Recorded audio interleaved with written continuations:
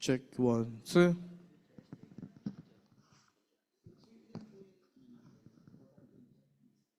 PC 1, 2, 3, 4, 4. Meron akong copy. Sige sir, ako na po. Thank you po. Wait lang sir, double check ko.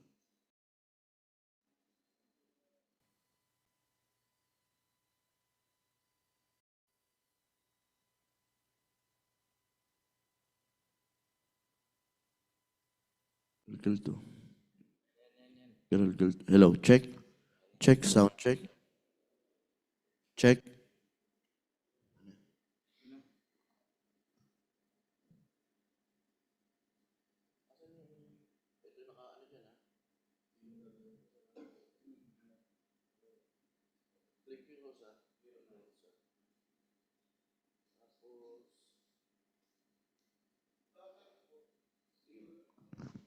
Camera.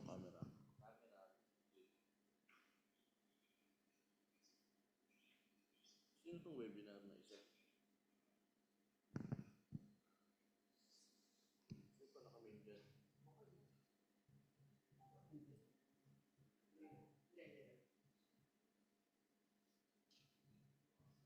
Oh, mag-looping ka. Para matry natin. Dito sa ano. Oh, pero okay na tong ano. Okay na yung mic dyan. Ito. Yan. Iyan ko na sir ah. Just cellphone mo. Nasa main dito sir.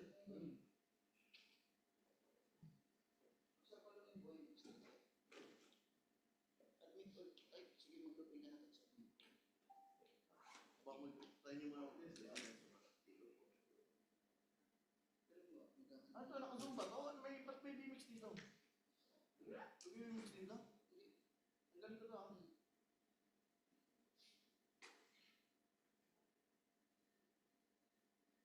Share screen na ito.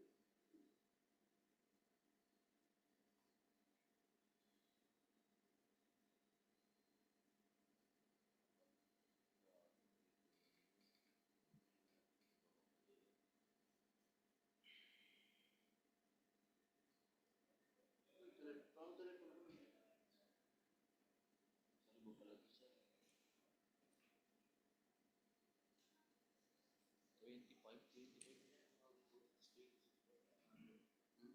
Okay, alisin mo na yung program.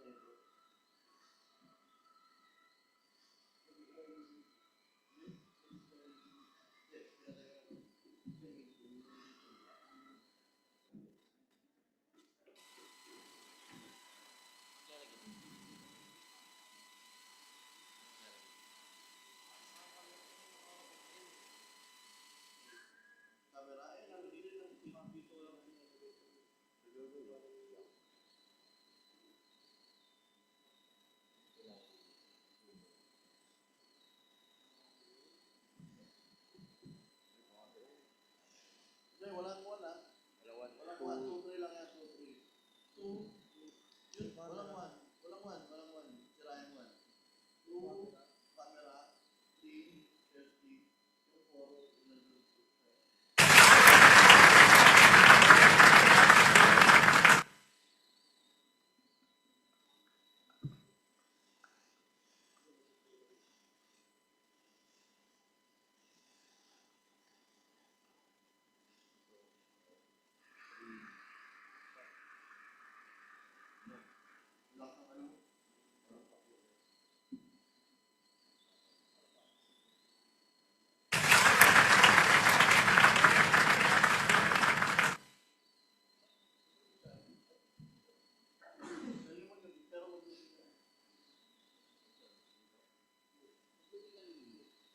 Welcome to SMX Convention Center Manila. Your safety is our top priority.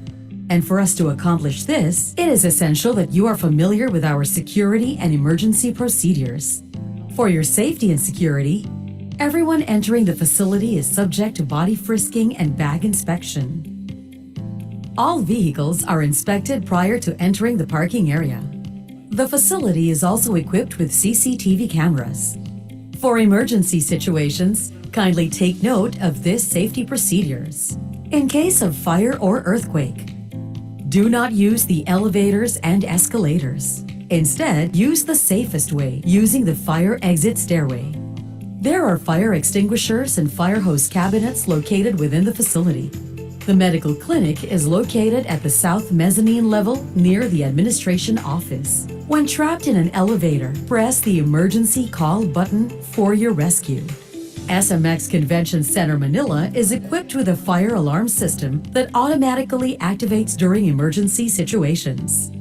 When you hear the alarm, please be alert. During an earthquake, perform drop, cover, and hold. When you hear the continuous alarm, please immediately evacuate the floor by using the exit door nearest you. There are emergency exit doors out of the facility. From the basement, you can exit using the car park entrances located at the south and north sides. You can also use the stairway in the middle of the basement area. From the ground level, you can use the exit doors located inside the halls or the roll-up doors. You may also use the hall entrance doors. For the mezzanine level, you can exit using the stairway located at the south and north sides. You can also use the bridgeways leading to Conrad Manila or the mall, located at the north side, or the bridgeway leading to the hotel at the south side mezzanine level. From the second level, you can use the emergency exit doors of the function rooms, located at the back alley leading to 3 stairways. You can also exit using the function room entrance doors leading to 2 more stairways.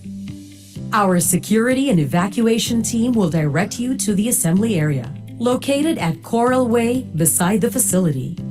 Please do not try to re-enter the facility until instructed it is safe to do so. At SMX Convention Center Manila, your safety is always our utmost priority. On behalf of the management, we wish you a most successful and safe event.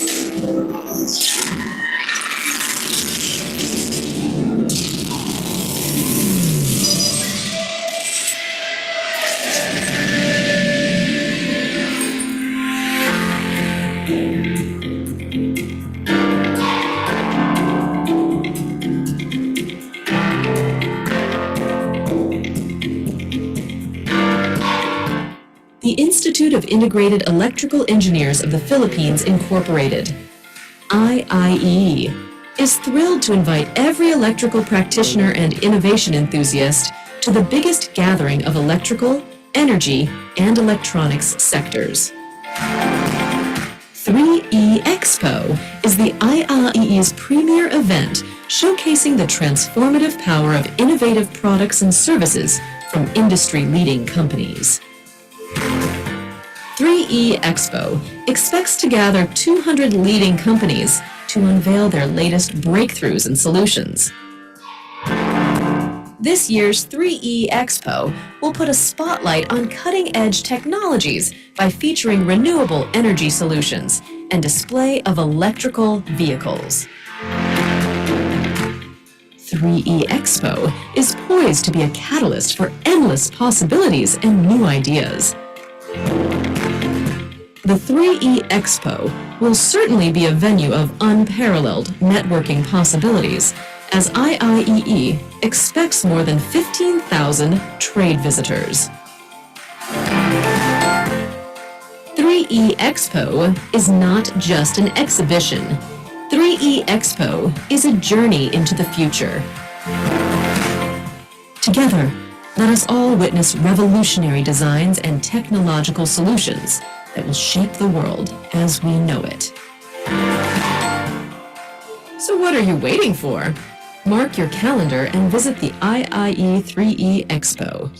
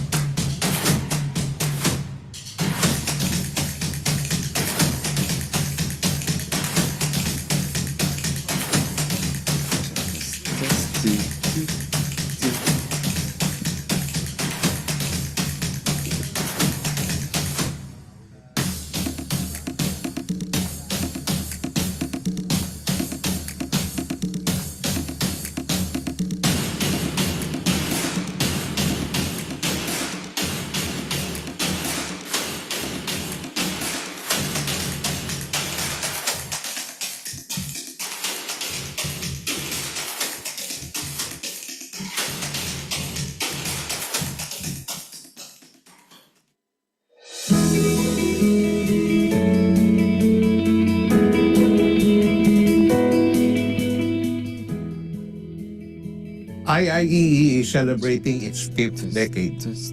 From the spark of vision of the IIE's founding fathers to have an organization for the Filipino licensed electrical practitioners. We are now celebrating the 50th Annual National Convention and 3E Expo 2025. Driven by the 4 core pillars that define us: integrity, innovation, empowerment, and excellence. We would like to invite all IIE members to witness the next wave of innovation for the electrical engineering industry. The 50th Annual National Convention and 3E Expo 2025 will be held at SMX Manila on November 26 to 29, 2025. See you all there. Check.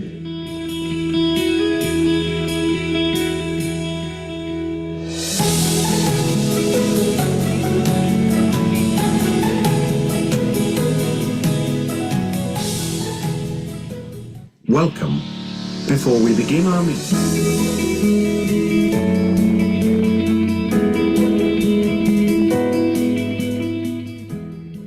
Good morning, everyone, and welcome to the Philippine Electrical Code program. So please settle down as we are about to begin in the next 5 minutes. Thank you.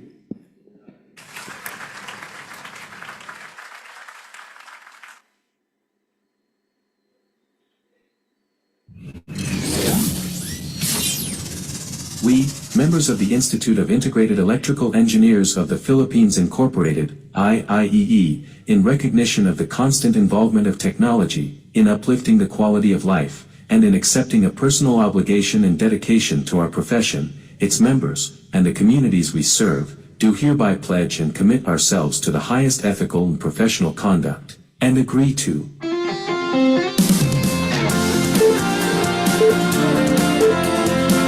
accept responsibility in making sound engineering decisions consistent with the safety, health, and welfare of the public, and to disclose promptly the factors that might endanger lives and the environment.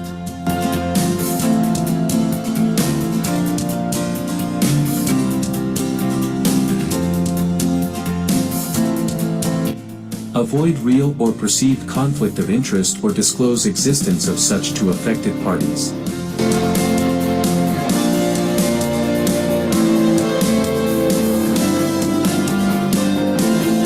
Be honest, objective, impartial, and realistic in stating claims or estimates based on available facts.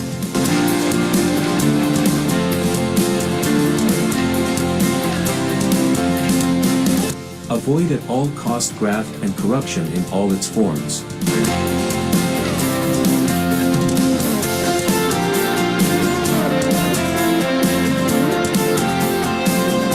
Improve the ethical understanding of technology and its appropriate application.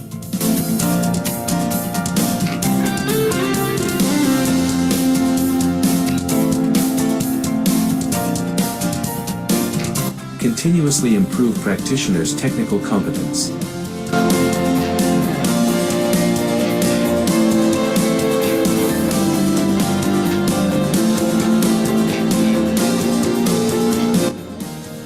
Disclose full pertinent professional and technical limitations.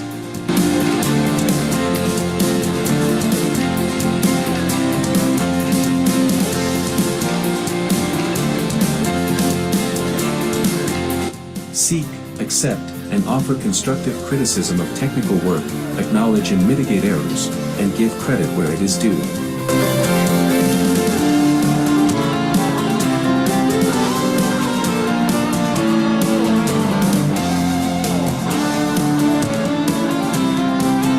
Equally treat all persons regardless of race, gender, physical condition, age, or national origin.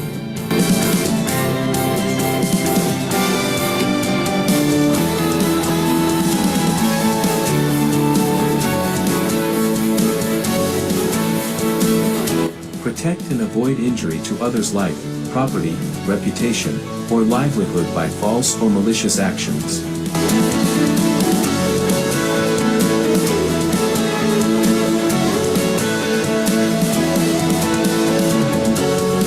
Observe utmost transparency, responsibility, due diligence and fairness, and accordingly, not manufacture, spread or disseminate false, incorrect, unverified or misleading information or data against any co-member or the IIEE, its officers, employees and representatives or agents, in any form whatsoever, whether verbally, in writing or published or whether through electronics means or otherwise, especially if such tends to discredit, besmirch the honor or integrity or impute a wrongdoing on them.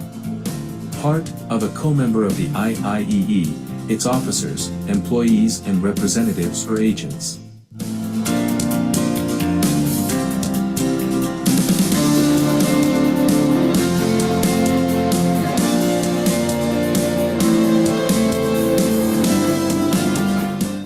Support colleagues and co-workers in their professional and technical development and assist them in complying with this code of ethics.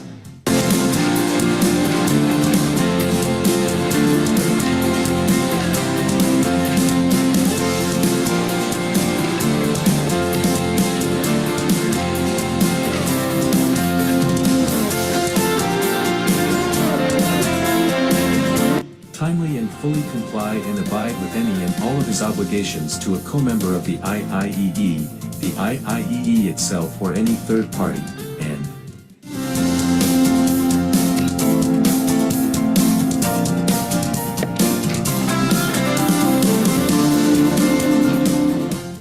does not engage in or commit anti-competitive, fraudulent, and deceitful practices in any form, and uphold free and fair competition.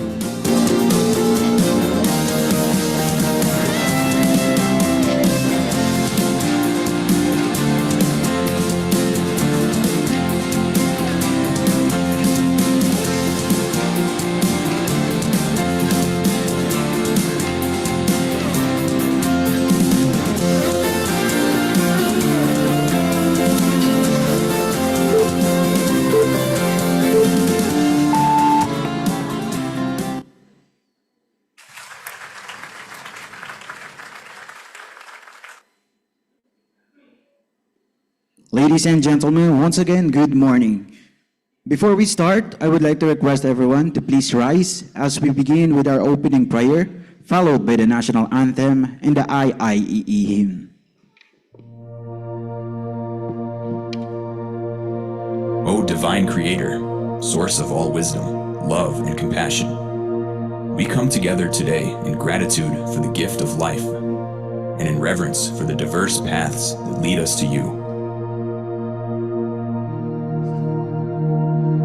أيمننا القوت لتكرم القدسات في كل إنسان ولتنظر إلى ما وراء اختلافاتنا وتدرك الإنسانية المشتركات التي تربطنا من نتمنى أن نحتضن اللطف والتفاهم ونبني جسر السلام حيث توجد الانقسامات. Panginoon, salamat sa oportunidad nga magkahiusa karon sa kini nga seminar konferensya. Pagpalihok sa imong Espiritu Santo sa atong mga kasing-kasing ug pangisip aron kita makatagbaw sa imong mga katuyuan. Paghatag kanato og kaalam, pagkaayo ug pagkausa sa atong mga paningkamot. Pagampo nga ang atong mga pagingon ug mga buhat magdala og kaayo ug kalipay.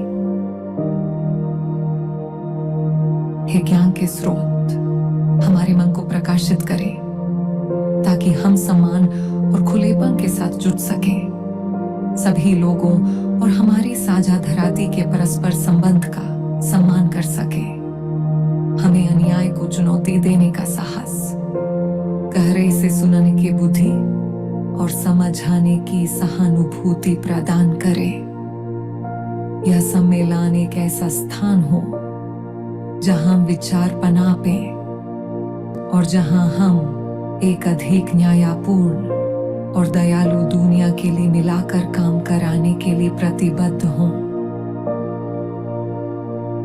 Kami ay nagdarasal para sa pagkakaisa, para sa kapayapaan, para sa pagmamahal. Sa iyong maraming pangalan, kami ay humihiling ng iyong gabay at mga biyaya. Amen.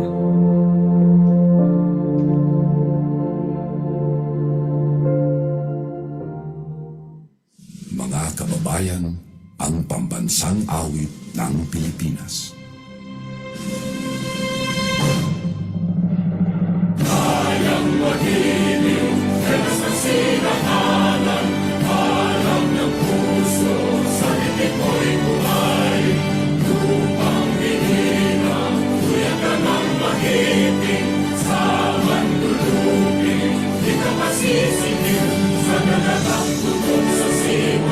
Sa langit ang bagaw ay hinatang tula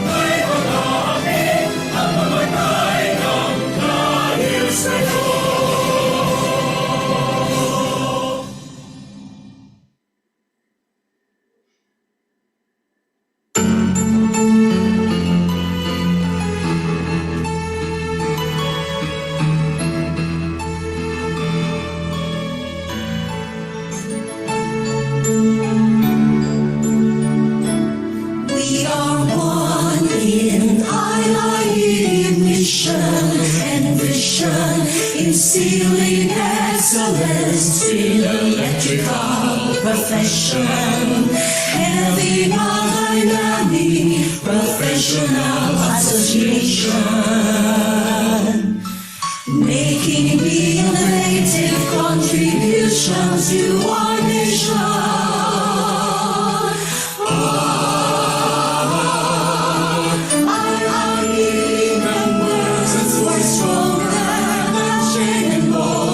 Rising to any challenge, involving what's often was VRE&RME,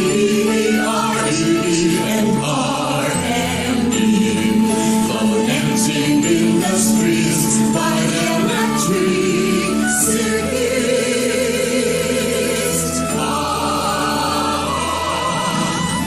Bind us together,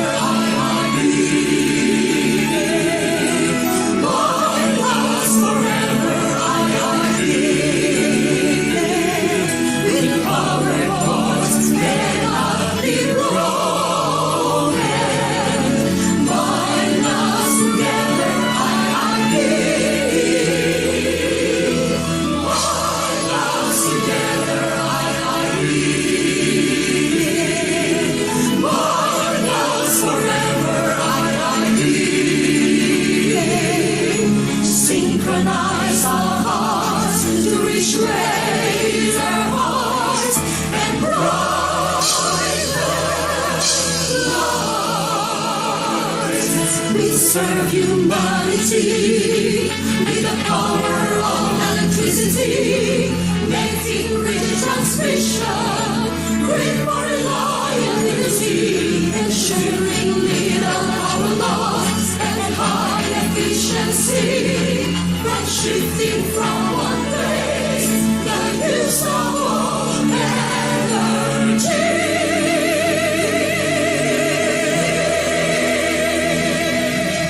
Bind us together,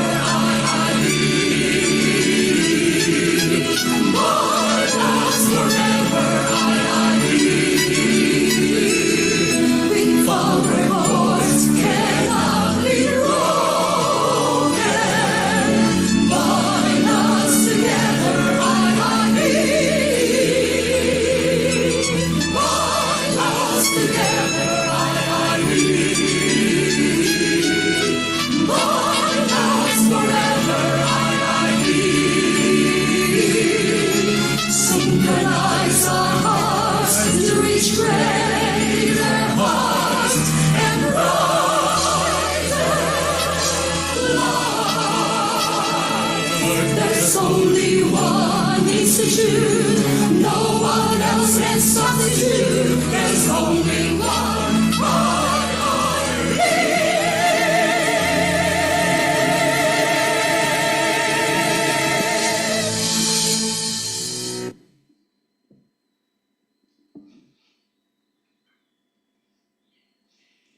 Okay, ladies and gentlemen, good morning and welcome to the 50th Annual National Convention of the Institute of Integrated Electrical Engineers of the Philippines. We gathered here today for the Philippine Electrical Code Program, carrying the theme towards harmonized electrical practices through PEC-1 and PEC-2 updates. This milestone event is currently being held here only at SMX Convention Center, Pasay, Makati. And we thank each one of you for being here as we strengthen electrical safety, innovation, and professional excellence in our industry. As part of our commitment to safety, we will first watch SMX safety video. Thank you. Welcome to SMX Convention Center, Manila. Your safety is our top priority. And for us to accomplish this, it is essential that you are familiar with our security and emergency procedures. For your safety and security, everyone entering the facility is subject to body frisking and bag inspection. All vehicles are inspected prior to entering the parking area. The facility is also equipped with CCTV cameras. For emergency situations, kindly take note of this safety procedures. In case of fire or earthquake, do not use the elevators and escalators. Instead, use the safest way, using the fire exit stairway. There are fire extinguishers and fire hose cabinets located within the facility. The medical clinic is located at the south mezzanine level near the administration office. When trapped in an elevator, press the emergency call button for your rescue. SMX Convention Center Manila is equipped with a fire alarm system that automatically activates during emergency alert. During an earthquake, perform drop, cover, and hold. When you hear the continuous alarm, please immediately evacuate the floor by using the exit door nearest you. There are emergency exit doors out of the facility. From the basement, you can exit using the car park entrances located at the south and north sides. You can also use the stairway in the middle of the basement area. From the ground level, you can use the exit doors located inside the halls or the roll-up doors. You may also use the hall entrance doors. For the mezzanine level, you can exit using the stairway located at the south and north sides. You can also use the bridgeways leading to Conrad Manila or the mall, located at the north side, or the bridgeway leading to the hotel at the south side mezzanine level. From the second level, you can use the emergency exit doors of the function rooms, located at the back alley leading to 3 stairways. You can also exit using the function room entrance doors leading to 2 more stairways. Our security and evacuation team will direct you to the assembly area, located at Coral Way beside the facility. Please do not try to re-enter the facility until instructed it is safe to do so. At SMX Convention Center Manila, your safety is always our utmost priority. On behalf of the management, we wish you a most successful and safe event.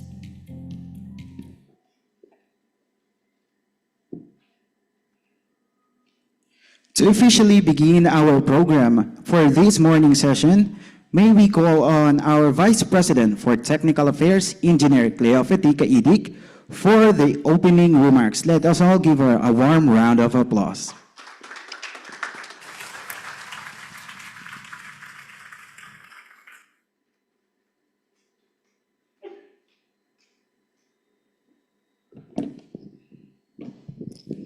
To the esteemed members of the 2025 IIE Board of Governors, headed by our dynamic National President, Engineer Alberto R. Herrera Jr., to the equally dynamic and energetic members of the PEC 1 and 2 Committee, headed by our Chairman, Engineer Reynaldo R. Santiago, to our former National President and PEC Overall Committee Chairman, Engineer Greg Guevara, our valued partners, distinguished guests, thought leaders, and the entire integrated force of IIEE, whether you are gathered here with us in Pasay City or joining us dynamically from across the Philippines and the globe, a pleasant morning to all. It is with immense pride that I welcome you to the technical seminar of the IIEE Annual National Convention. As I stand before all of you today in this golden year of our institute, I feel deeply honored and humbled to welcome you to the Philippine Electrical Code Program. This gathering with the theme towards harmonized electrical practices through PEC 1 and PEC 2 updates is not only a technical convergence. For me, and I believe for many of us, it is a heartfelt expression of our shared purpose as electrical practitioners to protect lives, to honor our oath, and to serve our nation with integrity and compassion. Every engineer in this room carries stories of challenges faced, systems designed, risk analyzed, and communities kept safe. And behind those stories is the PEC, quietly guiding us, silently reminding us of our responsibility to the Filipino people. It is a responsibility that goes beyond compliance, and it is a responsibility rooted in love for community, pride in our craft, and respect for every life touched by the power we harness. That is why today is incredibly meaningful. In a few moments, we will witness the unveiling of the Philippine Electrical Code Part 1, 10th edition, a milestone that represents countless hours of dedication, sleepless nights, and unwavering commitment from our committees and volunteers. This new edition is not just a document, it is a legacy of safety, a legacy of progress, a legacy built by people who believe that every Filipino deserves systems that are reliable, resilient, and ready for the future. As someone whose advocacy is anchored on electrical safety, electrical practice, energy stewardship, and the empowerment of every engineer, especially women in our field, this unveiling touches me deeply. It symbolizes how far our profession has come and how far we can still go when we stand together with courage and conviction. Today's session, from the IIEE ULSE workshop preview to the PEC updates to our stakeholders dialogue, are not just activities in a program. They are steps toward a safer Philippines. They are opportunities to strengthen one another, to learn from each other, and to reinforce the values that define us as IIEE members. My hope is that as you listen, engage, and participate today, you do so not only as engineers, but as advocates. Advocates of safety, advocates of ethical leaderships, advocates of a profession that protects, empowers, and transforms. On behalf of the Institute of Integrated Electrical Engineers of the Philippines Incorporated, and from my heart to yours, I warmly welcome you all to this momentous program. Maraming salamat, and may today inspire us to lead with purpose, serve with humility, and build future powered by integrity and hope. Magandang umaga po. Thank you so much for that heartwarming opening remarks, Engineer Cleo Fetique Idik. Of course, we are also honored that our National President is here. May we also call on our National President, Engineer Alberto R. Herrera Jr. for the welcome remarks. A round of applause, please. Okay, thank you very much, Arjen. Electrifying morning to all. To our National Vice President for Technical Affairs, so Ma'am Cleo PEC Activities. Kala ko wala pa siya kanina dito eh. And of course, to the Chairman, PEC 1 Committee Chairman, Sir Ray Santiago. And of course, nandun sa likod, hindi ata siya nabanggit, si PEC 2 Chairman, si Chairman Ferdy Villarreal. So, good morning. To all the Zoom na nasa Zoom po natin ngayon is almost 500 na. And of course, lalong-lalo na po yung mga nandito sa atin ngayon, especially my special mention, yung my classmate ko. So, Viva Mapua, si Sir Bobby Ocampo. Sir Bobby, good morning. And to all of you, alam ko, napakasipag ninyo, kahapon pa ata kayo nandito. Congratulations and thank you very much for the pre-ANC, attending the pre-ANC activities, especially this one, towards harmonized electrical practices through PEC 1 and PEC 2 update. So itong committee na to, alam naman natin, our PEC is since 2017 pa.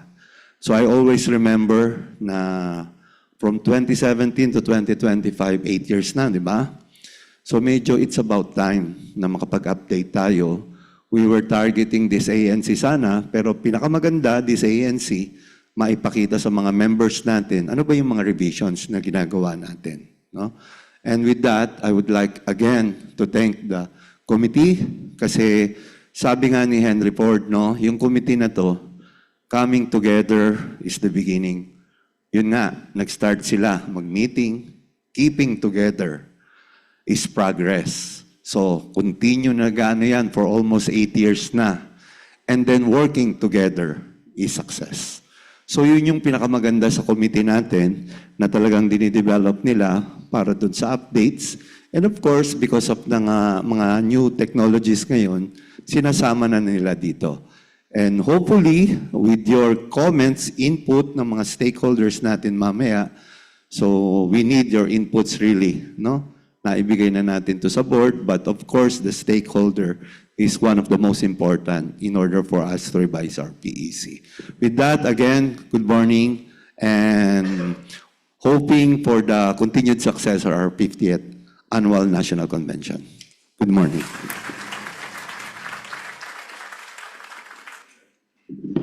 Thank you so much, our National President, once again, Engineer Alberto R. Herrera Jr.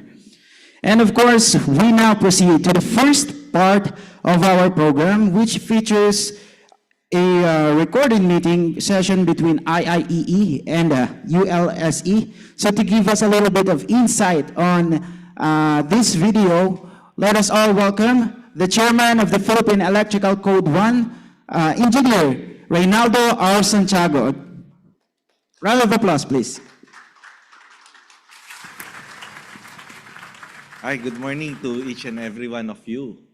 Thank you, Sir, our National President, Engineer Alberto Herrera Jr., and then for our Vice President for Technical, si Ma'am Cleo, or Engineer Cleo, kay Dick. Kung familiar kayo dun sa mga panahon ko, yung sa Alan kay Dick, ayan. Related siya doon. And then we have here tonight, today si Sir Ferdy Villaruel. So, nandito din yung mga stakeholder natin, no? Nandito yung coming from Marina. Kindly stand up kung pwede. Yan. Kasi yun yung mga, sa chapter 9, we have a lot of changes.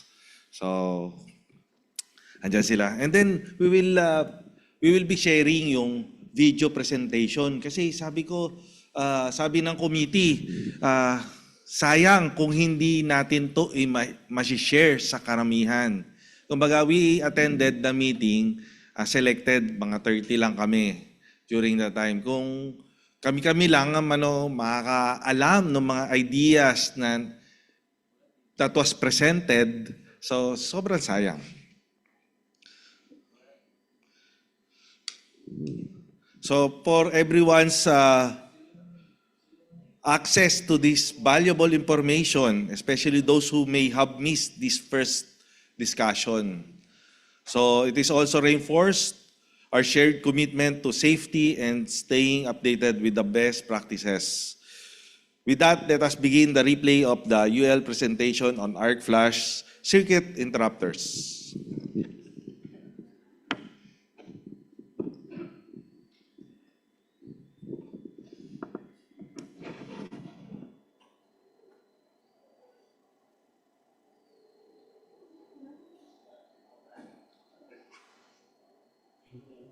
Umaga na lang mga tatlo. Lalo pag di ko alam dito pa. Nakakawala ba? Okay na. Dito kasi okay sa kanya, okay din sa akin. Pero pag hindi okay sa akin. Dito sa entrance. Dito sa entrance. Kaya ka nag-hire ng driver, nagsama ng driver para sabi ko na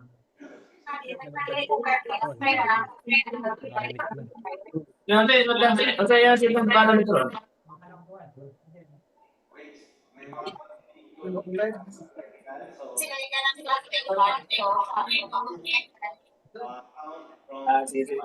Wala ka tumagol. Si Marlon, nahanap dito. Nice. Pero the good thing, but I'll give you an idea who is the presenter. Talagang sobrang galing niya para sa akin. Kasi even yung mga expert natin dito is not as far as do sa expertise ng ating UL expert. So talagang nakaiba, maganda. Just so happen na hindi kayang invite lahat to be able to attend that meeting. Pero just the same, share natin sa inyo and then we can cascade or communicate to other Meron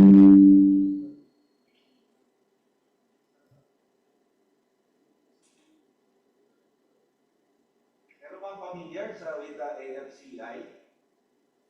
Who among you have heard AFCI? Have you heard it? Once? Who among you have heard it? Yes, thank you. Yes, thank you. Meron ba mga iba? So, ilan tayo rito? Out of, I think we're more than 50, but not, siguro, around 60 to 70. But of course, sabi nga ni Sir Jude Herrera, we're 500, pati yung mga online. Which means, yung present today, plus who are online, so, marami, so, yun yun, isang individual lang, dalawa lang na pamilya sa sila. Okay, so, yun. Maganda to.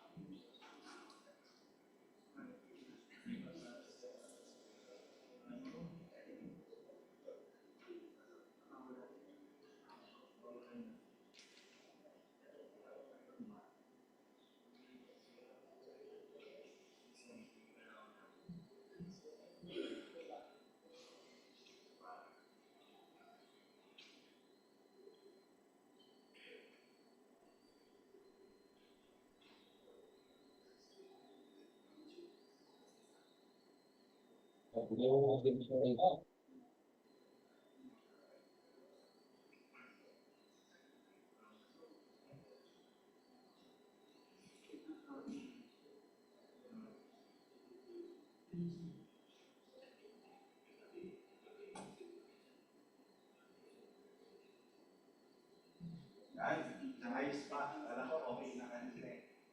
So, mamaya, after our discussion, or hours after seeing the video about AFCI, let's reflect. Okay. Hello, yan. Dito raw ako sa mic. So, while the technical team is arranging the audio, so after seeing the video, let's reflect on how can we help IIE as an organization in relation to the AFCI aspect. Kasi currently, it is not included in the code, but we're looking at it on a longer end game result, which to include that one in the future. Okay? So paunti-unti lang, little step lang. So currently, wala, and then introduce, and have technical discussion, technical meetings, and let's have a possible a subcommittee for specifically that will discuss or have a input on the AFCI.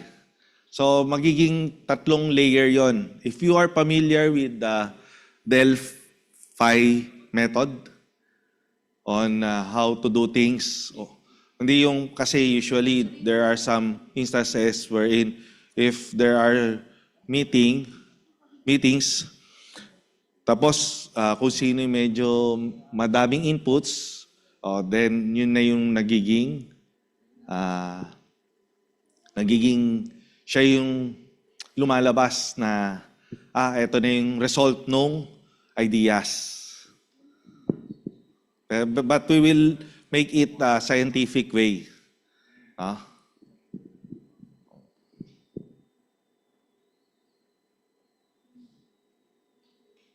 So wala pa.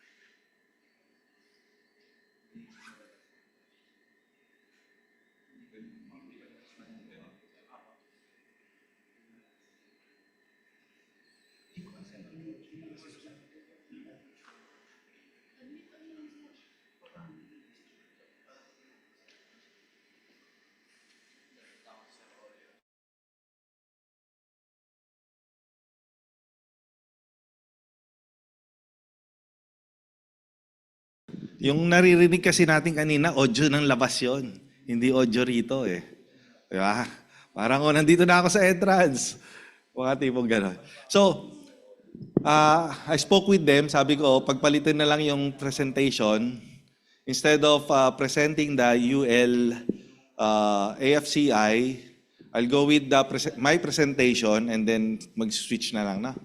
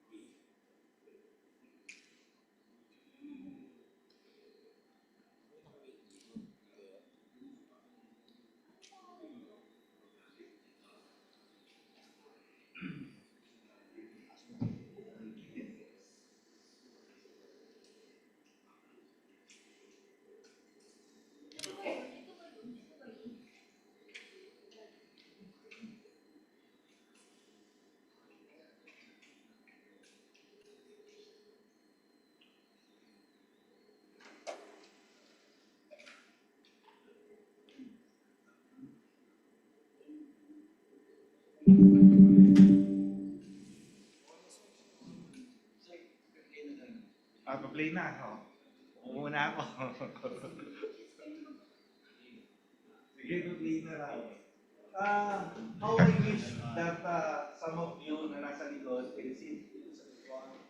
So So that meron tayong mga interaction.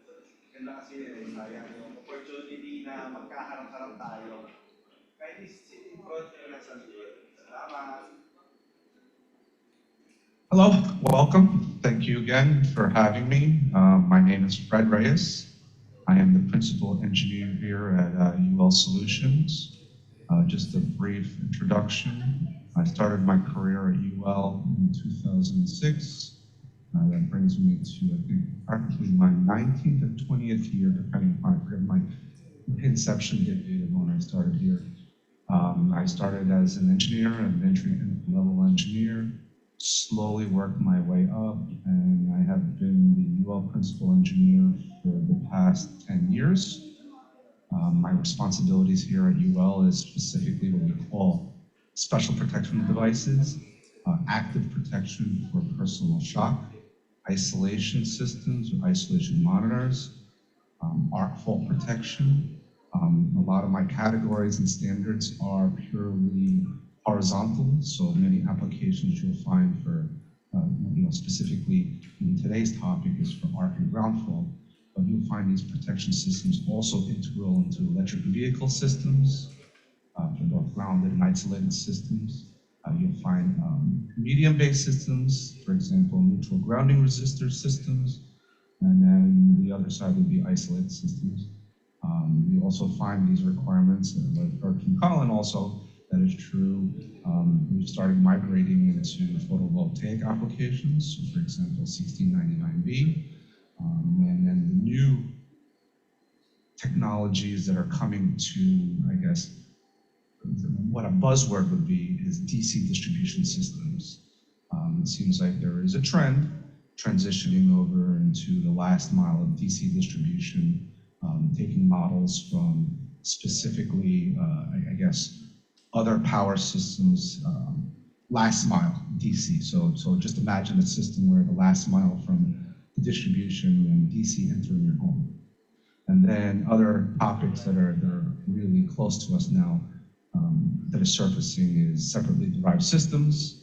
We're seeing a lot more systems that are either based off of battery, supplemental solar battery, especially with bidirectional protection, where current can flow in two different ways. Okay, next slide. What I'm going to go through today is, from what I understand is the agenda today, is to go through what we have for requirements for both arc fault and ground fault protection. Okay. The significant difference between North America, meaning Canada, US, and Mexico, is our power system is based on a potential of 150 volts to earth. So simply, most dwellings here, okay, non-residential dwellings, have essentially grounded systems that are split phase, meaning line to line is 240 volts, and any ungrounded phase to ground and to neutral is 120 volts. So our protection systems are based upon that potential voltage. We also do have systems that are more in the non-dwelling applications or higher power applications, which we would get involved in systems that are 277, 480 or 347, 800. And I will also go through those, the UL approach to those type of circuits or those potentials.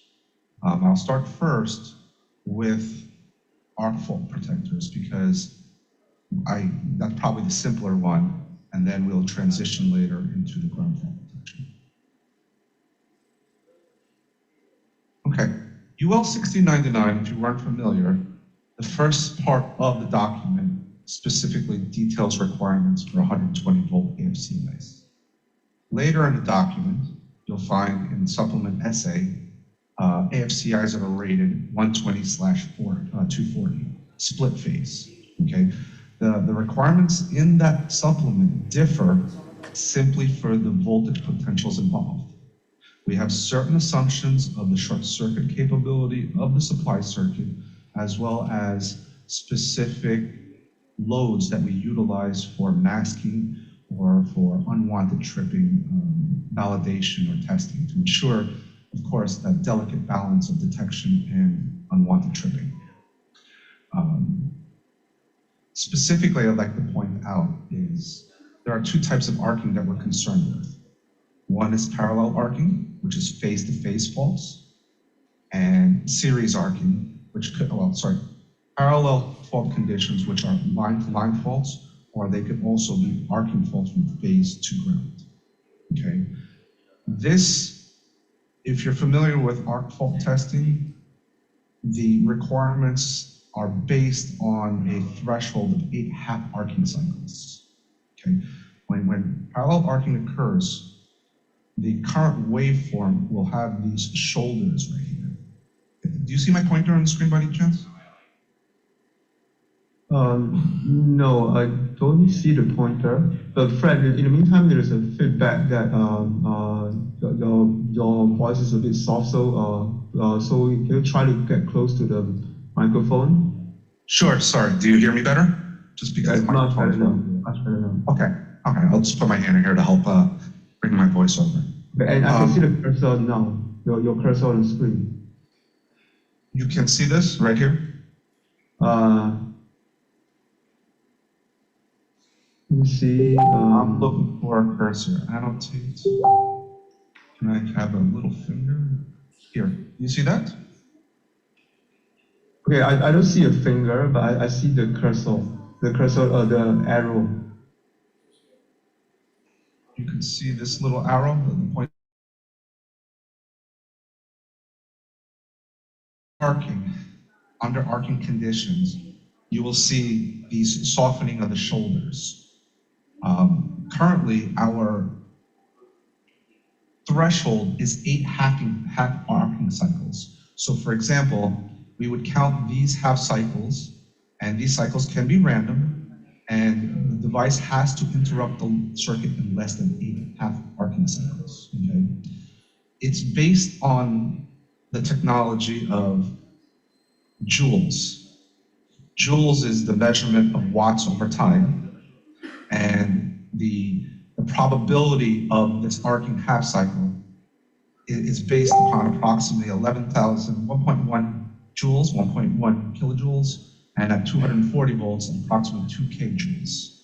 The probability is somewhere between 25 to 30% probability of ignition in these two case scenarios. What I want to show is, okay, well, later on, just skip this slide. That's not in there. Okay. If you compare UL 1699 to the IEC, what they call AFDDs, they utilize the same signal threshold of 8 half arcing cycles.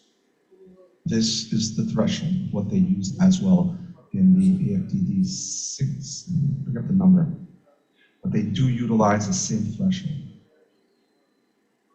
From a series side of the detection, you can see, 62606 series. This series arcing is limited by the load current. You can see if you compare the clearing times between the 120 volt, and you can see this is actually a US deviation right here in this table too.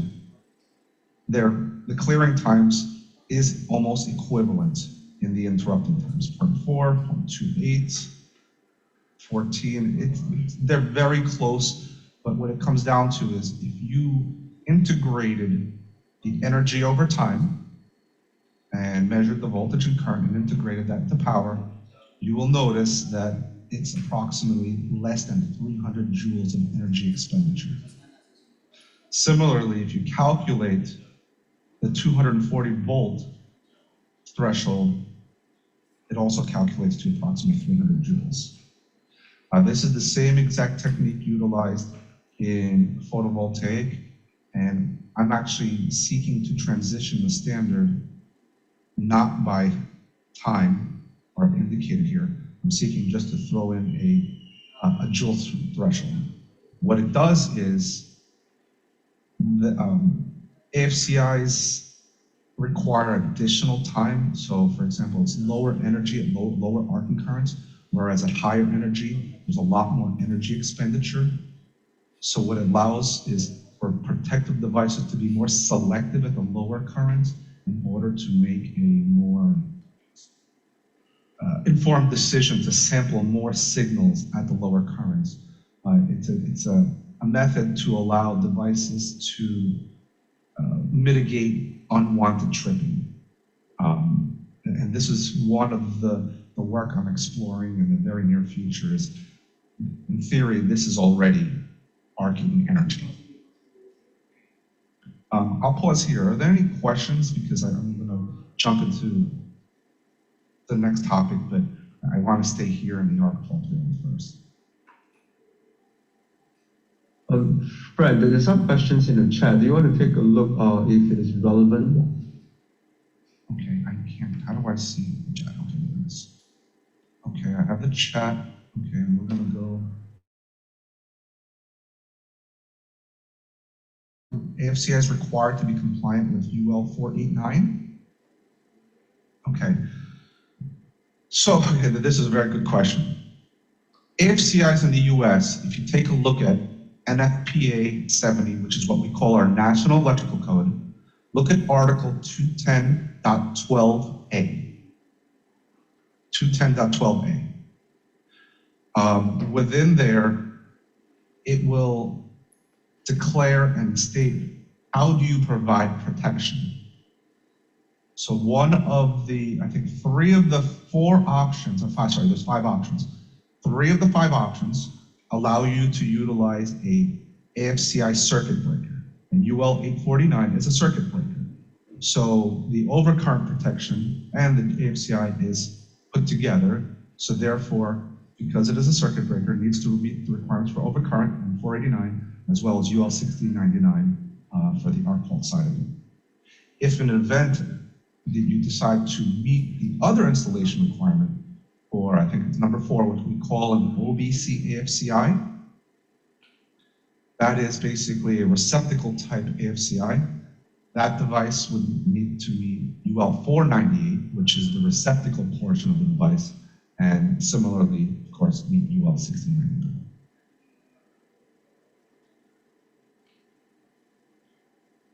Okay, the next question, does the US or UL have two-pole rated 240 volt line to line as a delta system, or 240 volts line to neutral? Okay, we do have systems that are not 240, rather 277 face to face. Okay, I think what we're going to run into here commonly during this discussion is I'm going to go through what we have because our systems are based on 150, and then I will discuss what is out there right now. For example, the IEC, how does UL handle voltages potential of above 150? Share the, the AFCI is pretty simple. It's basically 62606 mirrors 6099 practically in the joule thresholds for both series and parallel protection. Where it differs is when we start getting into the ground fault work.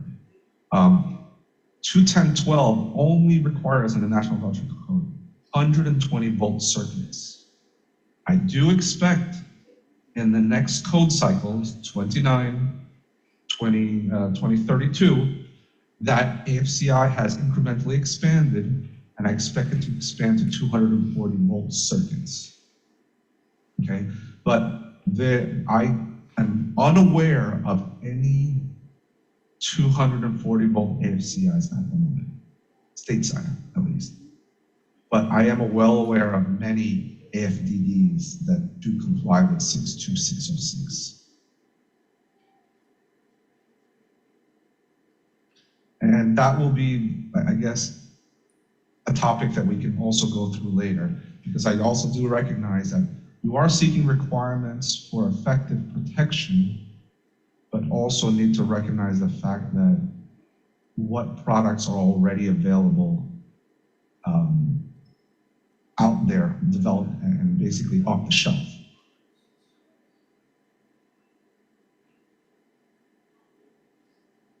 Thanks, Fred. Maybe if you scroll up, there's one more question from Mr. Ferdinand Villarreal. So shall we also take this question as well? Yeah, let me just take a quick.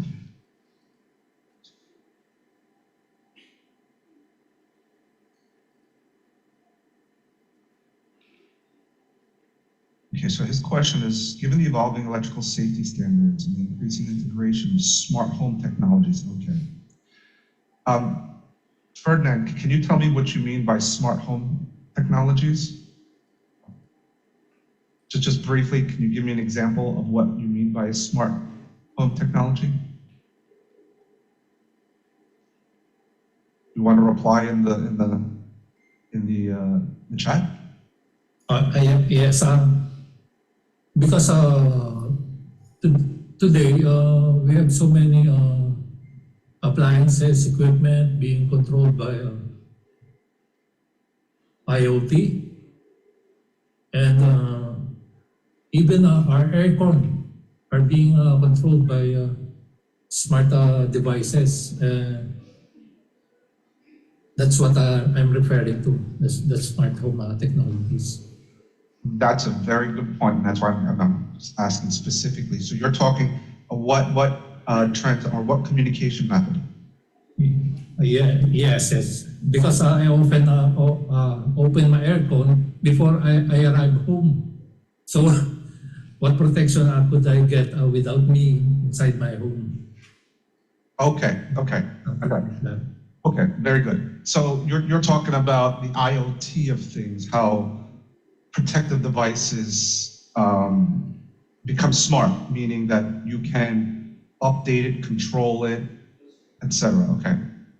So recently, I have introduced requirements to, I think, probably a little over 60% of my standards that are in the protection world for what I want to call it. If you're operating a device, that's one thing, but I'm more. So to turn a device on and off remotely, we don't allow the use to reset a GFCI, for example. That's prohibited. A GFI trips out there and AFCI trips out there, that's prohibited. However, there are interactions of smart devices. So I've recently introduced requirements where, do you know how Windows updates the firmware on your PC to fix patches or to update the device to like the device's operating system sort of matures over time? GFIs and AFCIs also do have that same capability. You know that AFCIs, there is an infinite amount of AFI loads. Okay, there's a very delicate balance that the AFCI need to meet between detection and unwanted tripping. I have introduced requirements into the standard for critical software updates, meaning that you can pull the latest and greatest library of signatures or detection algorithms, which we have already certified, but through the manufacturer's apps or some interface, you can update your protective device to the latest libraries or detection algorithms. Now, when you start getting involved with smart technologies, we do not address anything to deal with cybersecurity. Okay, cybersecurity is an open space at this moment. It's being explored within the National Electrical Code, but we do recognize the risks associated with it. Another concern for smart home technologies is conducted immunity. So conducted communication. So for example, transmitting over power line communication is a concern. Another great concern for us is we're seeing smart devices, making a dumb panel board a smart panel board, where devices will monitor for signatures, devices will monitor for load, devices will monitor the health of your electrical system. Now, this introduces a whole different realm that we are working on. However, we've already developed solutions and executed consensus requirements for solutions. Basically, what we're concerned with is intentional transmitters inside panel boards or smart devices that are now communicating in a rich environment of RF energy. Of course, my AFIs, GFIs are sensitive magnetically. The question is, do they result in masking the device where it can't react? Does it make it result in unwanted tripping? If you're interested in this, please take a look at UL 67, which is a UL standard for panel boards. And in there, you'll see a recent consensus requirements on guidance on how to handle intentional transmitters. So imagine one circuit breaker adjacent with another circuit breaker that has an intentional transmitter. How do we handle these type of situations? But that realm of future electrical code, emerging technology, if there's any questions, I can probably provide you some guidance on how we've addressed it or how we're handling it at the technical committee level. I hope that answered your question. Fred, I think it does. Yeah, it's very clear explanation from you. So I see there's one more question from Roberto Ocampo. So Sure. I think you want to take this one or you want to come back to this later. But in the meantime, I want to let you know that I'll step away for a while too, because I need to jump to another meeting, but I'll come back before the end of this workshop. Sure. Okay. I see one from Conrad. So it means more than 150 volts? Yes. I will go through later about the 230 volts in the IEC, and you'll see I'm going to compare what the IEC, but with considerations. This is where I'm going to explain the IEC requirements, compare it to the North America requirements, the science, the differences, how do they behave on both systems on the basic requirement, and then from there, my thoughts are, because of products, it allows you, I was saying, talking about standard deviations to get you where you are. USB outlets, yes, USB outlets is in UL 498. There are requirements in UL 498 for USB outlets that are integral into receptacles. USB outlets are low voltage, but I'm not sure how that correlates to this. Does AFDD, does it require line-to-line or line-to-neutral systems? Things. AFCIs are not based on potential to earth. It's potential phase-to-phase. So, for example, in a parallel arc, it's phase-to-phase or line-to-line. If you do get arcing from phase to neutral or phase to ground, these devices, most of them or all of them, utilize differential current. That's 2 to 30 milliamps to detect arcing from phase to ground. Typically, it doesn't even arc, they use ground fault technology to monitor phase to ground, phase to neutral faults. The existing 62606 is practically on the same requirements as UL 6099. I think the AFCI is pretty much clear between the two standards. They're pretty much exactly aligned for the potentials involved. Okay. What time is it? Just the time check, it's 9:40 already. I will move on to the next portion if there's not any more questions. I'm going to go through the GFCI side, and this is where it's going to probably get a little bit more complex. I'm going to go through this and give you an overview of the protection systems and the science behind the protection, how UL handles it, or the UL curve we call it. And then from there, I can provide some considerations. Okay? And I like to use that word consideration simply because you'll see the comparisons, the similarities, but I understand that we can't implement one.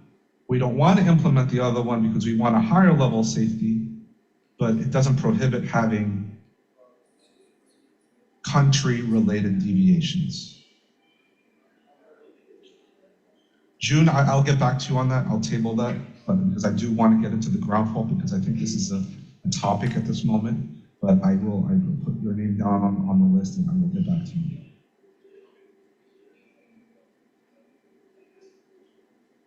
Okay, next slide.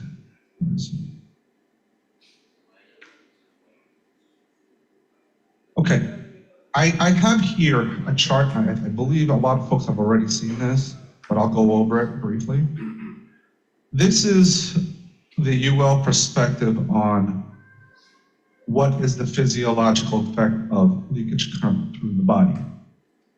Okay, our UL standards are based on these particular levels. So a lot of our leakage meters live in the area of what? About 500,000, 1 million perception level. We'll also start to utilize a human body model. And I'm going to talk about human body model during the portion of this presentation, meaning that hand to foot or hand to hand, we base it on a particular resistance. And a lot of the systems or the leakage meters we use today utilize a 2K body impedance model, 2,000 ohms. UL, we wanted a certain level of safety margin, and UL 943 uses a 500 ohm body impedance model. Okay, just remember that, 500 ohm body impedance model. 5 milliamps at the bottom represents a class A GFI trip level. 5 milliamps is what we call let go threshold, okay? The true let go threshold is indeed a 10 MA, but because again, for a certain level of margin of safety, 10 MA is perfect for healthy male and female adults of a certain body weight. It was brought down to 5 MA simply because they wanted to capture the audience of small children. Okay, that's the idea behind the 5 MA. The let go threshold is a threshold of which allows a person to remove their body voluntarily from the electrified piece of equipment. Okay, by the time we get to a ground fault event, there is the hazard-based safety approach, which we have to have grounding, insulation, reinforced installation, there's supplementary installation. So by the time we get to a fault condition, there's many levels of layered hazards that has occurred to get to the point where a GFI needs to provide the last level of protection. Okay. This value that we have up here is based on 120 volts. I see a question there, and I want to make sure that you're aware. That is correct. That is this information I'm sharing right now, and I'll share when I deviate out of 150 volts, but this is based on 150 volts. You can see 30 milliamps is a threshold for, I want to point out, for what we would call getting close to ventricular fibrillation or above it at 30, 40 approximately. That's where you're very familiar that the IEC 61008 places their threshold at. Okay, and then well above, it's really adverse to be subjected. So this current, I want to point out, is also based upon, there's a time component to it as well. Okay, the time component to it is the exposure time. So we have the threshold of current, and we also have an exposure time. Let me go to the next slide. Here is a comparison of the tripping time of a IEC-based device in comparison to UL 943. Okay, and later I plotted these two response curves so you'll have a better look, but it gives you a very high level of what the interrupting times are. 30 milliamps, they decide, well, the reason why they have 30 milliamps is one, they wanted to provide ventricular fibrillation protection, whereas in the US, we want to have to cover adults and children and provide let-go protection. We also differ. The IEC devices do not require power, meaning intelligence in the device to trip. They use a shunt trip mechanism, simply a coil induce. If you're familiar with instantaneous trip coils and circuit breakers, they use a similar topic where 30 milliamps is enough current to induce a coil without using intelligence to fire the pin in order to release the mechanism to trip. They don't require power to operate. That's another reason why they sit at 30 milliamps. Okay, so we keep talking about Class 8 GFIs. Class 8 GFIs is in document 943. I also have another document, 943C, which covers my devices that operate at above or may operate above 150 volts to earth. So for example, a Class C device would be a device that would be rated, for example, 277 or 83 phase. Our D devices would be our 347 600 systems. And then the Class E operates, but that's a different class of a D, and I'll talk about that more. What we do is, because you're aware that our equation, the 20/I equation, our relationship for current and time exposure, we utilize what we call a ground monitor. We look at it from an approach of layers of protection. We use a ground monitor that has to monitor the presence of a reliable ground, meaning that the GFI to the load, you need to monitor the integrity of that ground.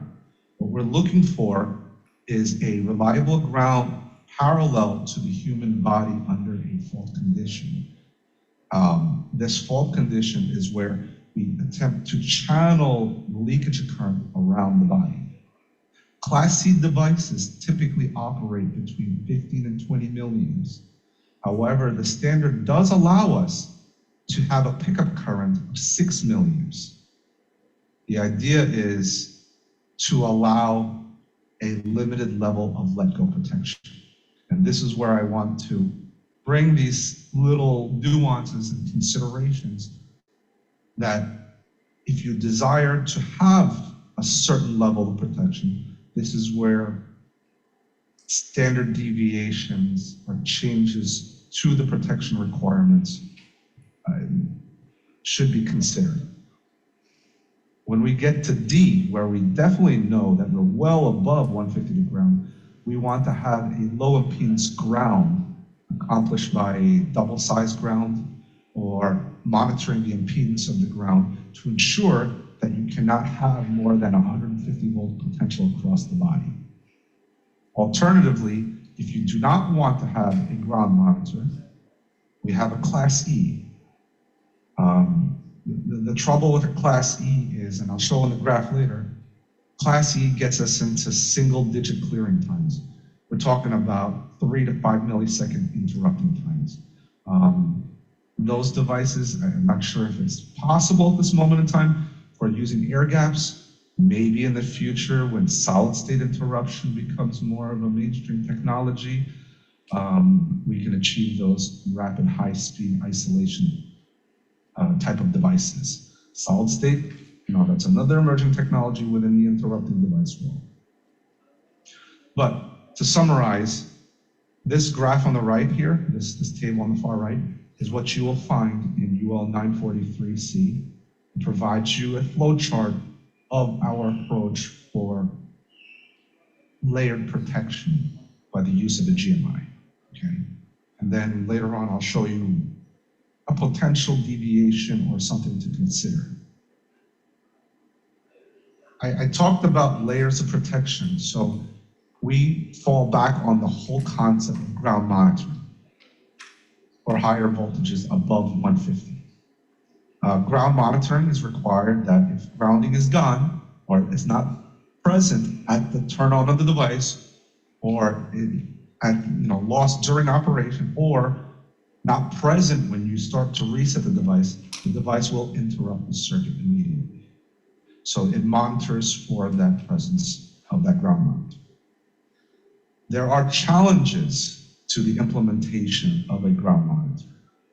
Typically, if you're familiar with the electric vehicle industry, to monitor the grounding conductor, they'll typically have what we call a pilot wire in order to loop a current to ensure the presence of that grounding conductor is there. As you know, it's typical 515 or 620, 615, what we call here, typically a standard outlet plug, depending upon the voltage potentials. It's a difficult challenge to implement to monitor the presence of ground in those types of systems. But that is one concept that I want to share. What I want to raise attention to, if you're familiar with, I guess, CSDS, which is our standards platform where we present new presentations or new concepts, topics, and we want to get some feedback from our technical committee members. I'd like to raise attention to a Class C concept that I have raised, and I presented a strong background for it for consideration, to use a certain technology as an alternative path for ground monitoring. I don't want to go into it here, but if you have a chance, please take a look. It's in that section, CSDS. I guess, Colin, you can share where CSDS is or what CSDS is. But I do have a proposal out there that is a unique path, and a potential path to use in lieu of the challenges of a ground monitor. And I go into that in depth in that document. Okay, what I have here on the screen is UL 943 and 6108 base their curves on what we call 479, also known as 60479. Okay, you can see the thresholds of margin of those three particular curves of curve C1, C2, and C3. Okay, the UL limit is under those curves. And then later you'll see I also plotted with the 61008 curve. Okay, there's an equation there that you see is the 20 to the t minus 7. That is our 20 over I equation, what we call the Class A equation. The 6.3 equation is what we call our Class E equation. That is that super high fast speed tripping one. But what I want to point out here is the UL curve is under the IEC established curves on which it is based on for ventricular fibrillation. This is the curve I'm talking about that I drafted. What I have here is, I just spoke about, do you guys see my pointer? Do you see my pointer? I just want to make sure because I'm going to go through this. You do, great, thank you, Marion. Yes. Okay. Yes, thank you. So the Class A equation is this 20 over I equation right here. This is the plot of current versus time. This line, what I'm drawing right here, is the UL 20 over I equation to the 1.43. That's the Class A equation for 150 volts or less, right here. 6 milliamps is here. 30 milliamps is right here, okay? This curve right up here is the Class E equation, Class E, that's super high fast speed tripping. This green curve is the IEC curve in comparison. It appears that the IEC curve is faster than the Class A curve, or Class A GFI curve, but note the potential here is 240 volts to earth, or 220, 230, whereas ours is based on 250. calculating the curves, you'll see our 500 ohm resistance, 240 million, we require 28 at this curve. Here, you'll see at this intersection, well, sorry, what I want to point out is we're basing our clearing time on 500 ohms of human body impedance. This intersection right here is the IEC curve at 150 milliamps, 240 volts, but there seems to appear to assume a 1.6K ohm body impedance model. You know, these are the little nuances that I want to point out. Similarly up here, even at 500 ohms, almost half an amp, they're clearing at 480 at this position. Okay, and these are the considerations that I'd like to point out, that both curves appear to be below the likelihood of ventricular fibrillation in both curves. Okay. Also, what I've included here is DC. So part of that canvassing for the Class A or Class C alternative GMI, I've also wrote requirements for human DC let-go requirements, which is this equation right here, this response curve. Okay, so you'll also find that if you're interested in DC,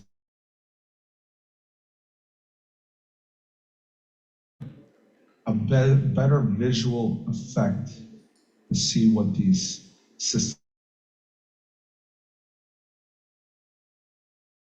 The consideration here is, yeah, we have a margin of 500 ohms in the IEC world, less current, higher voltage potential, but it seems like it seems to be a more stringent requirement, but they use a higher body impedance model.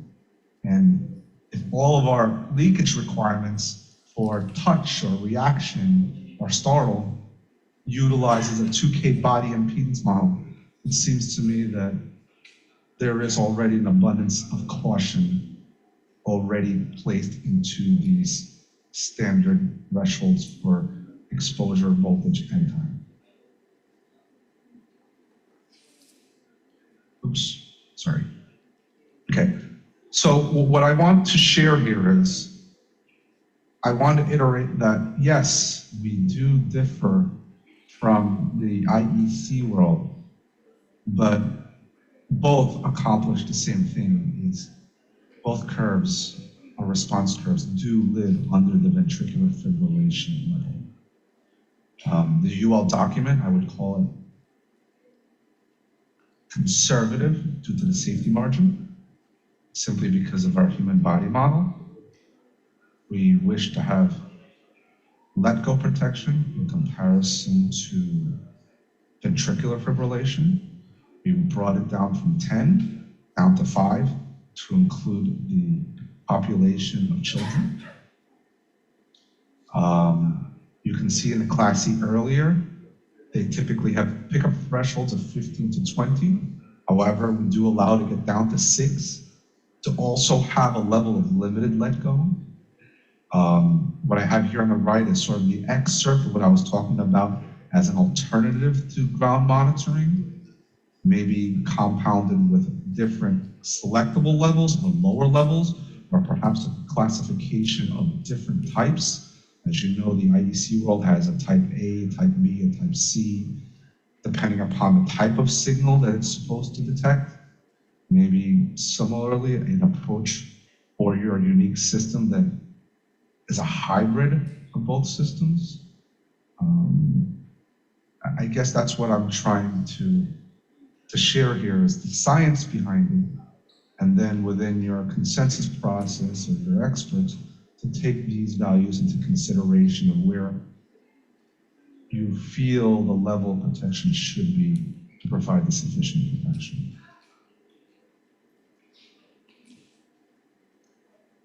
Okay, I will open the floor for questions now, or would you like me to first start with the chat?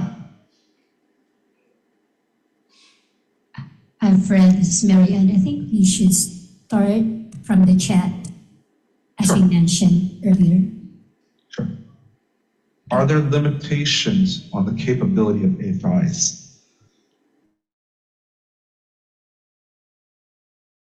The exposure is based on the probability of ignition.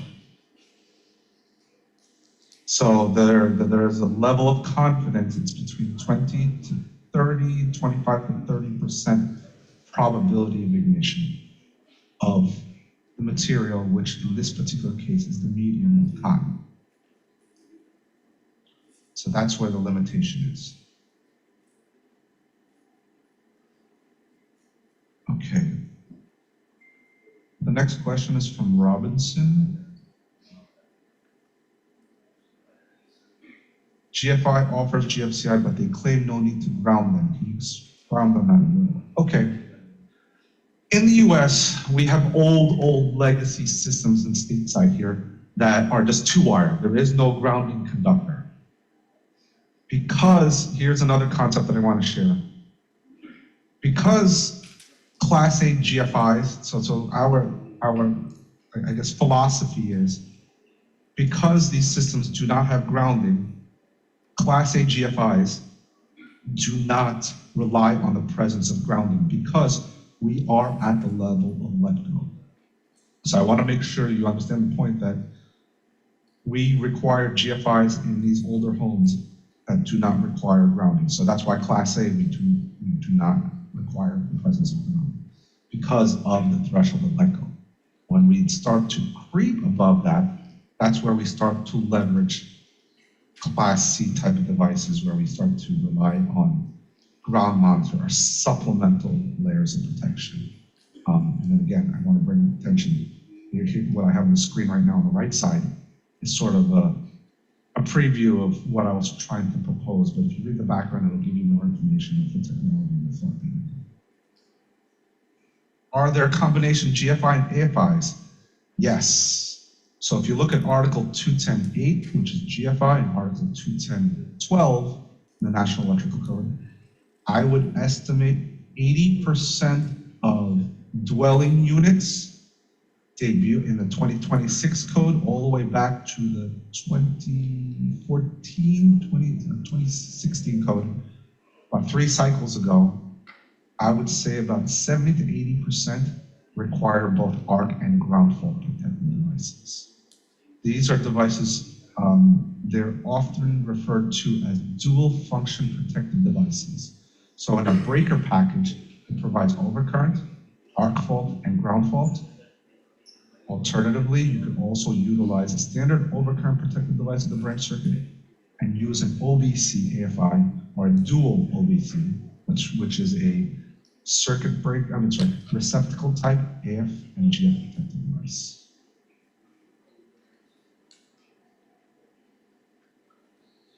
The next question.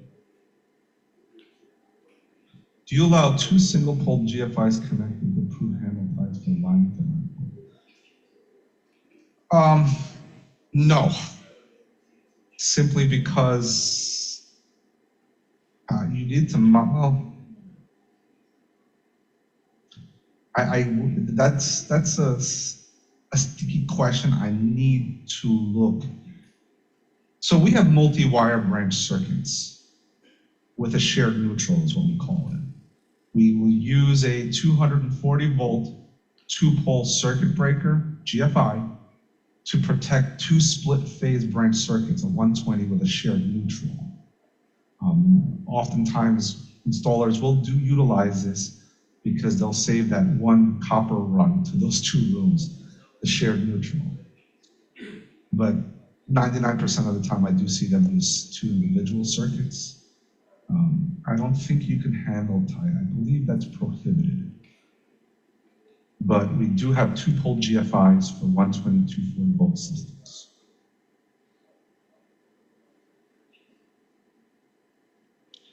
Does a touch impedance model soon consider the use case for water heater? Can you expand on that, Robinson? I'm not sure if I completely understand. Yes. My basic concern is like in the case of somebody using a water heater, probably taking a bath, the impedance, 2K impedance, does that consider that if the body is wet, then therefore the impedance would be lower, and is that included in your model? Doesn't the wet impedance get you down to 1,000, if I'm not mistaken? I'm not so sure about that. That's why I try to find out also from you and if that's already included. Well, so you're talking a hot water heater that's in a home? Yes. Providing Yes. hot water? Yes, and then they So- use a CTI, and then something went wrong, and yeah.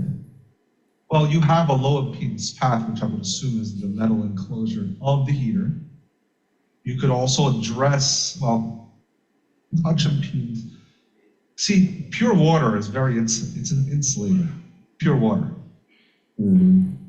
Water becomes conductive when you get pollutants in there, salt, dirt, foreign materials, minerals.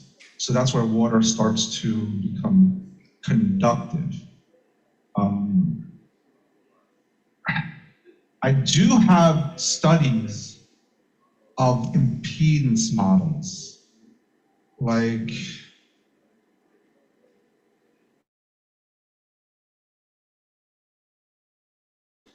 okay. We also have body models of what we call turnout gear. You're familiar with firefighters? Yes, Firefighters yes. typically, when they're running in, they have wet clothing underneath or cotton clothing under their heavy gear. And the concern was if they touch the PV panel on a roof, and how conductive is the sweat under all that wet gear, the foam they're using, the water, and you would think that the impedance. I do have body models of that. We have long research of hand to hand, hand to foot, hand to knee, of salt. So basically we took saline of a certain degree of salt and measured the body impedance from these different areas. And we actually utilized that in what we call the PV ground fault protective devices. And that's where the body impedance model becomes an important situation. But my understanding is, if I'm not mistaken, believe it or not, that those impedances are above 500. I was actually shocked with that, but if I'm not mistaken, they are well above 500 ohms soon. So that means that those matters are already considered in your model. Does it? That I would say yes. The GFI protection, the Class A protection, has been in the code. I think we're approaching 70 years now, and we have strong data showing it's probably one of the most contributing devices in recent history that it has moved the needle of safety forward and has significantly reduced the instances of shock. If you look at NFPA 70, there is a publication of the number from 1950 something of the amount of GFIs being introduced into the market and used in installations, and the number of electrocutions from appliances and all kinds of devices. It's completely inverse relationship.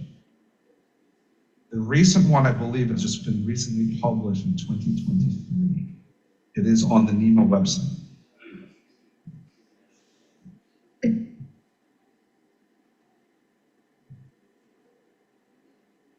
I actually recently wrote a recommendation and background paper on Charles Dalziel, who is basically the founder of ground fault protective devices, who is going to be inducted as one of the most important, impactful scientists that has provided a level of safety. But I mean, if there's any device to be out there for protective, a ground fault interrupter or a threshold close to the A level will provide the level of protection you're seeking. Is there a maximum number of trips? Okay, that's a good question. During the certification process, we'll probably put these GFIs and GFIs through approximately, I think it's almost 8,000 trip points and calibrations. We do have requirements for what we call auto monitoring. So if a device decides to it can't provide the protected function, it will take itself out of service and deny power to the load.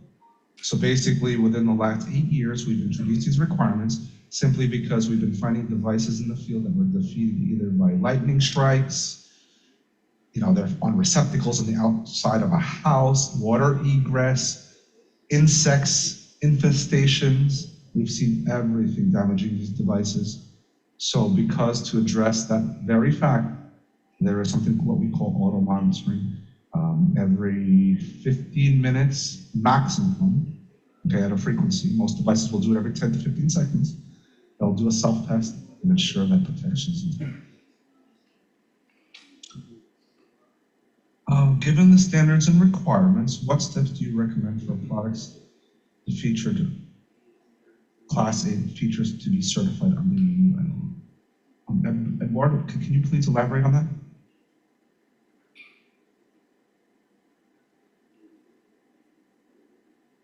Edward Darrell Tan.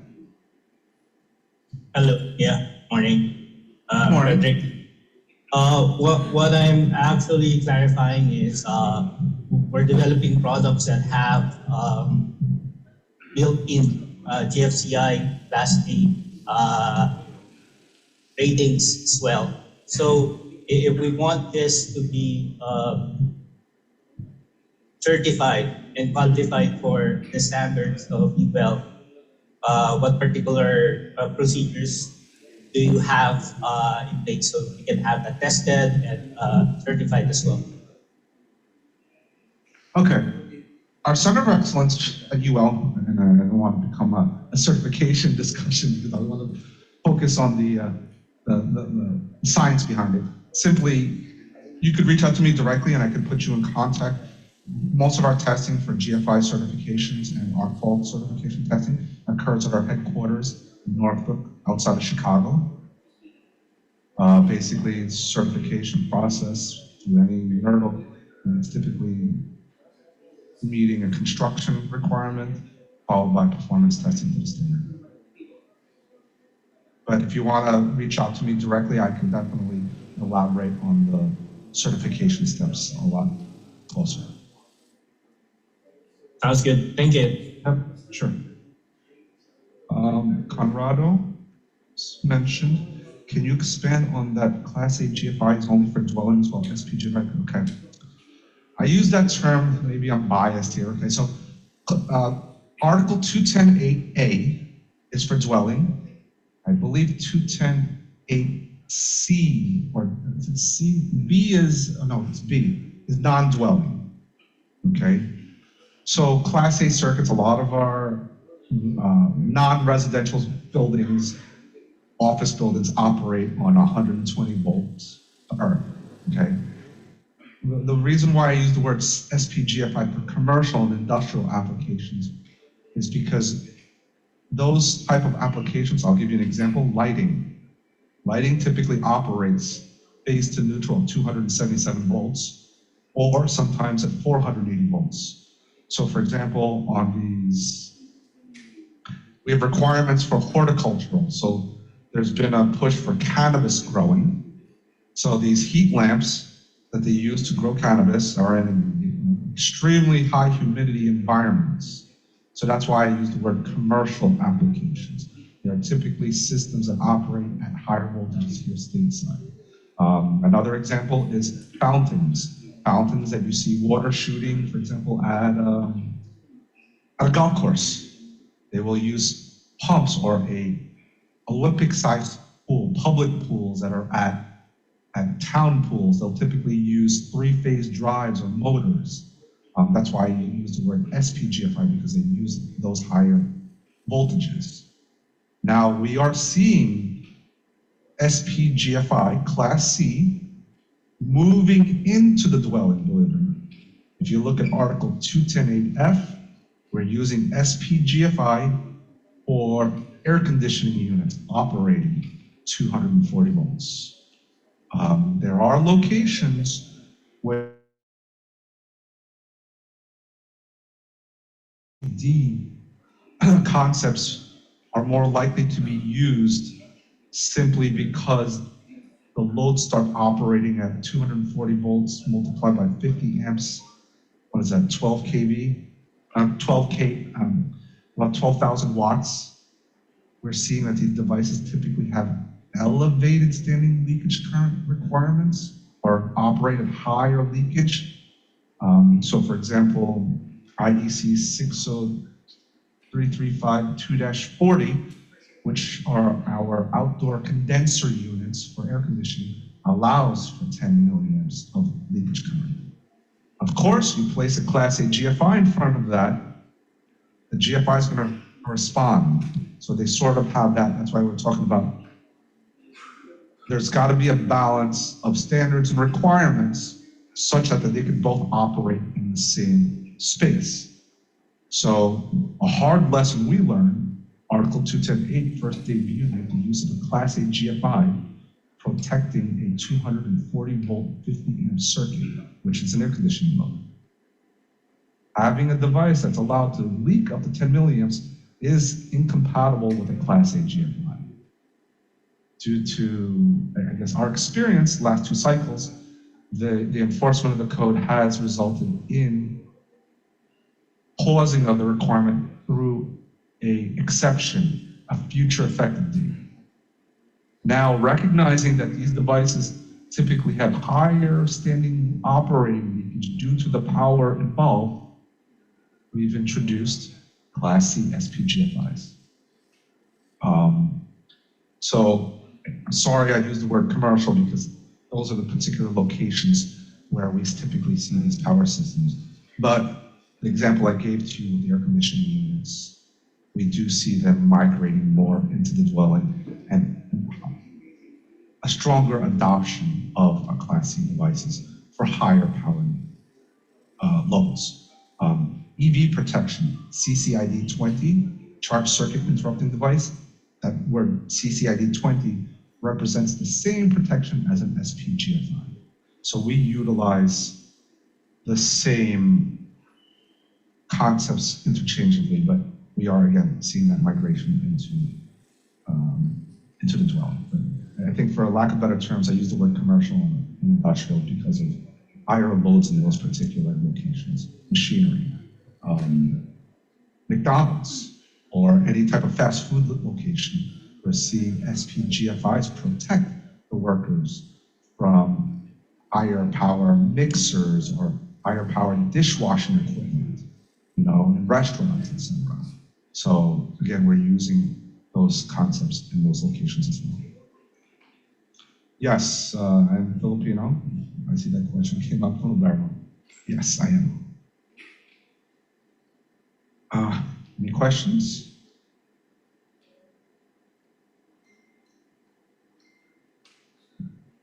I see Conrado. Can we have your insight? Beaglemeyer. Okay. The inventor of the RCD, Constantine, but not familiar with full long presence.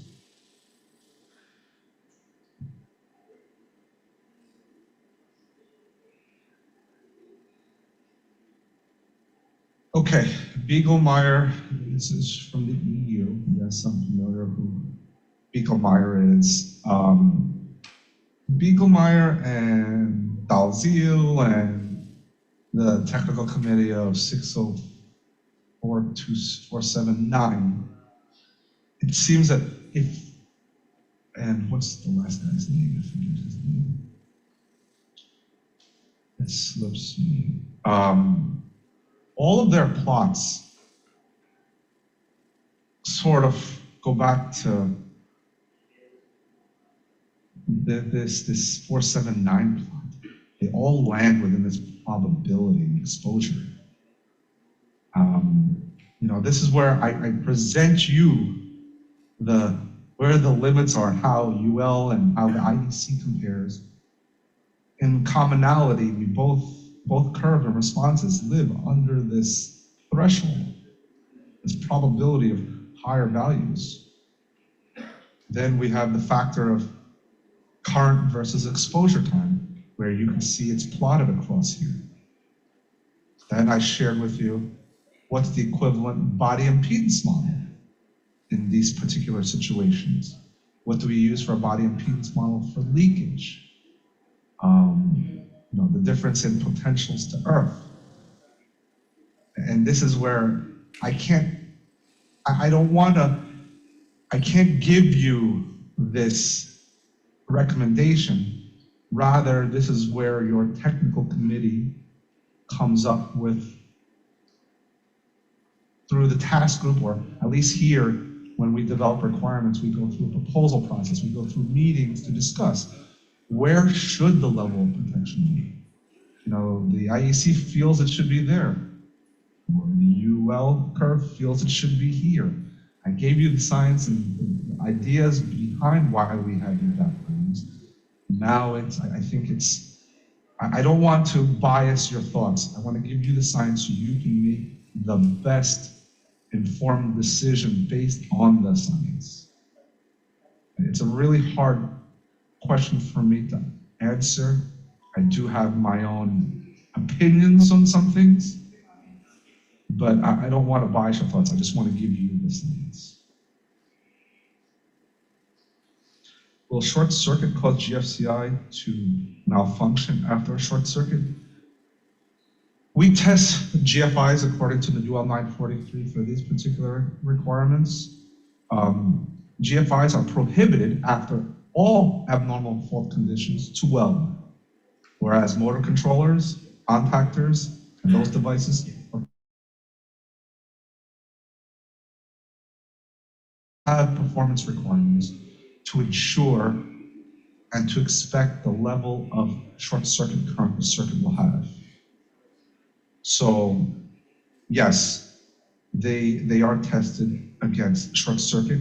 What's probably more adverse is what we call a high fault differential current, where the differential current will result in the saturation of the CT, introducing a transient voltage into the low voltage section of the detection circuitry, which most of the time will take the circuitry out due to that transient, induced on the secondary of the CT. Measures will be needed, and that's probably a more adverse test, what we call extra low resistance faults. Does 489 have requirements or probability in the future not to be able to reset the breaker after too short? 489 overcurrent protection requirement, I cannot provide any guidance on that. That would have to be my other colleague who is responsible for overcurrent protection. Yeah, AFCI similarly has the same exact performance requirement. We have those requirements already embedded in AFCI certifications or requirements.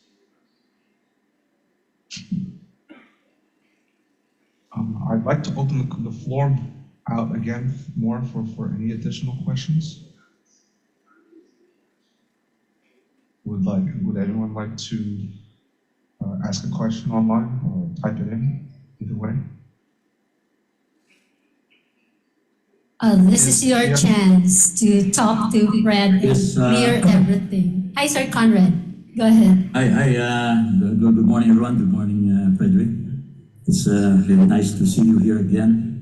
Can you just go to a previous slides where you compare the two, the time and what we call this, the thresholds, values. It's this one, yes.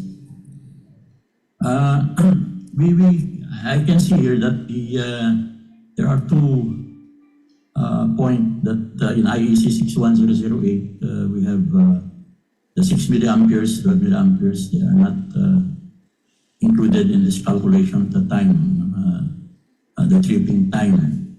But in the standard for this one, we know that the requirements for the protection against electric shock in the RCV is a additional requirement according to 60364 Part 441. And it mentions that it's up to 30 milliamperes. So if you look onto the standard, it allows even the range of the threshold current is from 6 milliamperes up to a higher, even up to 500 milliamperes. It's mentioned in the product standards.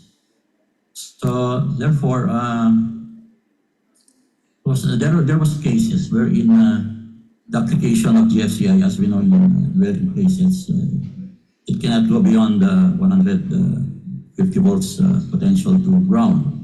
So the predicament of the stakeholder or the end user is to suggest to use residual current devices which can comply with the 230 volts because they have a potential to ground of 230 volts.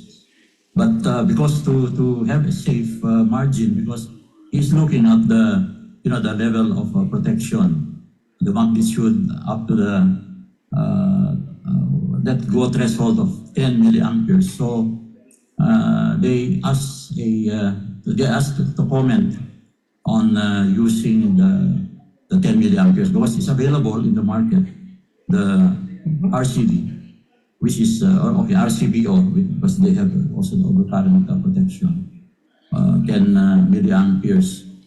So my thought here is that we cannot, of course, justify a separate standard with another one because we know that IEC is for IEC and the National Electric Code using the UL standards on this point.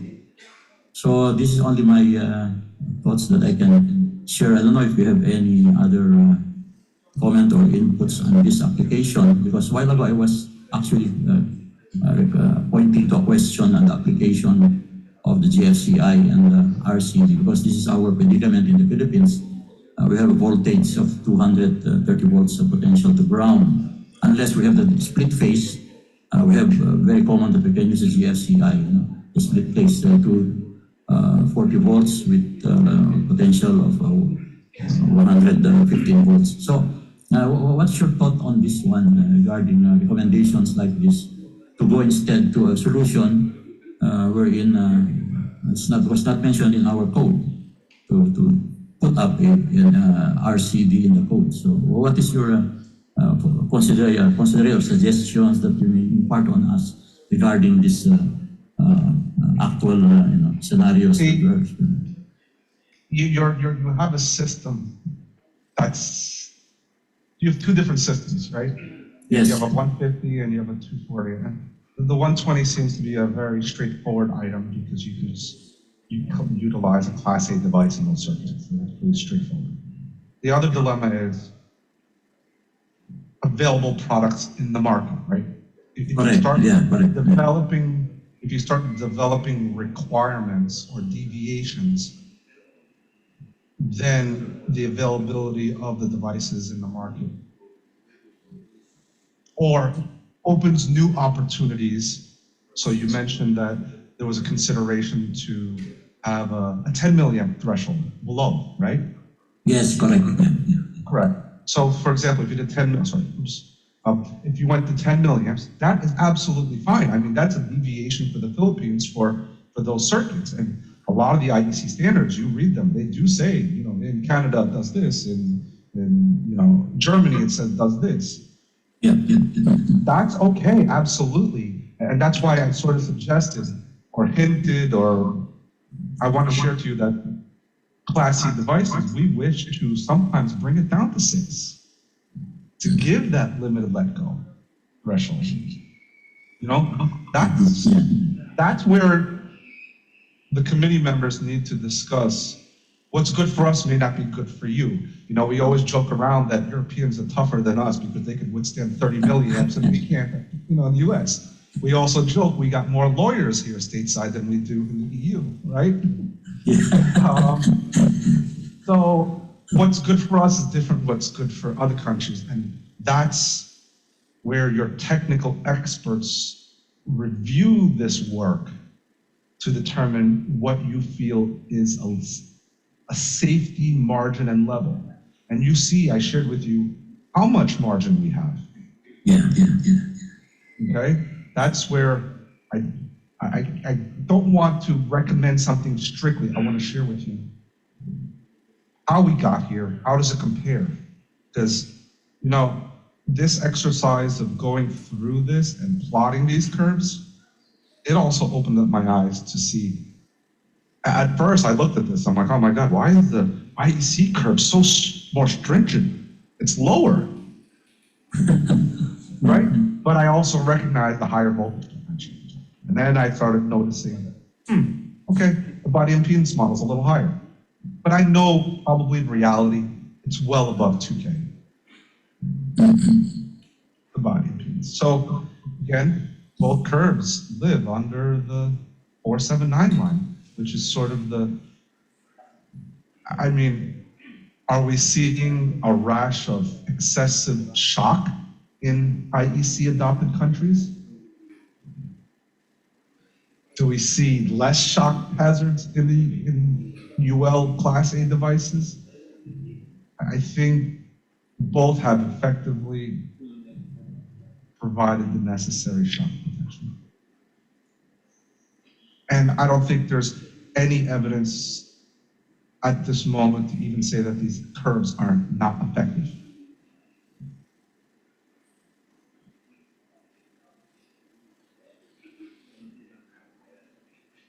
Okay, thank you very much, Frederick, for that inputs, and really appreciate providing us with this curve, the one you mentioned. It is very good reference for our. You have provided this. It was the first time that I have seen such a curve, comparison, and you have really done a great job for this curve. It's made easy for us to understand. Thank you very much, Frederick.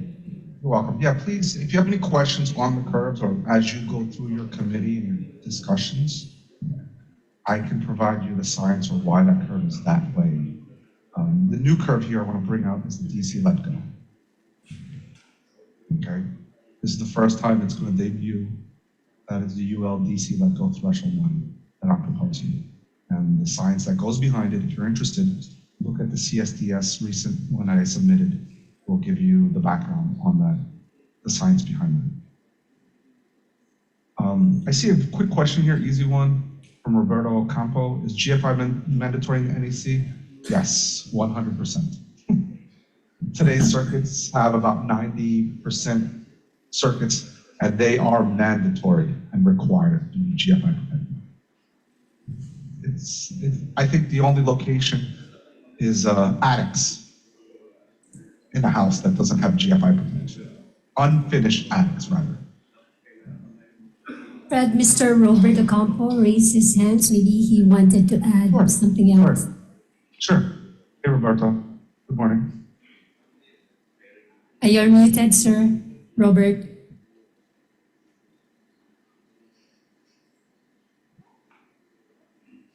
You're muted, Roberto.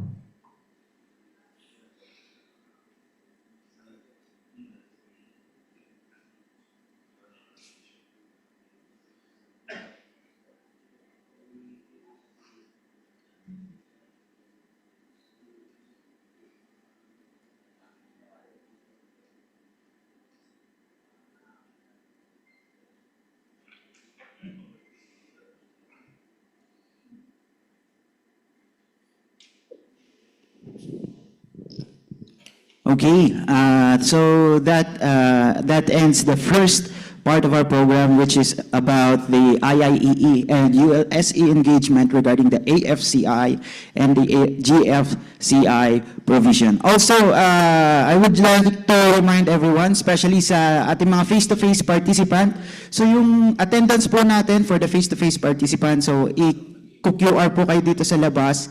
Once na matap po yung QR nyo, that will be your attendance for the whole day. And you need to tap again if you are going to log out for this day. For our virtual attendees, sa mga nagtatanong sa ating virtual attendees, your attendance will be auto-generated via Zoom. So meaning kapag pumasok po kayo sa Zoom natin, that is going to be automatically recorded na as present. Okay? So moving forward, let us all welcome once again the chairman of the Philippine Electrical Code Committee to give us an update regarding the upcoming changes for the Philippine Electrical Code Part 1, 10th edition. Let us all give Engineer Reynaldo R. Santiago a warm round of applause.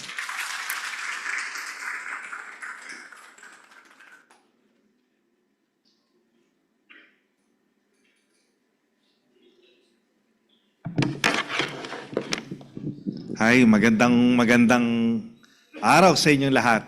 Kanina gusto ko na magsalita, naudlot eh. So eto, totoo na to.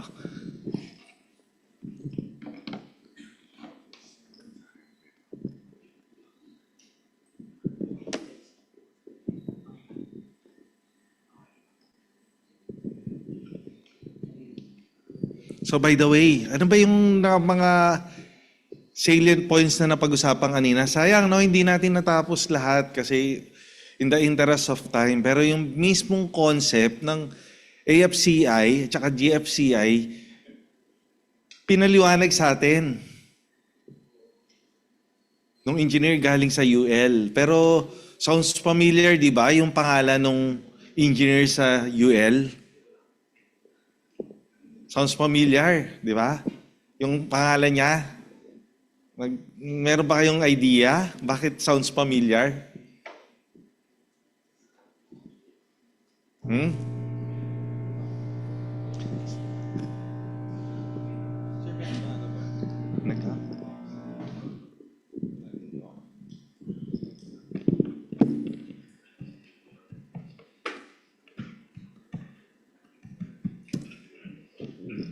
So why is it parang sounds familiar yung name nung speaker natin? Simply because he is a kababayan. Pilipino siya, kaya lang doon na siya nag-practice sa US. So ganun tayo kagagaling. Kailangan lang ng mas maraming information at saka maraming research.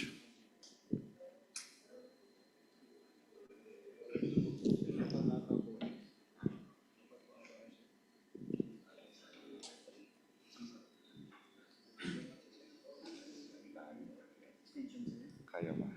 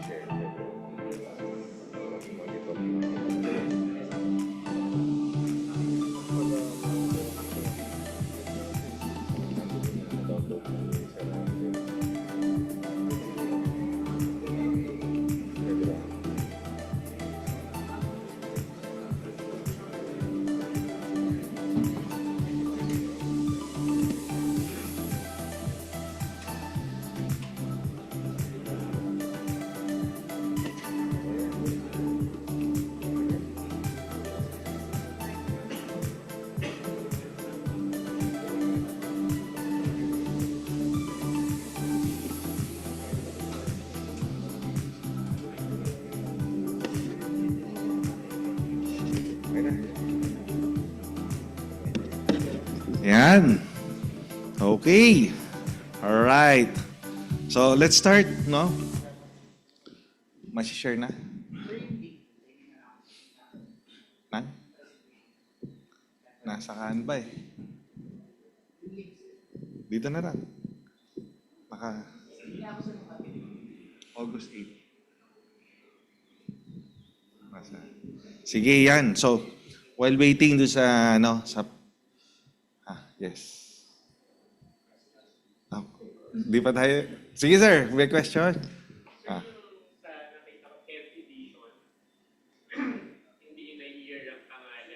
Ayan, maganda. Actually, maganda.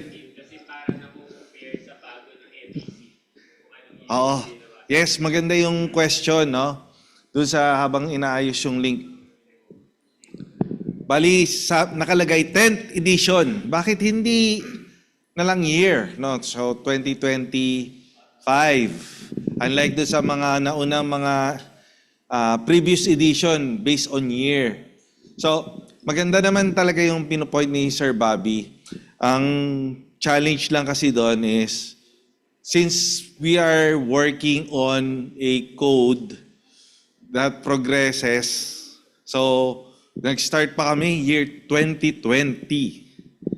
No? Nag-start pa kami. So, kung ilalagay namin sa 2020, medyo late na to. Hindi katulad ng US o 2025, di ba? Alam natin, year 2025 yon. Tapos yung next edition. Hindi sila ganong lumalayo. Unlike sa atin, sabi nga ni Sir, our National President, Sir Jun Herrera, sabi niya, 2017. Parang pagka yung ibang nakakabasa nun or nakakita, parang luma na, no? So it's better na to mention the number of edition rather than the year. Magkaroon man ng konting delay, at least edition nakalagay. Masusundan natin. Tapos, ang maganda kasi nun, nakalagay naman sa preface kung saan siya naka-adapt na NEC edition. Ang maganda nun, pwede natin balikan. Ano ba yung nangyari doon sa 9th edition, 8th edition? Nakaka-10 na pala. So, pwede natin balik-balikan. Actually, mamaya, I'll be discussing about the insulation resistance tabulation, which was published previously sa ibang code editions. Bakit nawala? At ngayon, ibabalik natin. Yan. So, more on referencing on the previous editions of the Philippine Electrical Code. Kaya, yun ang naging emphasis. Yan. Okay na tayo, sir? Okay.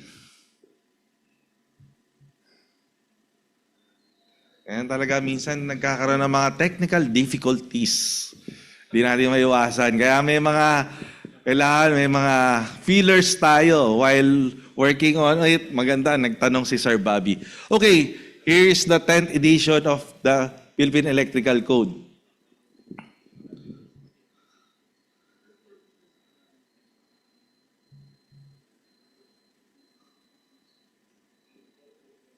Ayan. So, ito yung mga previous editions, no? From 1962 up to 2017. So, pag binilang natin, it's 9. Ito yung pinakaluma, no? Ito yung pinakaluma nating edition ng PEC. Meron tayo yan sa library. Pwede natin tignan Kaso ito, medyo tinabi lang natin kasi isa na lang biraso. Pero kung re-request natin, gusto nyo makita, you can request sa IIEE. Ito yung last edition. Ito yung present edition.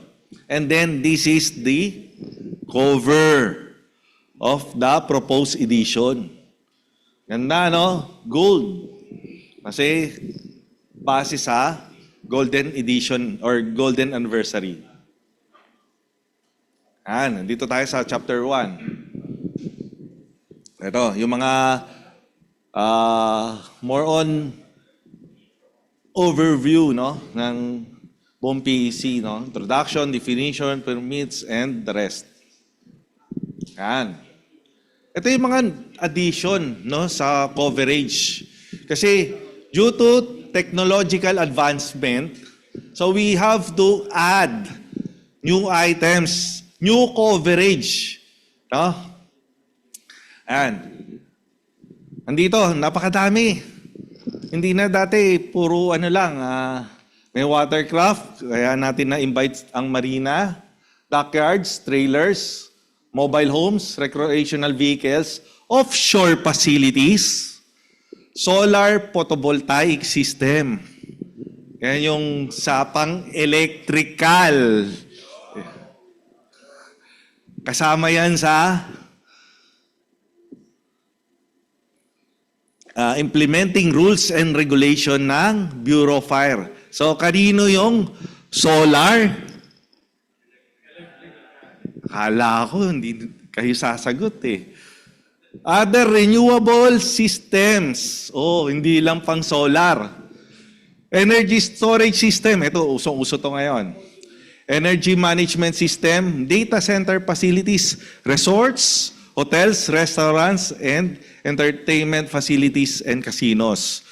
And last, and the most powerful word na nilagay natin ay yun, natumbok mo sir, and others. Mamaya kasi, yung ultimo, yung kapitbahay mo na medyo marunong lang magpalit ng bumbilya eh, sabihin niya, siya na yun. Kasama natin yung others. Teka, excuse lang saglit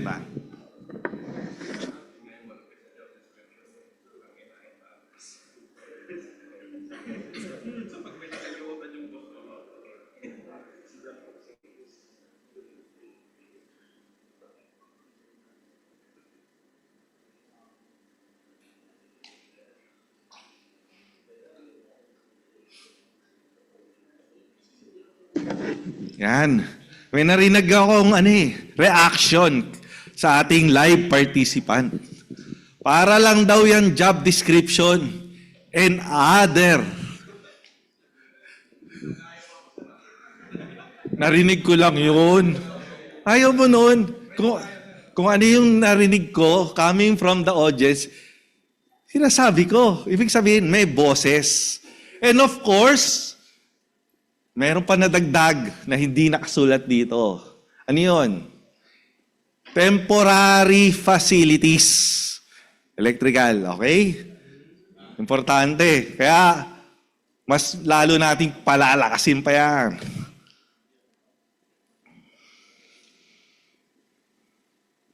Yan. Ito, kasi usually, yung mga permit, minsan tumatagal no? Minsan it takes a while no? Kailangan medyo paiksiin natin yung time. Kaya ito na-emphasize na to, no? Yung RA 11032 or ease of doing business. Sino ba yung mga nasa government dito? Kaya sigurado, you're very, very familiar with it.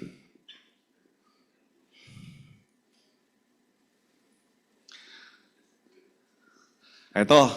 So, hindi ko na ito papahabain kasi ang buod lang nito is paiksiin yung trabaho or paiksiin yung araw na dapat ay may release yung permits. Ang galing talaga ng mga participant natin. May mga side comment Kaya masaya rito. Ito rin yun. Yung mga outlet switches. Teka. Parang may narinig ako kanina. Question coming from the audience sa UL. I-echo ko lang. Paano raw ba dito sa Manila? Paano ba ang kuryente sa atin? Line 1, line 2. Tama? Sa ibang mga probinsya or utilities, co-ops, ano nangyayari? Line 1 at saka neutral. So anong nakita nating pinagkaiba? sa Manila, line to line. Okay? Kaya maganda yung sa committee lahat collaboration ng mga ideas Convenience outlet with switch, di ba? Kusong may mga ganyan na ngayon Ang binabanggit na, a switch device mounted together in the same enclosure or plate in which the switch is designed and installed so that when placed in the off position, it disconnects all ungrounded conductors supplying the outlet. So, nag-testing ako Yung nabili kong, hindi ko nababanggitin kung anong brand. Ano na? Wala akong sinasabi Sabi ko lang, may nabili ko. Walang brand. Ayoko banggitin dito kasi marami nanonood sa atin Baka sabihin, ano pa ako nun? Model. Sinubukan ko, pinatay ko yung switch doon sa outlet. May tester ako, voltmeter. Tinignan ko kung line to line, naputol or natanggal. Hindi pala. Isang line lang. So, kailangan 2-pole. Okay? Pinopromote ko rin yung mga paggamit natin ng 2-pole switch. May mga challenges lang. Paano pagka 3-way? Tsaka 4-way, no? Ito. Ito nga yung binabanggit ko kanina. Yung sa paggamit natin ng emphasis lang, although nasa code naman ng 2017, yung paggamit ng calibrated torque screwdriver. Bakit? Usually, ang torque, ang ginagawa natin sa site, yung iba, anong ginagawa? May dalang screwdriver, walang torque indicator, merong mga wrench, walang torque indicator. Pero, ano ba dapat?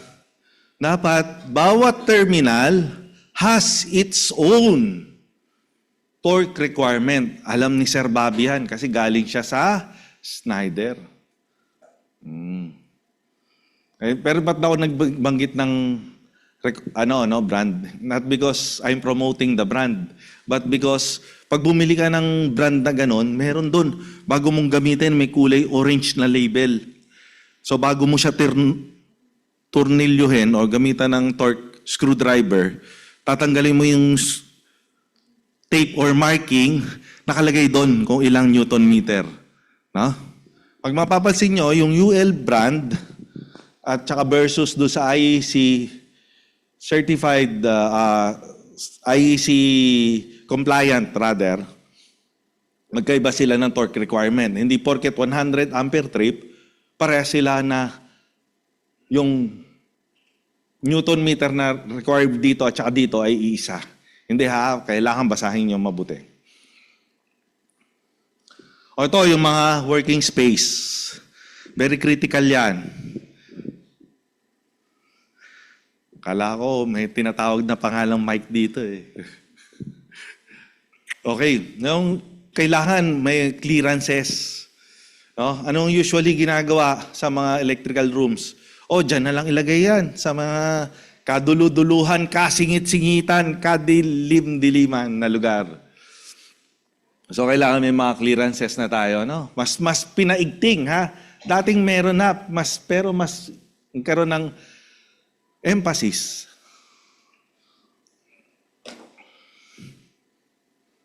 Yan, chapter 2 na agad. Ito yung kanina pinag-uusapan, GFCI protection. Minsan umattend ako ng isang forum, no? Sponsored to ng local.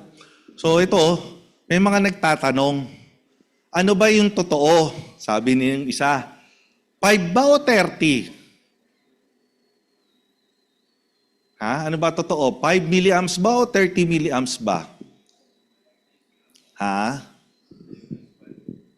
Oh, yung may sumagat dito sa kaliwa. Dito sa kanan. Kanan ko ha. I hope meron ding mga side comment. 5 daw, sabi nung taga kaliwa. Yung sa kanan ba, kanan ko ba, anong masasagot? Ha? 5 daw, sabi sa kaliwa. Ano sabi? May sabi, 4 to 6. May mga class kanina. Ang ganda nung discussion. May class, may type. So hindi lang pala basta sabihin natin na GFCI protection. Kailangan may class and type. Kasi saan ba yung electric shock? Ano yung mga 3 components? Kanina, diniscuss kanina. Ganda nga ng discussion eh. Ha? Time. Kailangan may time. Or duration. Pangalawa, magnitude. Doon pumapasok yung milliamps. So pag UL, 5 milliamps. Pagka IEC, sabi, safe sa kanila is 30 milliamps. And then the last, which is path. Kailangan may path. Okay, eto, marami tayong propose na, yung committee propose a lot of areas which includes GFCI protection.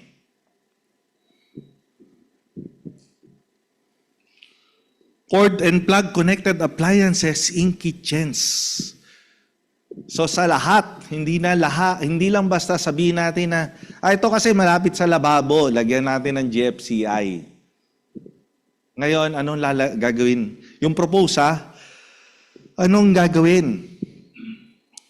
Sabi, in all. Hindi sinabing in all except, in all. Hindi lang basta yung malapit sa lababo na ngayon.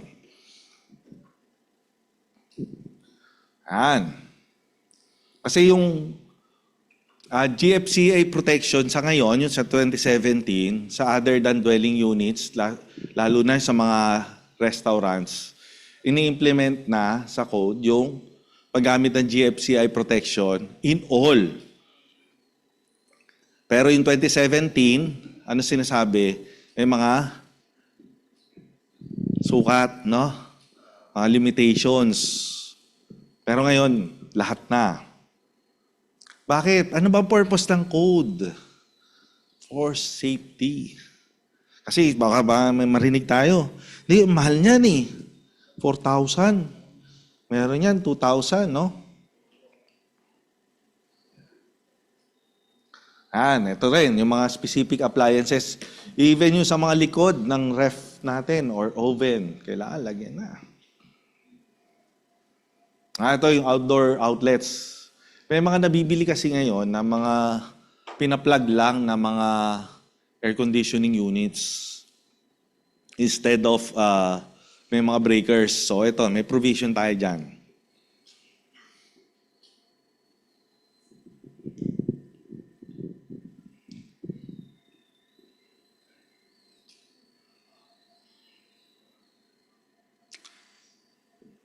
Ito, yung mga cooking sa mga dwelling units, no? Ito, yung mga barriers. So, yung isang napuntahan ko na isang project, very strict on the barriers. So, kailangan may mga pace barrier. Pero dito, hindi lang pace barriers eh. Even do sa mga terminals, dito, sa side na to, may mga barriers.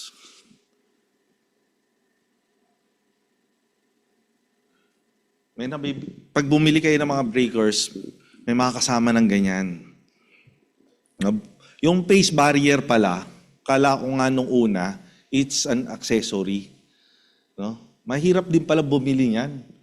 Yung pace barrier ng, kuwari, nawala yung pace barrier mo. Mahirap. Kasi it's go with the breaker din pala. Yung energy management system. Diba, lagi tayo sa DOE. sa energy management. So ito, kasama na to. Kailangan in pace tayo. Kung saan tumatakbo yung iba, doon din tayo. Kaya 10th edition tayo. Ito, yung lighting loads for non-dwelling units. Ano ba usually nangyayari sa GLL? Paakyat o pababa? Yung GLL, General Lighting Load. Non-dwelling tayo Non-dwelling. Ano ba yung usually napapansin nyo? Dito sa kanan natin, ano napapansin nyo? Sa mga dito sa nakaupo sa kanan.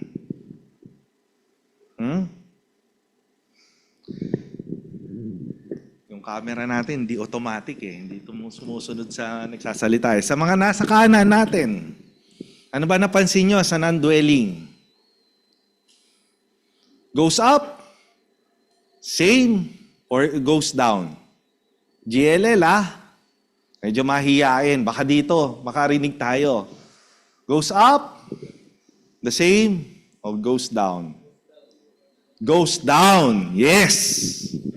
Goes down. Due to? Yun, type of ilaw. Dahil papunta tayo doon sa mas efficient lighting. Ano yun? LED, and of course, yung lumen per watt. Okay, so, yun. Doon sa slide natin, yung GLL, yung mga proposal, ay mas mababa na yung VA per square meter for non-dwelling. Okay? Majority. Ayan. Type of occupancy. Ayan. Kita niyo rin sa code, meron din yan. Ngayon, tingnan tayo doon sa mga detail. Concept yung i-ano natin. Ito. Emergency disconnect. Ano ba yung usually na nakikita natin? Sino yung mga nakakita na ng yellow card dito? Isa lang ba? Yellow card. Sino familiar sa yellow card? Dalawa? Nagtaas, dalawa lang. Yung iba hindi familiar. Tama ba? Sa mga nasa kanan natin, familiar kayo sa yellow card?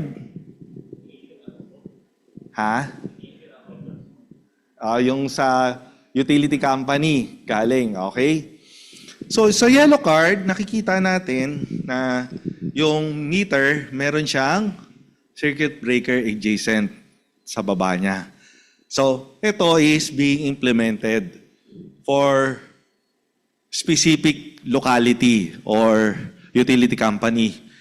But for some areas, does not require an emergency disconnect. That's why we inserted this provision. Yan.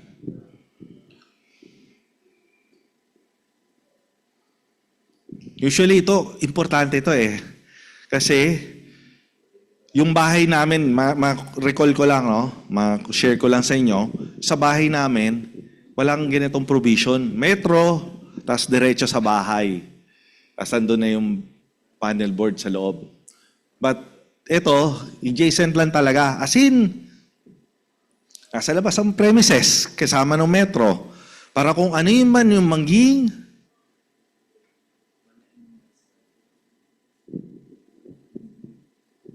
concern in relation to the electricity sa loob, merong disconnect. Sinong madalas gumagamit nito?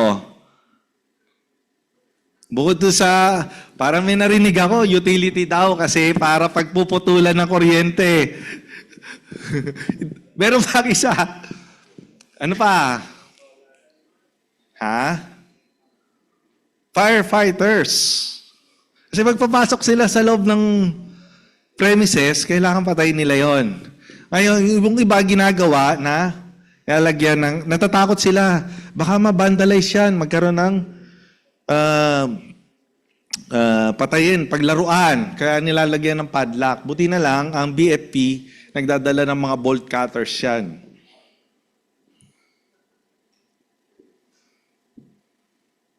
Ito yung kanina, no? Sa grounding. So, yan. Discuss din natin yung tungkol sa bonding jumpers. So, kumbaga dapat magkaroon ng equipotential between 2 points. Yeah? Kumbaga, pag sinukatan mo, dapat 0, no? Yung voltahe. Doon sa between 2 points. Ito, 6 disconnects. Ito, kung mga pamilyar, yung may mga apartments dito, no? Marami kayong apartments. Dati inaalaw, walang main. Pero ngayon, sa proposal is to put a main disconnect.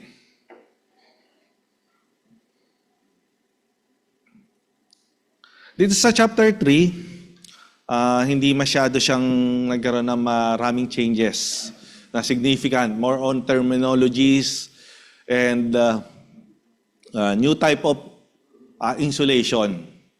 Yung namang alambre naman natin is copper and aluminum lang eh. Tapos merong copper clad aluminum. So, yun, hindi yun nagkakaroon ng changes. So, more on the insulation, type of insulation.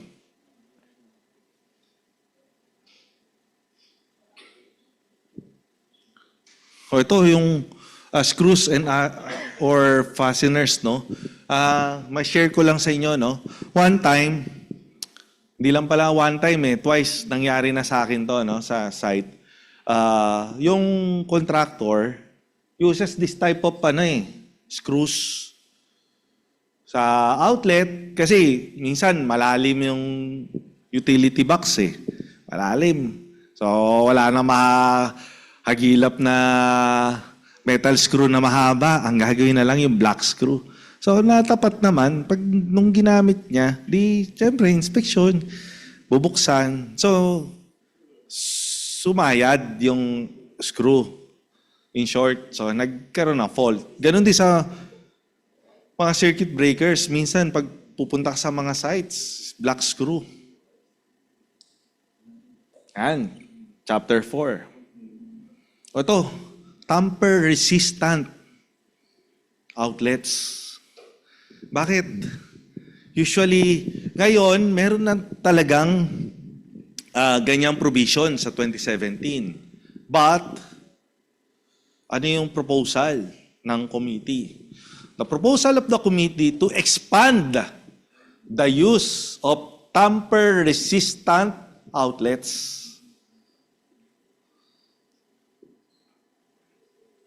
Para sa mga bata, mahilig kasi maglaro. Ako, nung bata ako, totoong nangyari, hindi to bola-bola.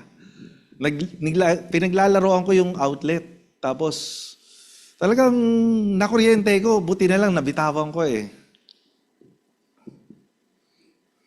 So, mas na-expand siya. Hindi lang siya sa mga schools ng mga bata. One time, may nagtanong nga sa akin Ray, paano ba sa amin?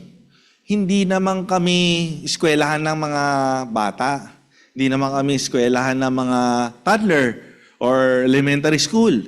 We are a graduate program. So lalagyan ba namin ng tamper-resistant outlets? Parang napaisip ako dun Oo nga. Kailangan ba talaga lagyan natin ng tamper-resistant outlets? Graduate program, ibig sabihin, graduate na sila ng bachelor's degree.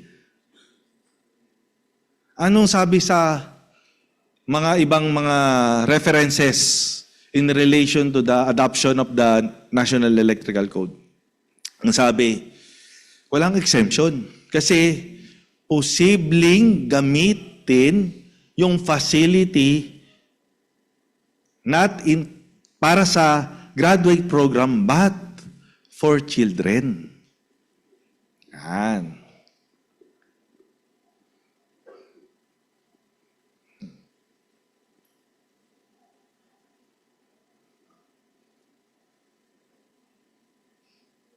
Ito yung mga, sa chapter 5, ito yung mga tungkol sa hazardous locations, hazardous equipment.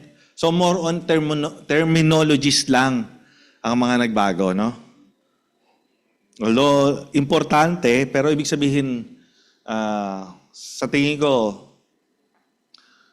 pwede nating pag-usapan ito on a later part.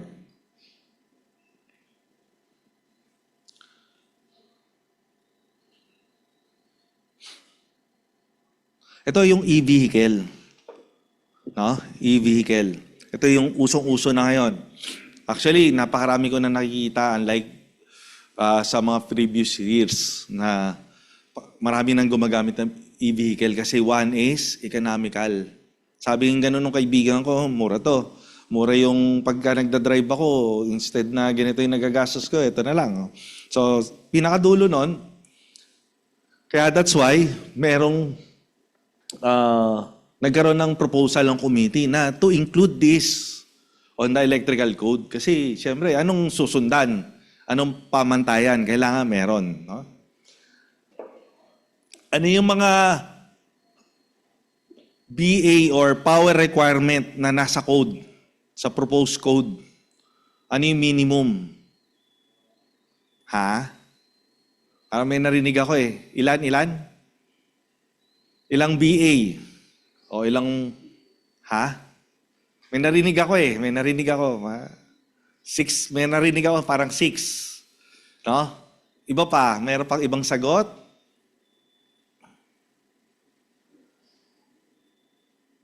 Okay. So, 7.2. Ang value niya. Malaki, no? Paano kung maliit lang yung bahay ko? Kailangan natin to upscale or upgrade yung ating service entrance conductors if necessary. Kaya doon magkakaroon ng trabaho yung mga electrical engineers natin. Kailangan i-evaluate yung existing facility natin para tignan kung kaya pa. No?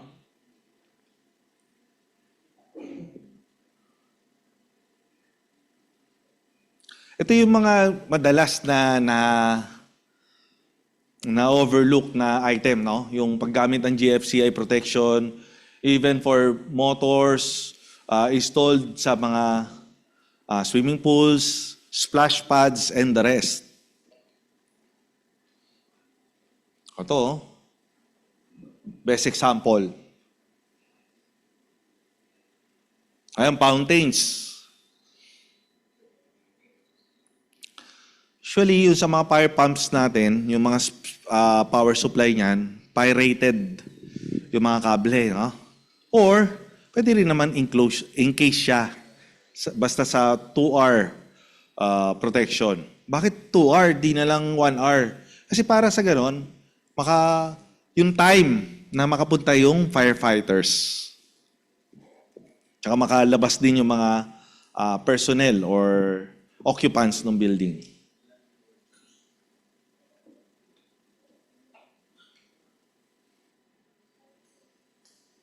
Ito yung maganda rin to eh. Usually pagka sa mga metro natin, di ba, fix siya. Fix. So yung idea is, pagka meron kang transfer switch ng from normal to emergency, anong ginagawa natin? Bibili tayo ng MTS, double throw, or breaker type na dalawang breaker, tapos meron lang mechanically at saka electrically interlock or ATS. So kung medyo mayaman-yaman, ATS, tapos andyan pa yung synchronizing panel. Pero dito is meron tayong meter na act as an MTS. Pipihitin lang, so transfer na. Although, paano yan, Ray? Wala naman yan dito. Yan ang maganda. Tanong. Wala pa rito, pero nakahanda na tayo.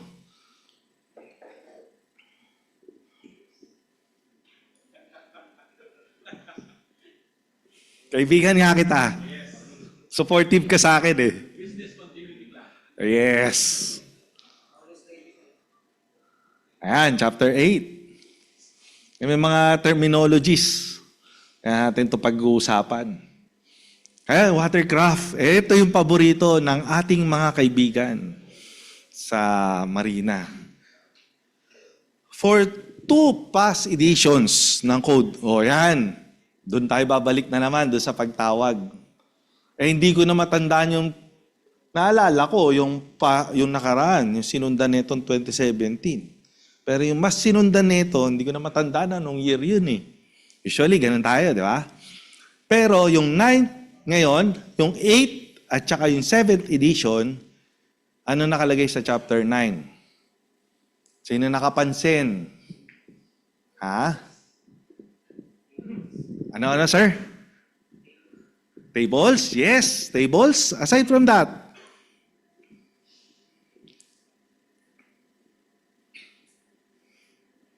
totally one and the same. That's why, doon sa proposed edition, merong overhaul. Kaya pag sasalitain natin yung representative ng ating in-invite, baka may mga inputs na sila. So that we can hear from them. Okay?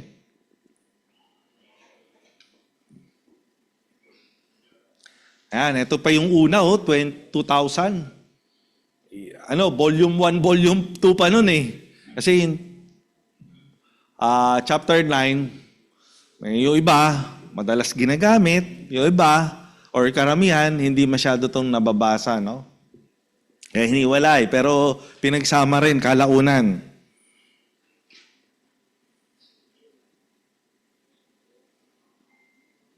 Ito na yung mga appendix.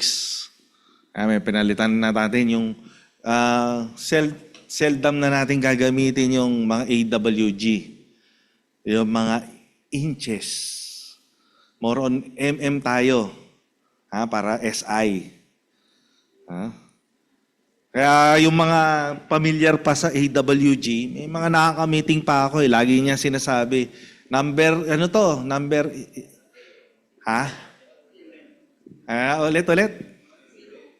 1-0. Yan, 1-0. Minsan, pagka hindi ka familiar, madali pa yung 1/0 eh, kasi 50 mm square yan eh. Pero yung 2-0, 3-0, yan, hindi na ako familiar. Kaya ngayon, para magkaroon na tayo maging firm na tayo, SI tayo lahat, isang direction lang.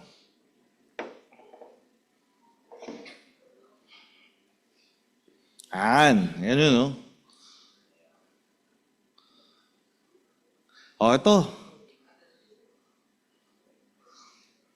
Ito maganda to. Ito, insulation resistance test. Actually, papasalamat ako sa aming chairman na si Sir Greg Guevara. Our former national president din siya. He mentioned in one of our meetings na isama natin to. Kasi marami nagtatanong, ba't nawala? Tapos, ang maganda pa nun, he shared kung ano yung importance at saka anong nagkaroon ng transition, bakit nawala? So ito, yung 25, 250 amperes.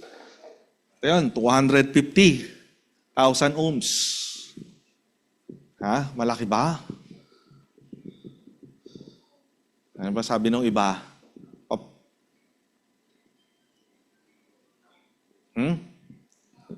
Ito maganda rito sa group natin, may mga participants, pero medyo nahihiya lang iba. Siguro pag medyo lumakas yung loob ng iba, mahahaway iba eh, dahil parang domino effect. Sige nga sir, ano yung sabi nyo? Dito ako nakatingin kasi dito ko narinig yung boses eh. Mataas ba o mababa? Sige, ganito na lang. Sino nagsasabi na mataas na to? Pakitaas lang kamay. Sino nang sasabi naman na mababa ito? Sino naman yung nagsasabi na tama ito? Sino yung walang alam dito?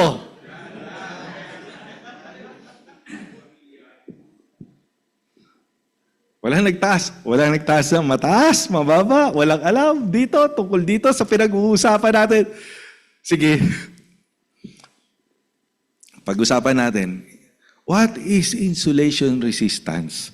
Insulation resistance is a measurement of the... Sige, ganun ba ang pag-uusapan natin? Hindi, di ba? Doon na tayo. Alam ko, iba sa inyo nahihiya. Mababa. Sabi nung isa na nakita-kita ko, sayang! Dapat sinabi ko, di tama sana ako. Mababa. Mababa yung values. Ayan. Ito yung value.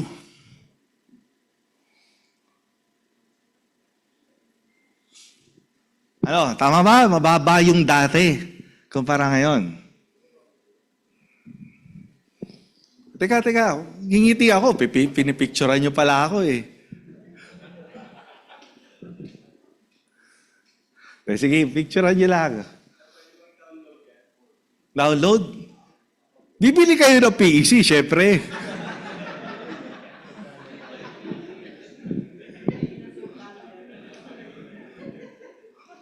Kasi alam nyo, sa totoo lang, kaya naman to, para sa ang purpose naman kaya binibenta yung mga publications natin. One is to sustain yung operations. Kailangan tuloy-tuloy. Mamaya, mag-iimbita ako sa inyo, baka wala na naman sumama, ha? Hindi ko pa, sa ngayon, hindi ko pa alam. Pero mura lang yan, kaya-kaya niya. Engineer tayo, tsaka mga registered master electricians yung mga nandito. Makakabili tayo niyan. Nga pala, may background.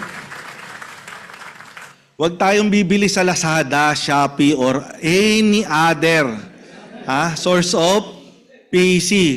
Kasi instead na sinusuportahan natin organization natin, tinutulungan natin yung ibang mga taong madiskarte.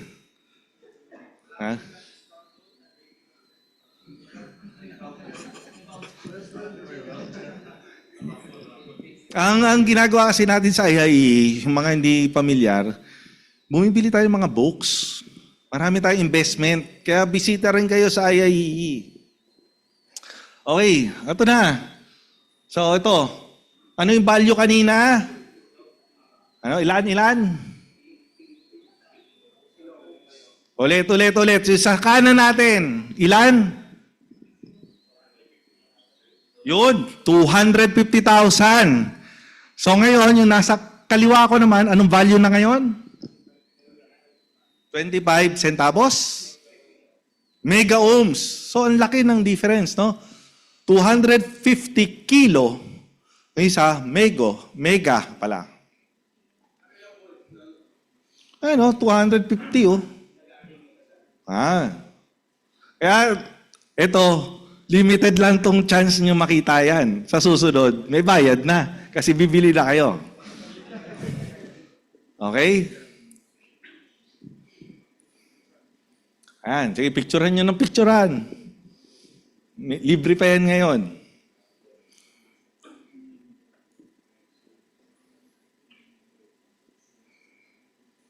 Okay?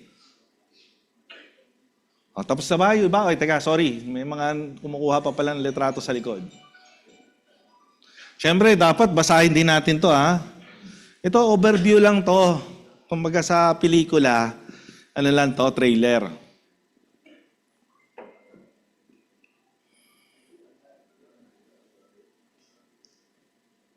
Video na yata yan, sir. Ang tagal eh. De, joke lang. Sige lang. Hanggang alas 5 pa naman tayo rito eh. Okay? So, last 1 minute kasi may mga programs pang kasunod eh. Yung gusto kong kumuha na. Mag-picture na. Last 30 seconds. Bilis ng oras ko kaysa sa oras. 10, 9, 8, 7, 6, 5, 4, 3, 2, 1. Okay. Yan. Yung build, ito pa yung maganda rin ngayon sa code natin, no? Kasi hindi lang basta yung hindi lang basta itong insulation resistance na nadagdag. Yung mga dwelling units, no? Ipopropose namin siguro sa bukod tong 10th edition, sa susunod pa, yung proposal para sa full load current ng mga inverters. Pero itong 10th edition, hindi pa masasama. No? Kasi marami pang gumagamit ng conventional air conditioning system. Sabi, may nagtanong nga Ray, paano ba yun? Doon pa lang sa design ko, inverter na ako bakit hindi pa natin consider yan? Inverter naman ako all throughout. Pag nasira yan, bigla ka napahinto. Sabi kong ganun. Pag nasira, question. Hindi ka tuloy makapagsalita. Pag nasira, inverter ka ba? Sigurado? Kaya retain tayo.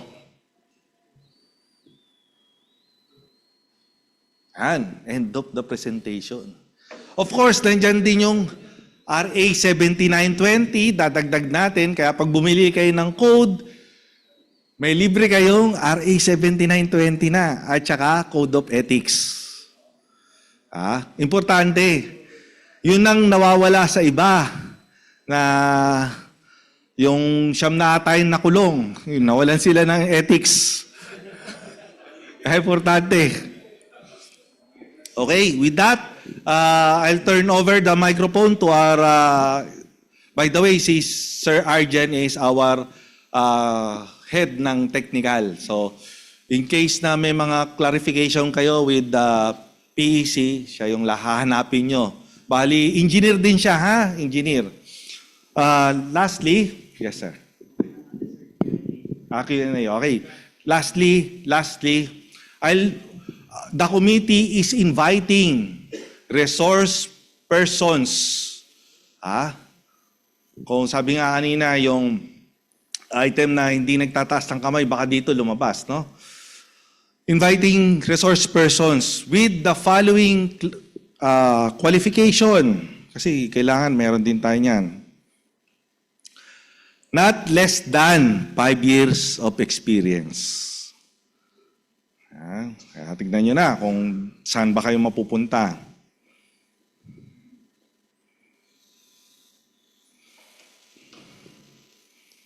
Pero siyempre, upon evaluation ng committee.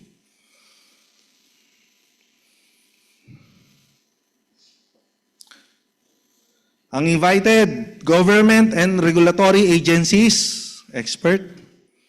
Electric cooperatives and utilities, expert. Technology service provider and integrators, expert.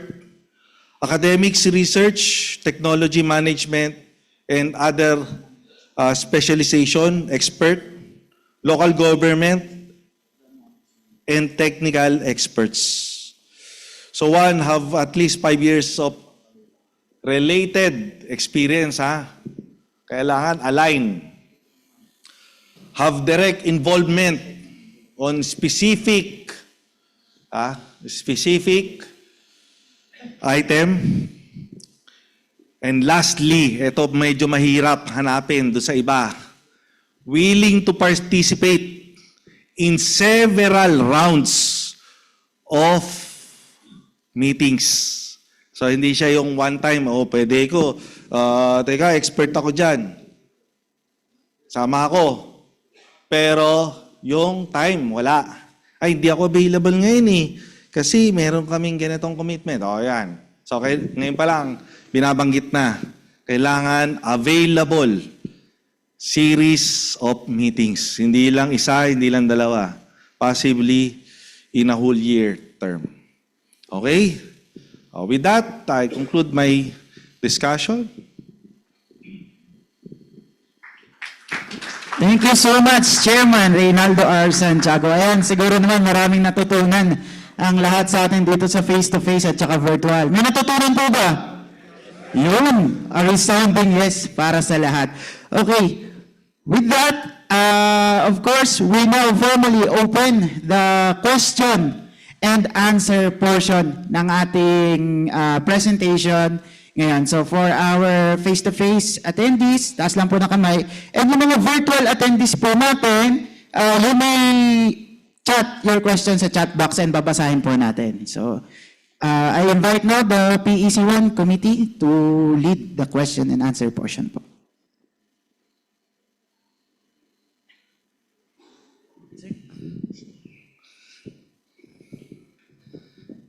Yan. Yung question and answer natin, possibly yung iba, kailangan hindi natin, ibig sabihin, hindi natin possibly hindi masagot ngayon, but kasi yung committee is a collegiate body. So, tsaka yung binanggit ko kanina, kung familiar kayo sa mga research, no? Paggawa ng mga research, tsaka paggawa ng pagtatabulate, kasi possibly yung experience ng isa is not an experience ng isa, or experience nga niya pero isolated naman.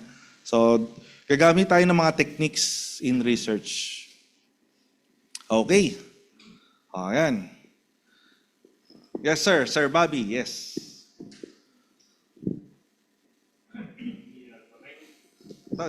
Dito ka raw, sa harap. Katabi ko.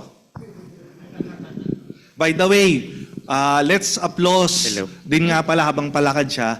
We have our overall PEC Chairman, Engineer Gregorio Guevara, who is present. Sir, yung dun sa changes, bakit una dun sa 10th edition, simultaneously ilagay na rin natin yung year kasi yun yung nakaka-create ng sense of urgency para gawin. Kasi dun sa previous code ang nakalagay naman talaga is every 6 years. Babaguhin ang code dahil dun sa 3 years every time na nagbabago ang NEC para makasabay tayo. Within 6 years dapat. Kaya lang dapat magkaroon ng schedule na bago mag 6 years, dapat finalize na natin yan. Yung mga bago susunod na lang. Yun yung number 1. Yung isang mas gusto ko is dun sa section 33 ng RA 7920, clearly specified na required sa lahat ng installations na 50 kVA and below, magkaroon ng annual inspection. Dun sa Article 1.0.1.1b na adequacy ng code, nakalagay naman na the code is the minimum requirement necessary for safety. Compliance therewith and proper maintenance will result in an installation that is essentially free from hazard, but not necessarily, etc., in the use of electricity. So isa sa mga critical na nakikita ko kung bakit nagkakasunog, hindi na i-implement yung Section 33 na kailangan may annual inspection. Sa Section 33 nakalagay, annual inspection and issuance of Certificate of Safe Operating Condition for all installations 50 kVA and below. Pwede ba natin ilagay sa code yan, at least part ng mandatory dun sa adequacy, para ma-implement natin na taon-taon merong annual inspection? Kasi opportunity para sa mga REE at saka sa RME na makapirma at magamit yung lisensya nila. Kasi mag-i-issue ng Certificate of Safe Operating Condition, nakalagay signed by RME, REE, or PE. Pero hindi ganun ang order. PE ang parating inuuna sa law. Nakalagay or. So ito yung opportunity na magamit naman namin yung lisensya namin. Of course, pwede rin ang PE gumawa nun. Kung hindi nyo ibabalato yung mga bahay sa amin. Na ang number one na cause ng pinakamaraming sunog, sabi sa BFP na wala ko lang yung data ko almost 95% ang nasusunog single family at saka 2 family dwelling na I suppose less than 50 kVA. Gusto ko sanang malagayan. Number 2, may proposal din ako kasi na-experience ko sa bahay namin, hindi na gumagana yung circuit breaker. GE yun. Brand new. Pinalitan ko pa ng bago yon. Nasunog yung aircon, hindi nag-trip. May may problema kasi hindi nakalagay yung annual inspection ng breakers na at least i-test current injection at kung mas mahal, palitan na lang ng bago. Proposal ko yon, kaya hindi ko alam kung na-consider. Doon sa Article 2.40, number 2. Merong isang Sige, misconception. Sir, interrupt lang kita. Bali ilan yung questions? Parang 3 na yung namomonitor. Pwede Yes, sir. pa isa-isa kasi siyempre baka Isa na makalimutan lang, ko sir, iba. bago malimutan yung isa. Sige. Doon sa kasi sa Blue Book, ngayon ay IEEE 3000 na yata. May requirement na maximum on-off ng breaker sa short circuit. 3. 2 lang sa UL.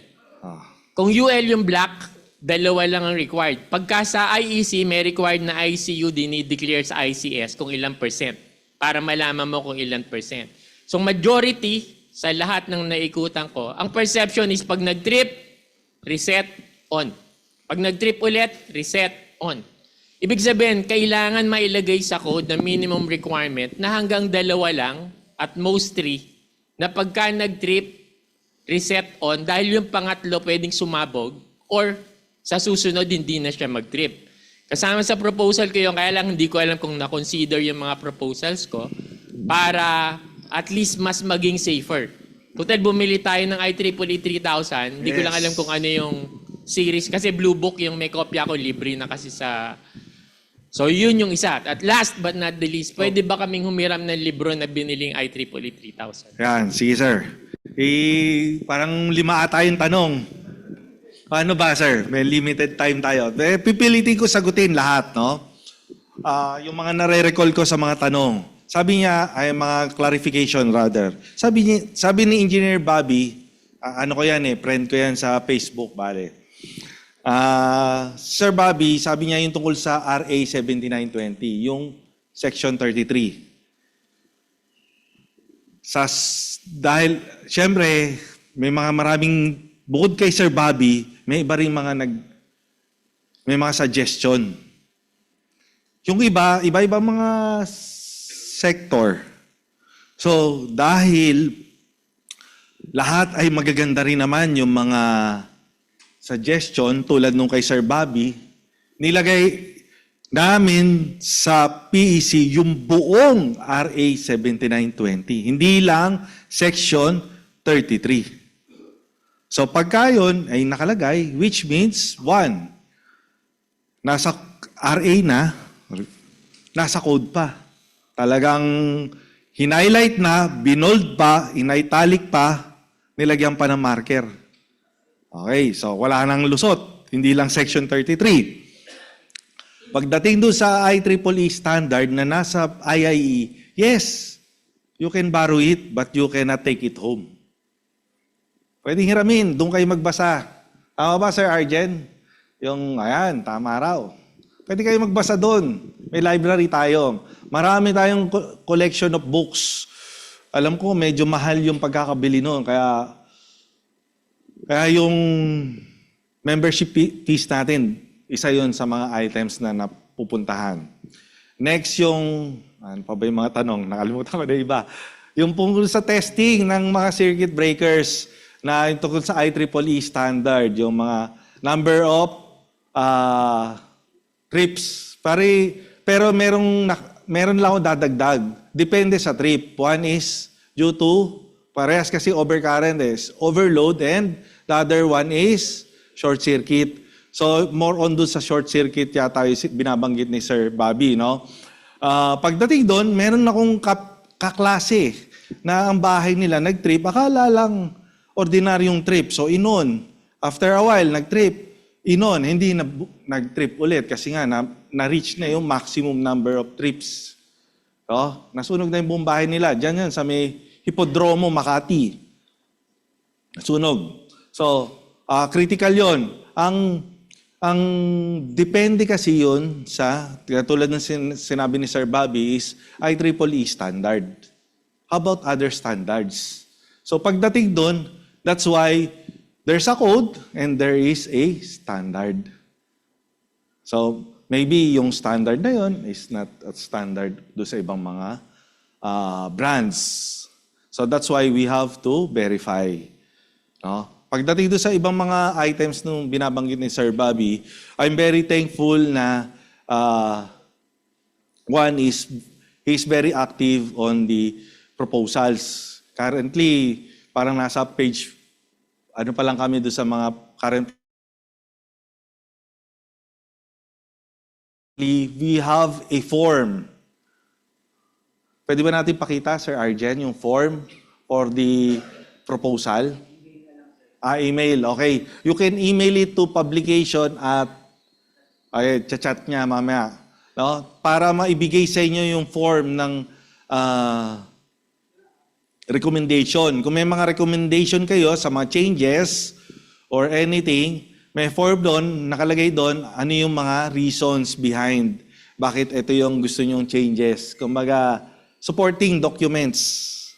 No? Kung meron pa nga kayong methodology, ayun, publicationofficer.iie@gmail.com. Paki-take note. Diyan di kayo mag-email para doon sa if you would like to become a resource person. Email lang kayo dyan. Sir Bobby, may nakalimutan pa ba ako?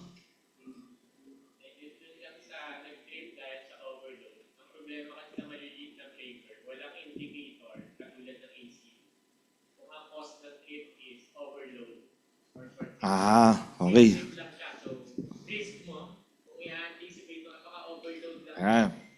Pero, kumbaga, as far as safety is concerned, ang i-assume mo, may overload o short circuit yung naging fault. Ayan.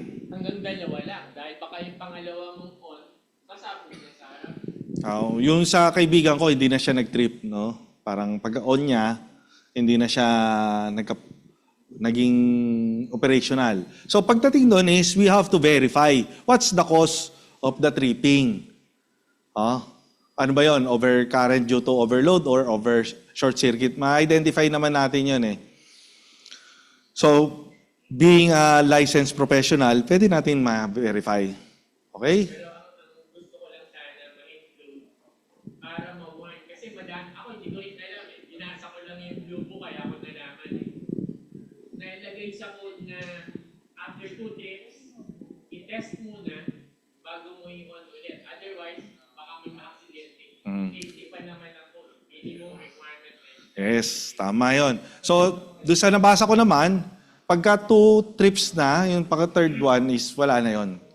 Even for any testing. No? Okay? Meron pang iba? Yes, sir.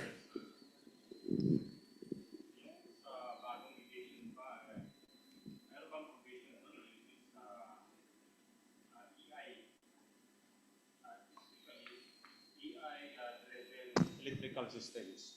Ayan, magandang tanong yan, no? AI. Actually, sir, thank you do sa clarification, no? Excuse me.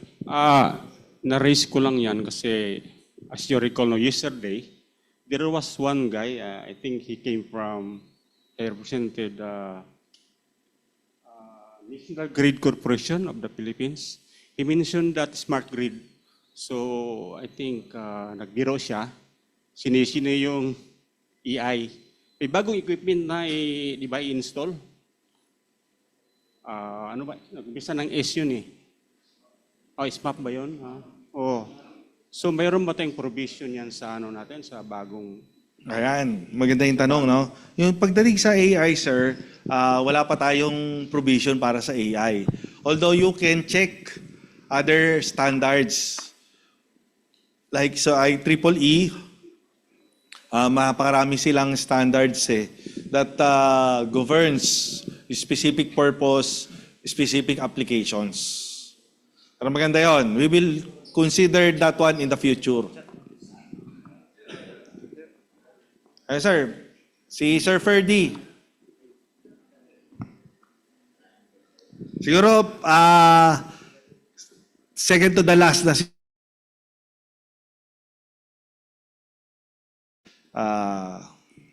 phase of the program. Simple lang yung tanong ko. Yung outlet ko sa bahay, 6 na type. No? Meron yung parang blade. Di ba? Isa. Meron yung may ground. 2. Meron bilog. 2. Meron din yung pangatlo. 4 na yon. Yung pang-4, nainis ako. Bumili ako yung yung pwedeng blade type at saka yung bilog. Universal, sir. So 5. Meron pa akong pang-aircon, yung pag ganon, tsaka bilog. So 6. Ano official? Ayan. Actually, sir, maganda yung tanong na yan.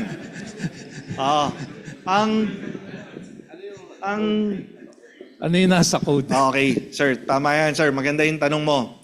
So, it was discussed during one of the meetings ng Bureau of Products and Standard. Kasi sila yung implementing body to issue specific guidelines kung parallel slots ba or ano. So, ang code does not specify specific type of outlet except ano nakalagay sa code?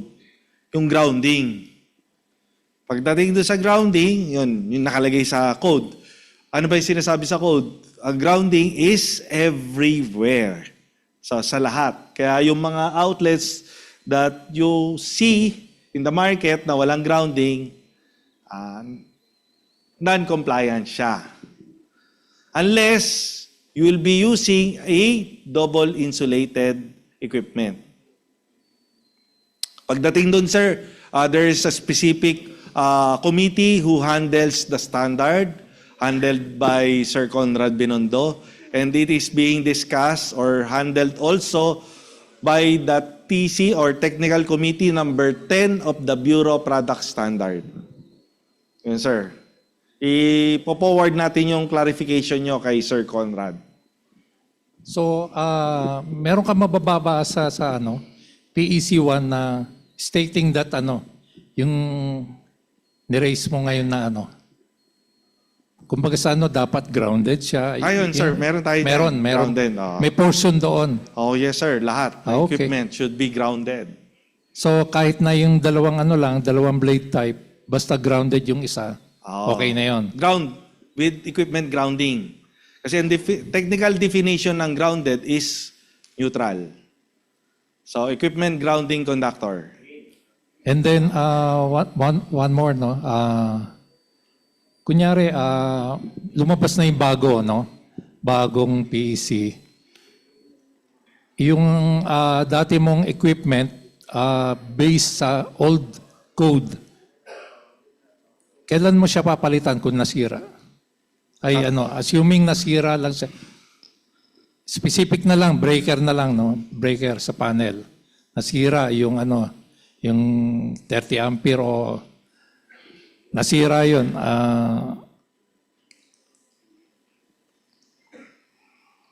Ano ipapalit mo? Meron kami na yung kanina yung mga ground fault na yan, di ba? Okay, sir. Bali, pag ang code naman kasi is, kung 2017 ka, wala pang code ngayon. Lahat ng mga installations, no? Starting from the publication and approval ng DPWH, yun yung last say yung DPWH, para maging code siya, whatever yung mga nakastipulate doon, susundin mo until such point na pagka meron kang papabago, so gaano kalaki yung babaguhin, doon ka kukuha ng permits and you have to apply for the new requirement. Pagdating naman, sir, katulad yung sinasabi mo, yung mga breaker, kung same type naman, same type, same rating, same model, I think you don't have to look into the requirement of the code. Kasi covered ka pa noong 2017. Hindi to katulad nung sa mga bumbero na 'di ba may mga nakikita tayong buildings na naglalagay ng mga fire sprinkler na kahit na lumang building na pero naglalagay na. Ang code natin is kung anong year siya covered yung installation mo, doon ka papasok. Unless meron ka alteration. So yung kunyari yung breaker going to the bathroom, hindi ka required na palitan siya to GFCI. Yung ayan sir, maganda yung going to the bathroom mo sir. Ang present code requirement natin sa bathroom, ano? Yan, sinagot na nila, GFCI requirement. Hindi, pero assuming hindi pa siya, previous code, hindi pa siya GFCI, mandated ka ba na palitan na siya outright? Outright? Previous ka pa eh. Hindi, actually, trinace ko kung kailan, trinace ng committee rather, kung kailan ba na-implement yung GFCI. GFCI was long time ago pa. So, it must be covered. Kaya lang, bakit hindi siya na-implement? One is, walang enforcement. Kahit na operational pa rin yung breaker? Oo, kasi sir, safety. Kailangan ng palitan? Oo, kasi sir, non-compliant na yun sir. Okay. On the onset nung pagtayo ng building. Kasi sa PEC 2, pagka merong mga ganun na hindi papalitan. Yun lang, sir. Oo. Pero yun, Hindi covered yun. pinapalitan. I'm very sure kasi anong exempted lang sa toilet? Okay, sige. May mga exemptions lang doon. Yung exhaust fan. Ang hindi GFCI. Pero, anong sinasabi sa code? Pag hindi siya, kaya siya exempted, yung exhaust fan. Ano kaya? Sabi ng nasa kanan, overtime na ako. Ano sabi na sa kanan? Bakit siya exempted? Pagka nakalagay dun sa marking ng exhaust fan, na pwedeng wala, dun lang. That's the time. Okay? Last. Sige sir, pagbibigyan natin yan, pero last na yan. Yung insulation resistance mo kanina, meron ba siyang temperature correction factor? Yes, meron. Doon sa ilalim. Pakita, sir. Hindi, okay na. Okay na, huwag na raw. Basta meron. Meron yon sa ilalim, sir. Doon sa table, doon sa ilalim, maliliit na mga letra. Nakalagay, meron temperature. Yes, sir.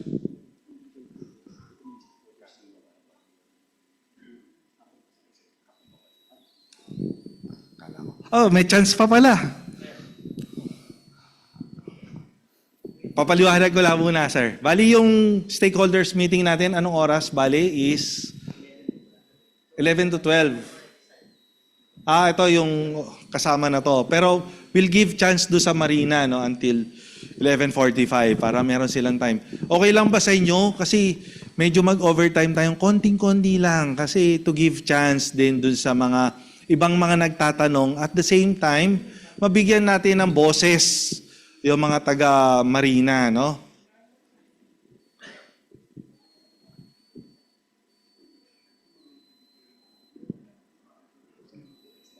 Hindi, mahihigan na ako lang.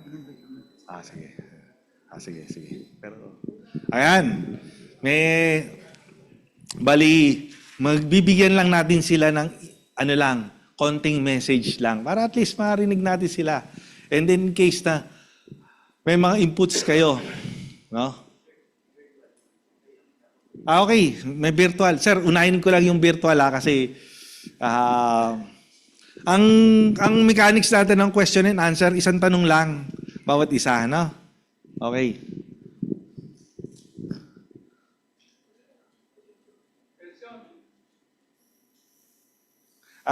Yes sir. Nandito ang ating National Treasurer while waiting for the we have acknowledge sa ating National Treasurer si Sir June Lopez.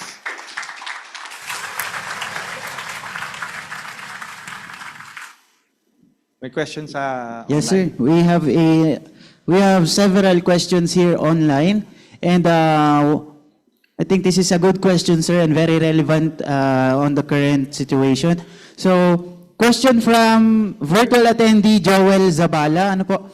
Hello, how about Article 6.9 of PEC regarding solar PV? Is there a major revision such as rapid shutdown guidelines? Okay, maganda yung tanong na yan. Sino familiar sa inyo sa solar PV system? Wala? O nahihiya lang iba? So, do sa 6.9, we propose to have changes. Kasi yung 2017 is more on masyado siyang specific on the use of rapid shutdown. But this time, we're proposing na yung rapid shutdown is a system rather than a product. And then there are some exemptions. Although yung ibang exemptions are being discussed, kasi maraming, kumbaga, presently yung proposal pa lang ng committees, several exemptions, merong mga gusto magpa-exempt or gusto magdagdag ng exemption, which we think na kailangan ma-invite yung iba ring stakeholders. Kasi yung side pa lang nung kabila ang narinig, so we have to look into other stakeholders as well. So yun, sa 6.9, may mga changes, definitely. Gawin natin palit-palitan, isang online, isang... Ito sir, second question. Sige. Second question from our online. Siguro maraming nagtatanong nito sir, based sa mga nakita natin. So we have around 4,000 virtual attendees po currently. Wow, dami. So for everyone's information. And one of the question here, I mean, madami yung nagtatanong, kailan po ilalabas yung Philippine Electrical Code 10th Edition? And magiging same din po ba ito sa Philippine Electrical Code 2 ng release? Yan. Yung PEC Part 1, kasi ano to mahabang process. Ano ba ang PEC 1? Isa code. Pag sinabing code ay law.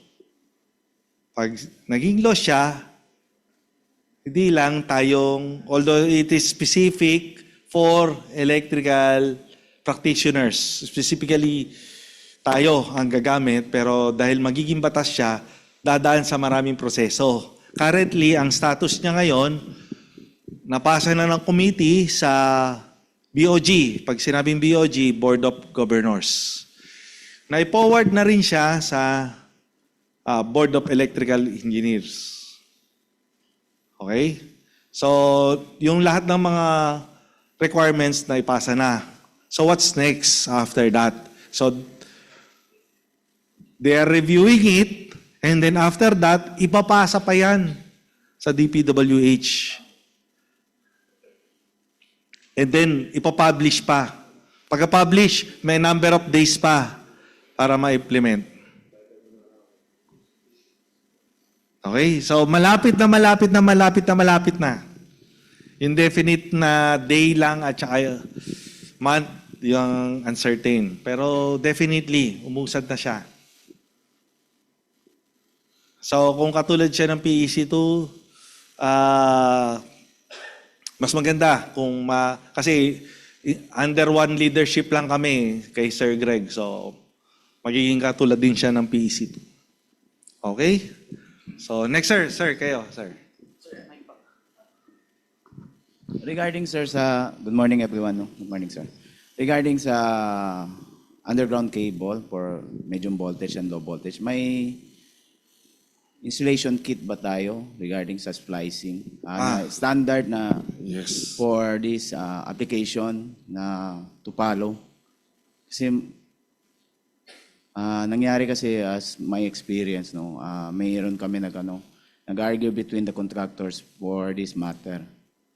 Kasi ang nakalagay lang sa spec Philippine Electrical Code, yun mga not specified yun yung standard, yun mayroon bang need to follow. Ayan, sir.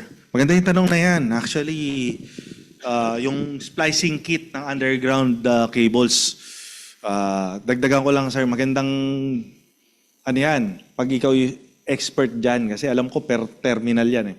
Pagdating doon sa PEC, wala naman nakalagay. Pero doon sa pagkakaalam ko, yung mga brands na well-known dyan, si 3M. Mahal ang bawat splicing kit. At saka yung nag-terminate niyan, mahal ang bayad sa kanila. Parang limited kasi yung mga marunong talaga mag-splice niyan eh. No? Maganda nga sana, although ito dito covered ng PEC, merong certification. Kuwari, TESDA, kuwari lang, may certification. Yun. Pero wala sa code, sir. Wala sa code. Sa standard, meron. Ang 3M is UL. No? Okay.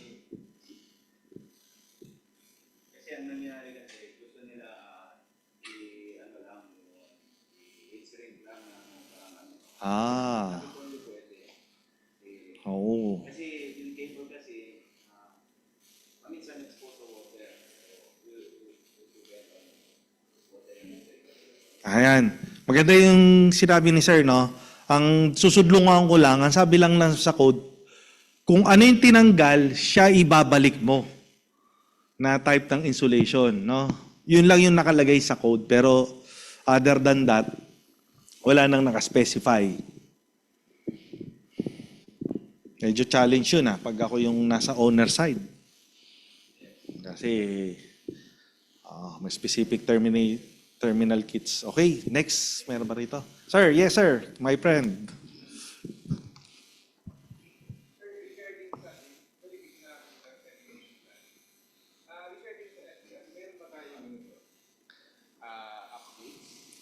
Sa PEC kasi sa ngayon yung meron ng electronics code, yung sa ICEP, mas detailed yung FDAS nila compare sa atin. Dating hawak natin yung FDAS, nakishare na sa atin yung ECE. So mas detailed yung electronics code compare sa PEC. I don't know kung nabago natin yun kasi nakabase nila sa NFPA 72. Okay, maganda sir yung tanong mo. Napahinga ako na malalim doon eh. Hindi sa dahil mahirap sagutin, kundi dahil sa parehas kami ng nararamdaman ni Sir. Pagkaroon ng meeting together with the ICEP, IIEE, and then the PRC board, including commissioner, PRC commissioner. So yung naging outcome nun,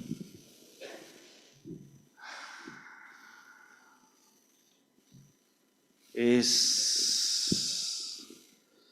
although we did our best, we did everything that we could in order to retain the scope of that, is hindi naging positive yung naging outcome.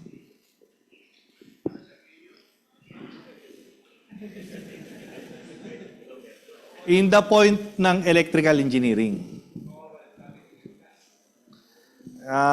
Hindi naman totally talagang wala. Kasi ano ba yung nagiging practice natin ngayon? Huwag nating isipin yung nakasulat. Isipin natin yung ano yung existing na practice ngayon. Sino ba yung gumagawa? Ayun. Sino yung nagde-design? Oh. Ano natin sila? Ayun. Yun. May sumagot dito. Okay. Any other question?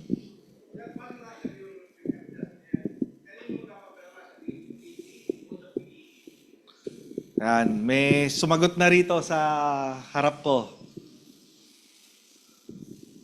Yan. Marami na rin sumasagot doon sa pangilan-ngilan na nandiyan dyan.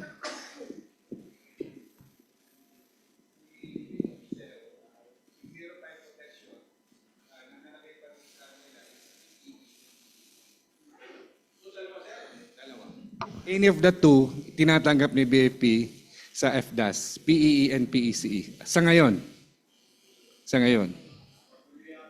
Oh. Kasi meron akong hawak, sir, na memorandum circular from the BFP. Yes. Actually, sir, mas mahal sila maningil kaysa atin. Oh, 500 per sheet. Kahit estimate bond paper, kung ilang set yan, 500 per sheet sa kanila. Sige, any other question in relation? Kaya yun, yun, ang gawin natin sa part natin is, may mga items tayo na advances na sa pagdating sa electrical. Okay? Sir, skip muna. Baka may gusto pa magtanong okay. Sige. Ano natin, medyo pa yun. Medyo na-conclude na para hindi masyado siyang mag-broaden yung topic. Sige, any other question? Virtual, sir? Sorry. Meron po pala tayo sa likod, face-to-face attendee, ayan.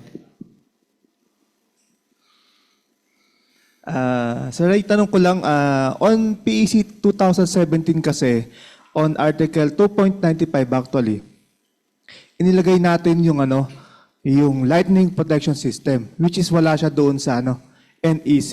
So tayo dito sa Philippines, ilagay natin siya doon sa code. No? Ngayon on our 10th edition, nandun pa rin po ba siya? Because if it is in the code, kailangan implement siya ng mga facility. Okay, yes. Ang sagot natin doon is yes, it is still included. Kasi sir, yung ginamit doon na actually that it was referred from NFPA 780, which is the standard for lighting protection system, no? Ang lang sir, since nasa code nga siya, so i-implement siya lahat ng mga building na merong modification or merong rehabilitation na ginawa sa kanila? Dapat. So sir, ibig sabihin that will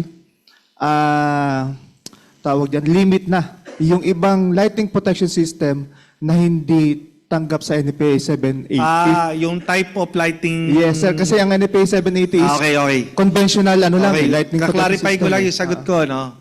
Yung sagot, kasi ang unang pagkakaintindi ko sa sagot, may modification, so kailangan lagyan ng lighting arrestor.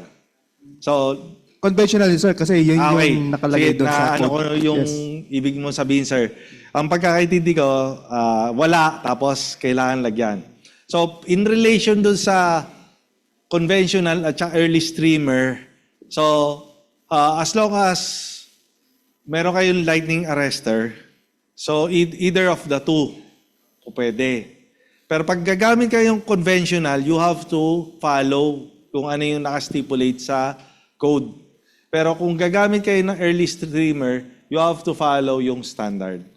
Yun sir, baka may magkaroon confusion kasi nga ang nasa code kasi sir is the NFPA 780 which is the conventional. So wala po yung early streamer doon, wala yung other types of lighting protection system. Yung kumbaga, ang naiintindihan ko yung binabanggit nyo, sir, na baka magkaroon ng confusion. Yes, sir. Kasi nga, kung nakalagay sa code conventional, code, yes, paano kung yes. early streamer kami, ibig sabihin ba nun, non-code compliant kami. Actually, merong naging, hindi ko lang ma-recall kung ano yung nakastipulate doon sa code na allows also early streamer.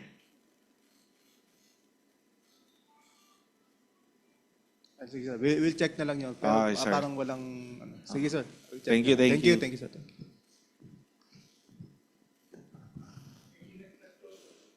Ayan, si Sir Greg. Ayun. Sinabi ni Sir Greg.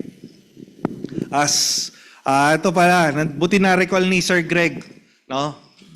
Yung naka-stipulate doon is as long as it is allowed by the consultant, which is, sir, yung practicing electrical engineer.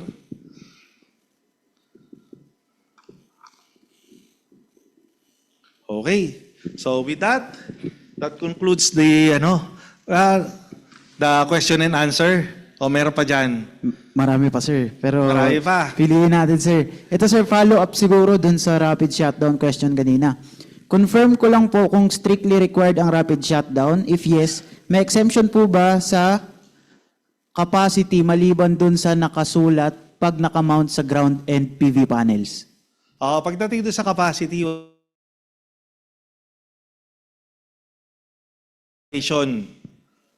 no, katulad ng sinabi ni Sir Arjen, no, doon sa nagtanong, sa ground, exempted siya. As mentioned earlier, meron ng specific na exemption. Kaya lang, may mga, doon sa 10th edition, may mga gusto magpa-exempt. Doon sa exemption, marami. Exemption, pagka nasa, pag one is, pag yung building is purely for solar purposes, solar PV installation purposes. Yung iba is pagka yung open, something like that, yung trellis. Tapos kung may mga clearances, may mga signage, so napakarami. So, kaya we need every information coming from your end towards sa amin.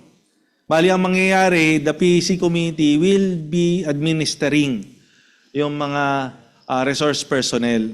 Paano administering? Yung procedure lang ng meeting, but not yung mga inputs coming from your end. Okay? So, okay na? Medyo, pero, yung... Okay, let us acknowledge the presence of Marina, no? Sir, pwede ba kayong tumayo para at least... Kasi invited guest natin sila eh. So, kailangan natin silang... Under DOTR kayo, di ba, sir? DOTR, Department of... Sige nga, sir, baka pwede niyo kami, sir, i-guide kung paano ba ang mga scope and limitations and procedures ng Marina and lahat, everything about Marina. Nagulat naman kami, sir, kasi actually kahapon lang dumating sa table ko yung invitation, so hindi namin alam na may mag-RP pala dito. So, magandang tanghali po. Ako po si Engineer Nico, kasama ko po si Engineer Lindbergh, Engineer Francis, tas Engineer Jemo. Si Engineer Lindbergh po and Engineer Jemo at ako po ay electrical engineer din po. Then si Engineer Francis po ay naval architect. So, ang Marina po, kami po yung mandated to regulate the maritime industry. So, under the regulation po, sa offices namin, we set the minimum safety standards for all commercial vessels. Dito, sir. Then, for 400 gross tonnage and below na ships, we apply yung Philippine Merchant Marine rules and regulation. And under PMMRR po, we have chapter there na for mechanical and electrical systems and installation. So basically, ang role namin is kami nag-i-issue ng policy, ng circular for the minimum safety standards. In the context po ng electrical, yun nga, nandun yun sa PMMRR 97, sa Philippine Ship Safety Rules and Regulation, sa fishing vessels safety rules and regulation, and we have also yung issuance namin under Marina Circulars. Originally po, nung pumasok ako sa Marina, una kong tanong bilang isang electrical engineer, ano yung basis namin for requiring yung electrical systems sa mga barko, sa mga boats. So, very challenging po dahil yung PMMRR is 1997 pa po yun. So sabi ko, do we have any reference po sa PEC? Kasi we have sa volume 2 nga na requirement for watercraft. So, nung pumasok po yung bagong administrator namin for, I think 2 years ago po, isa po sa priority area niya is the safety. And we had a focus group discussion and we tried to identify yung root cause ng mga accidents. And isa for fire on board is yung sa faulty electrical systems, yung poor maintenance ng electrical system. So ang recommendation po doon is to have a internal technical guidelines.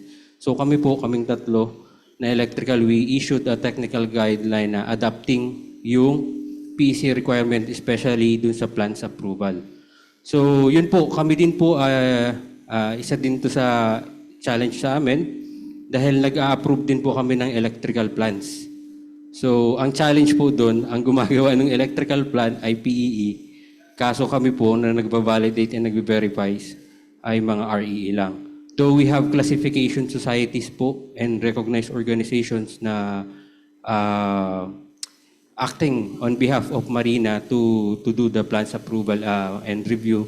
Now we require naman them na may PEE din sila to check the plans of especially dun sa mga passenger vessel at malalaking ships po. So yan yung overview nung function namin. And siguro sir, kasi nabanggit nyo kanina parang if we want to be a resource person for dito sa amendment, siguro hindi resource person, sir. We want siguro maging industry partners tayo. Kasi sa experience namin with other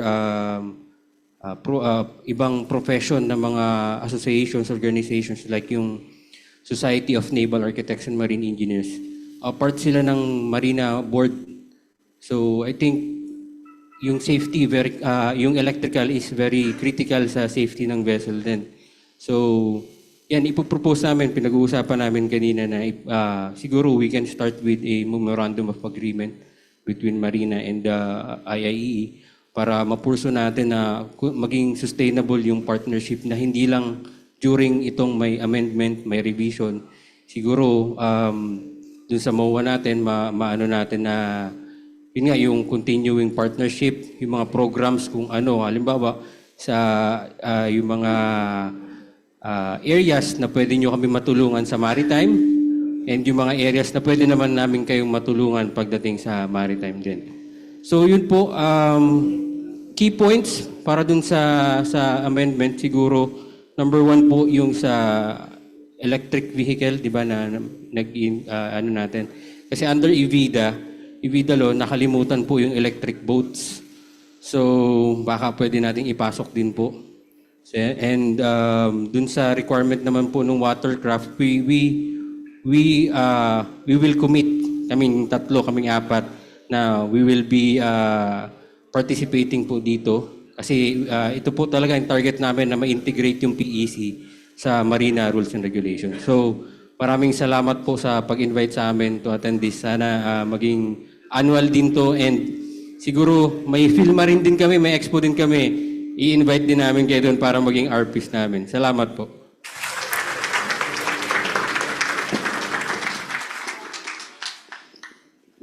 Thank you very much, representatives from Marina. Biruin nyo, eating two birds with one stone tayo. IIE member din pala sila. So mas maganda, mas madali natin silang ma-invite for the coming activities. Very thankful kami kasi although naging short yung notice, nakapunta pa rin sila. Lastly, yung pagdating sa MOA, kasi MOA is, ano na yan eh, nasa upper level management na yon. Sa part ng PEC is more on, for the meantime, resource person, tapos yung MOA, to come later. Okay? Sasangguni ko sa boss ko, kay Sir Greg. Yung tungkol doon. Okay, thank you very much. Lastly, please take note of the email address of, para doon sa mga bagong pasok. Sir Pasuya, ayan. One is yung sa resource person. Second, yung sa mga clarification. Lahat naman ng clarification, sinasagot, kaya lang minsan, hindi lang agad-agad siyang ibig sabihin, it takes time din. Kasi yung process. Okay, thank you, thank you, thank you. Yes, and thank you also, Engineer Reynaldo R. Santiago. And of course, to honor yung dedication na binigay sa atin ni Engineer Ray Santiago, we are now going to proceed on the awarding of the certificate. So allow me to read these citations. So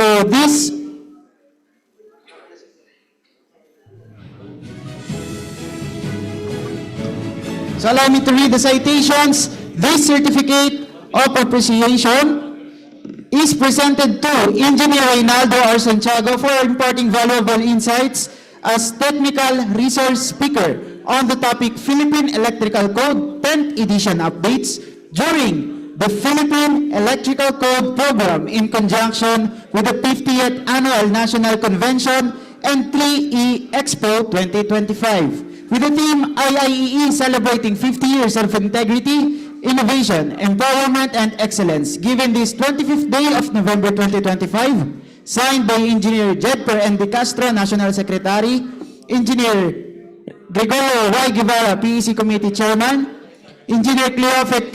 Kaidik, National Vice President for Technical Affairs, and Engineer Alberto R. Herrera Jr., National President.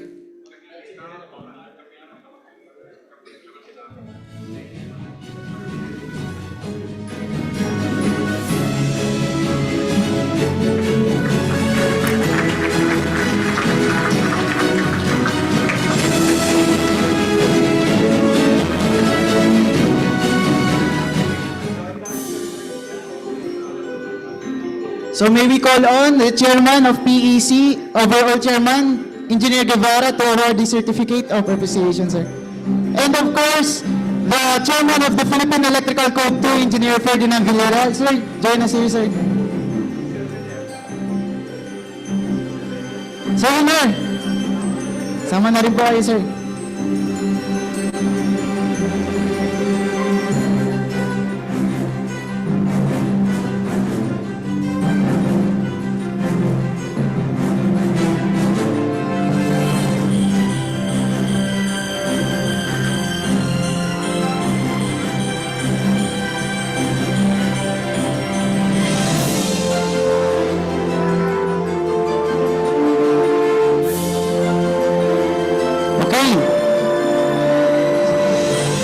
One more.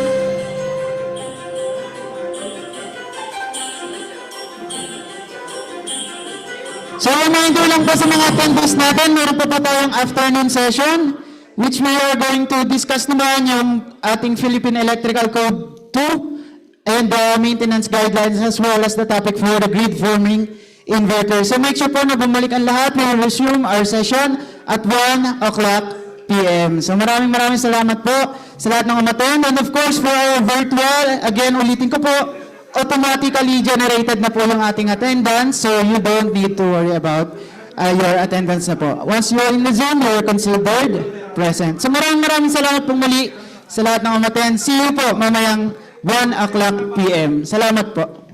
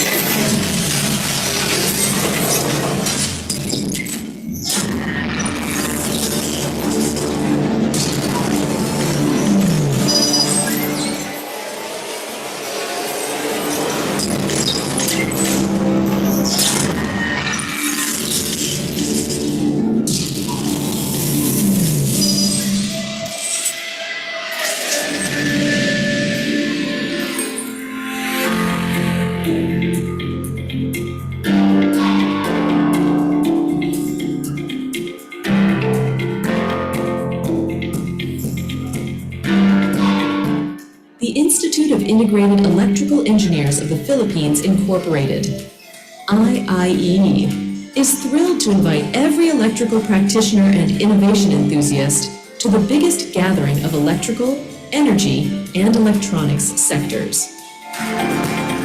3E Expo is the IIEE's premier event showcasing the transformative power of innovative products and services from industry-leading companies. 3E Expo expects to gather 200 leading companies to unveil their latest breakthroughs and solutions. This year's 3E Expo will put a spotlight on cutting-edge technologies by featuring renewable energy solutions and display of electrical vehicles. 3E Expo is poised to be a catalyst for endless possibilities and new ideas. The 3E Expo will certainly be a venue of unparalleled networking possibilities, as IIEE expects more than 15,000 trade visitors. 3E Expo is not just an exhibition. 3E Expo is a journey into the future. Together, let us all witness revolutionary designs and technological solutions that will shape the world as we know it. So what are you waiting for? Mark your calendar and visit the IIE 3E Expo.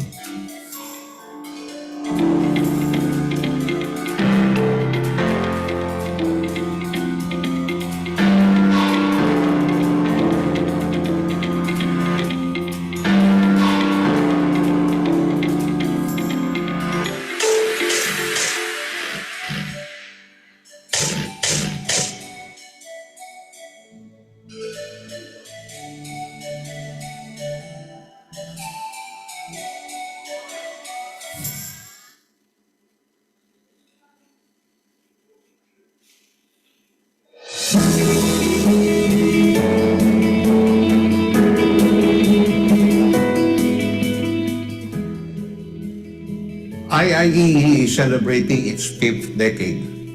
From the spark of vision of the IIEE's founding fathers to have an organization for the Filipino licensed electrical practitioners. We are now celebrating the 50th Annual National Convention and 3E Expo 2025. Driven by the 4 core pillars that define us: integrity, innovation, empowerment, and excellence. We would like to invite all IIE members to witness the next wave of innovation for the electrical engineering industry. The 50th Annual National Convention and 3E Expo 2025 will be held at SMX Manila on November 26 to 29, 2025. See you all there.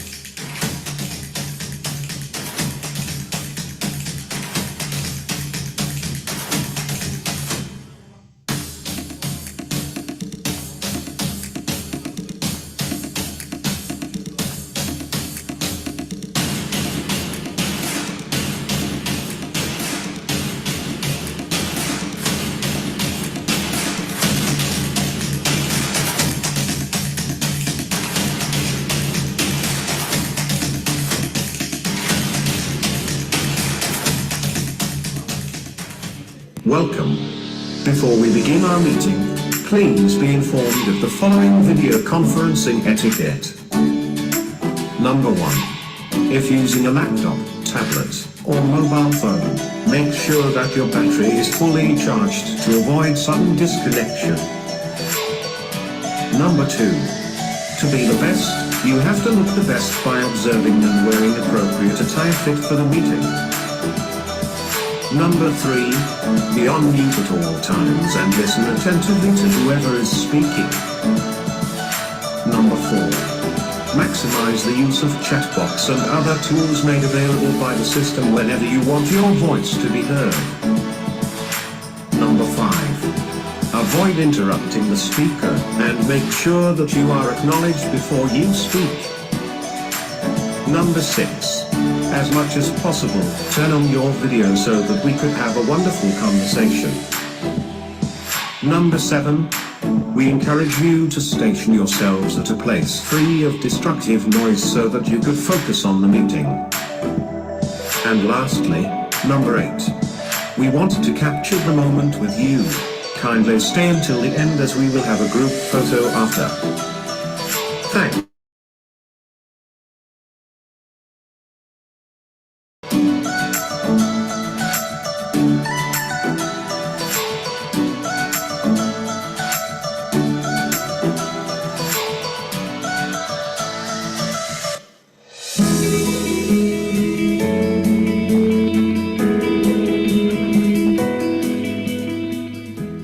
This year, the Institute of Integrated Electrical Engineers of the Philippines Incorporated celebrates SAFAI's century of its commitment to integrity, innovation, empowerment, and excellence. We come to witness how IIEE evolved. 3E Expo as the IIEE's biggest product exhibition to converge the 3Es, electrical, electronics, and energy sectors in one grand venue showcasing the latest trends, products, and services of the participating companies from local and abroad. As the Vice President for External Affairs, and on behalf of the Exhibit Bureau for the 58 years of IIEE, I take pride in saying that the 3E Expo is a testament of progress to electrical engineering innovation and transformation. For this year, 3E Expo 2025, in line with the IIEE's celebration of its golden year, we recognize the transformative potential of artificial intelligence in shaping the future landscape of the electrical engineering industry. Come and witness the limitless possibilities of the electrical engineering industry with AI and other exciting activities that the participating exhibitors have prepared. Visit the 3E Expo 2025 that will be open to the public on November 26 to 29, 2025 at SMX Manila, Pasay City. See you there.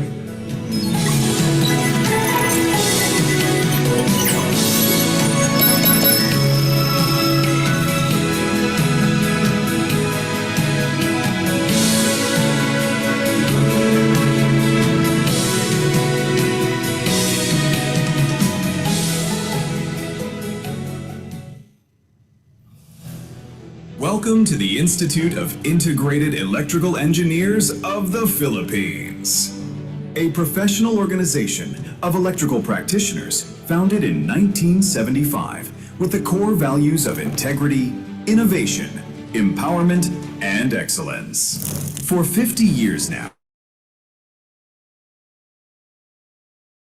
electrical engineering profession, fostering leadership and growth within the dynamic industry. This year's annual convention is especially meaningful as we inch closer to the historic milestone, IIEE founding anniversary. We are not just merely commemorating the anniversary of IIEE. We are traversing the pages of history to write the remarkable story of our institute. To my fellow electrical practitioners, join us. On behalf of the Council of National Presidents, we would like to invite all of you to our 50th Annual Convention in 3E Expo on November 26 to 29, 2025 at SMX Convention Center, Pasay City. This year, we gather at SMX Manila, a space that perfectly blends innovation and excellence to host our 50th Annual National Convention. An event that will bring together experts, leaders, and practitioners to explore the latest trends and advancements in electrical engineering. Behind the scenes, our dedicated committee members work tirelessly ensuring that every session and discussion is impactful, providing valuable insights to attendees.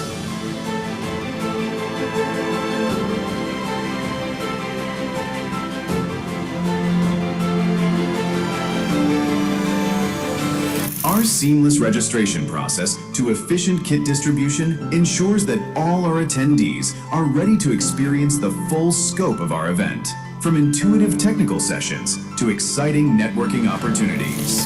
Our technical sessions cover the most innovative topics in our event, where experts present cutting-edge knowledge, experience, and research, empowering our community with the latest trends in electrical engineering.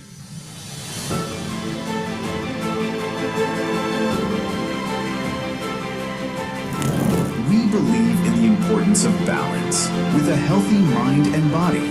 So, alongside intellectual stimulation, we offer sports activities to foster teamwork and healthy competition among our members. Our exhibit areas are buzzing with innovation as leading companies showcase groundbreaking technologies and solutions that are shaping the future of electrical engineering industry. 3E Expo as the IIE's biggest product exhibition to converge the 3Es, electrical, electronics, and energy sectors in one grand venue showcasing the latest trends, products, and services of the participating companies from local and abroad.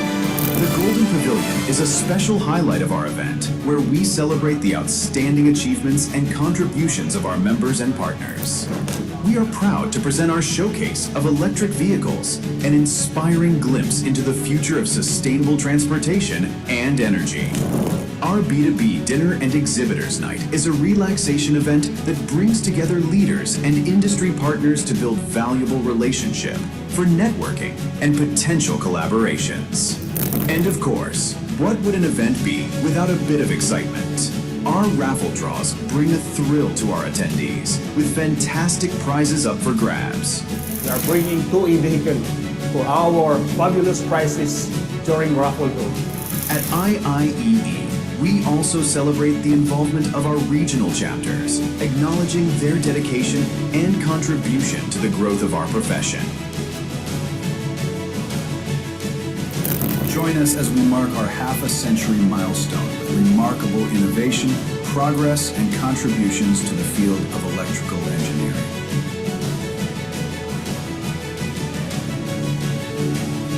We will celebrate engineers who have shaped the world with their expertise and vision.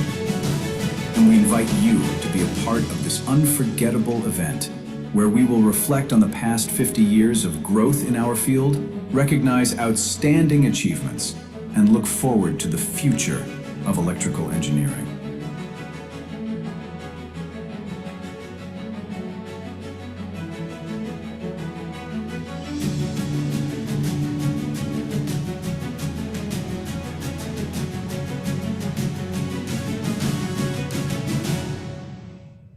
Greetings, all licensed electrical practitioners. We would like to invite you all on our 50th Golden Annual National Convention and 3E Expo on November 26 to 29 at SMX MOA. As we celebrate 50 years of excellence in electrical engineering, together we continue to innovate, empower, and excel as leaders in the electrical engineering community. It will be a very exciting Golden Annual National Convention. Mabuhay ang IIE!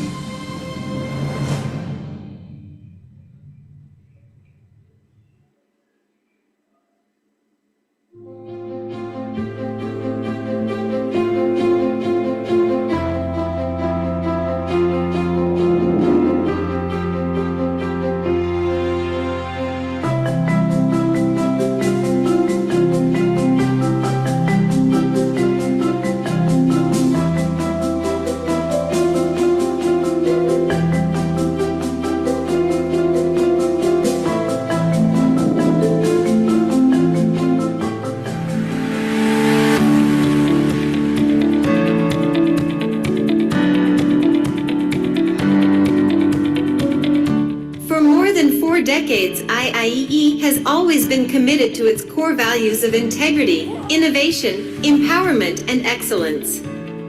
Founded on September 15, 1975, the Institute of Integrated Electrical Engineers of the Philippines, Incorporated, IIEE, is registered with the Securities and Exchange Commission, SEC, as a non-stock, non-profit technical professional organization accredited by the Professional Regulation Commission, or PRC. IIEE started with 500 members and now has grown to a more than 60,000 membership base, with local and foreign chapters in active service across the whole world. Through the years, IIEE continuously commits to upgrade the professional credentials of its members through the Continuing Professional Development, or CPD programs, enhance their social standing through the promotion of high ideals of integrity and ethics, facilitate advancement of technology transfer through carefully conceived educational and training programs, and provide opportunity for regular interaction among electrical practitioners.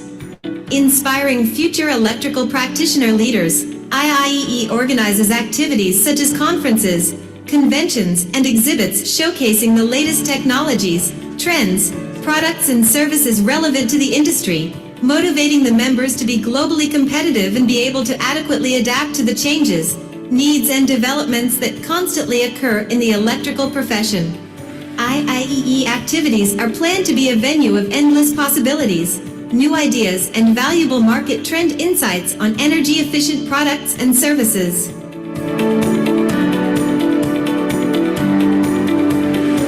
IIEE is working together towards one certain goal: to continue to move globally forward so that the Institute will be an esteemed organization with the mission to excel and the vision to lead.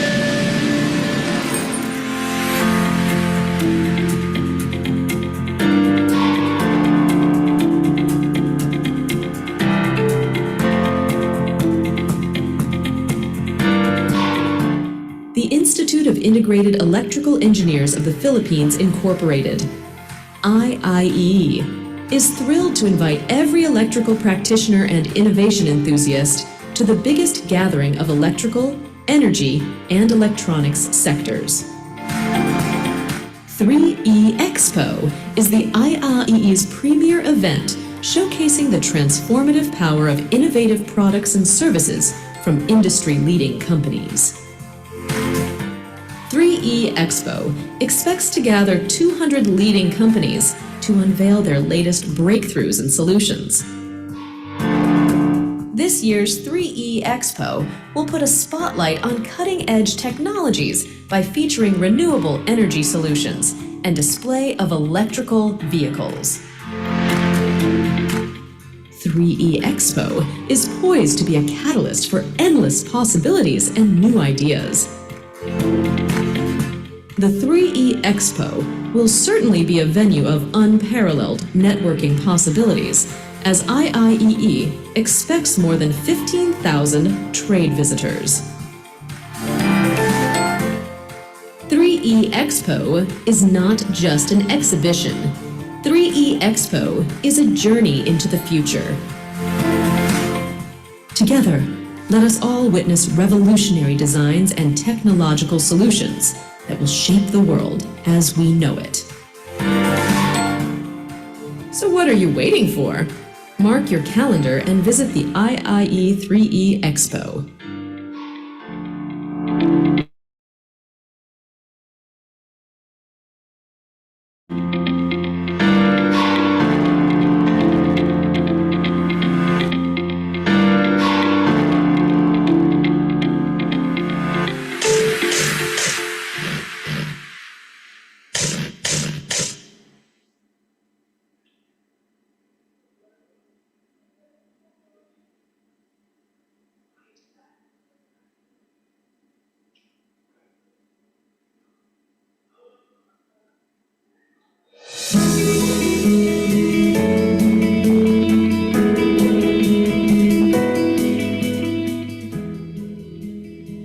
IIEE is celebrating its 5th decade. From the spark of vision of the IIE's founding fathers to have an organization for the Filipino licensed electrical practitioners. We are now celebrating the 50th Annual National Convention and 3E Expo 2025. Driven by the 4 core pillars that define us: integrity, innovation, empowerment, and excellence. We would like to invite all IIE members to witness the next wave of innovation for the electrical engineering industry. The 50th Annual National Convention and 3E Expo 2025 will be held at SMX Manila on November 26 to 29, 2025. See you all there.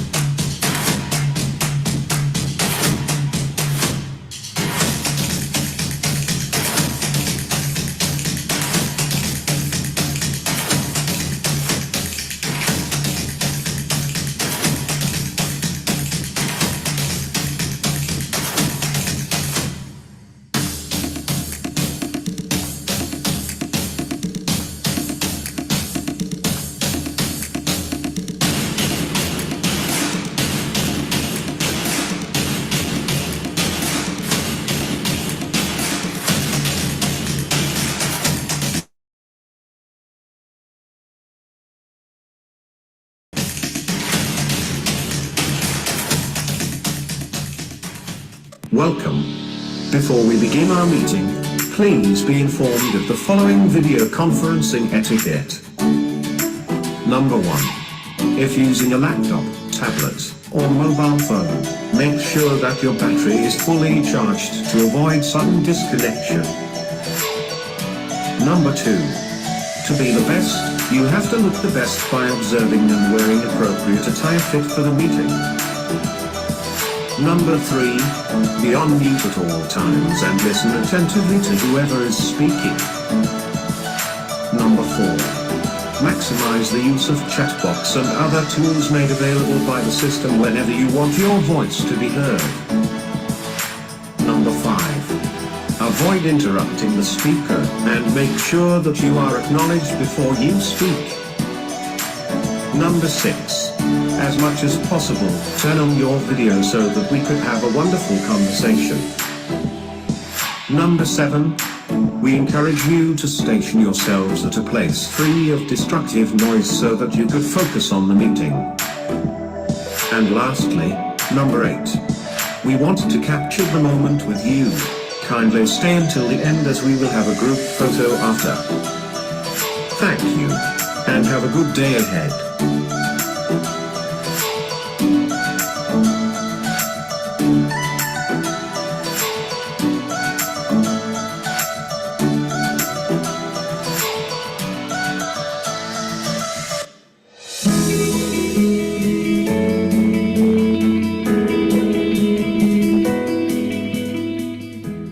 This year, the Institute of Integrated Electrical Engineers of the Philippines Incorporated celebrates SAFAI's century of its commitment to integrity, innovation, empowerment, and excellence. We come to witness how IIEE evolved. 3E Expo as the IIEE's biggest product exhibition to converge the 3Es, electrical, electronics, and energy sectors in one grand venue showcasing the latest trends, products, and services of the participating companies from local and abroad. As the Vice President for External Affairs, and on behalf of the Exhibit Bureau for the 58 years of IIEE, I take pride in saying that the 3A Expo is a testament of progress to electrical engineering innovation and transformation. For this year, 3A Expo 2025, in line with the IIEE's celebration of its golden year, we recognize the transformative potential of artificial intelligence in shaping the future landscape of the electrical engineering industry. Come and witness the limitless possibilities of the electrical engineering industry with AI and other exciting activities that the participating exhibitors have prepared. Visit the 3E Expo 2025 that will be open to the public on November 26 to 29, 2025 at SMX Manila, Pasay City. See you there.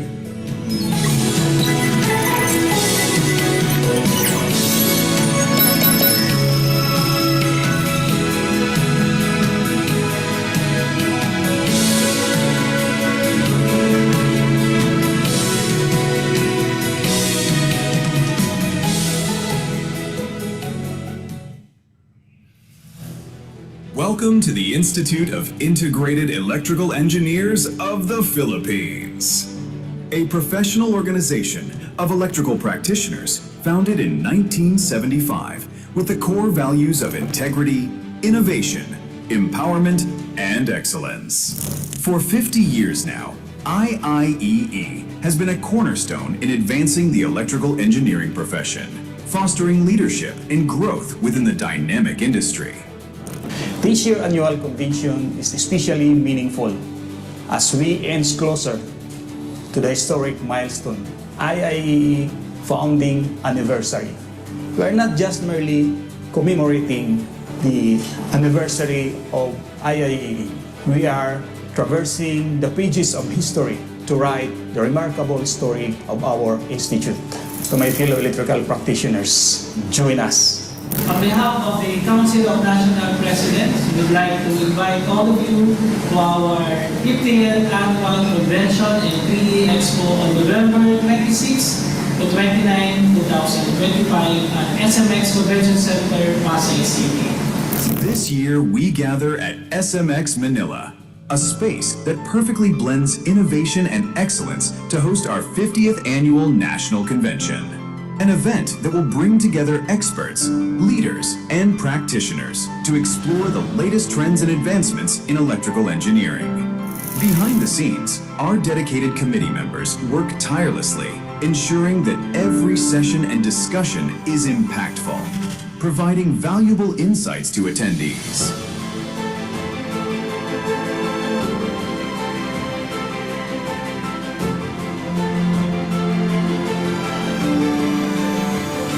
Our seamless registration process to efficient kit distribution ensures that all our attendees are ready to experience the full scope of our event, from intuitive technical sessions to exciting networking opportunities. Our technical sessions cover the most innovative topics in our event, where experts present cutting-edge knowledge, experience, and research, empowering our community with the latest trends in electrical engineering.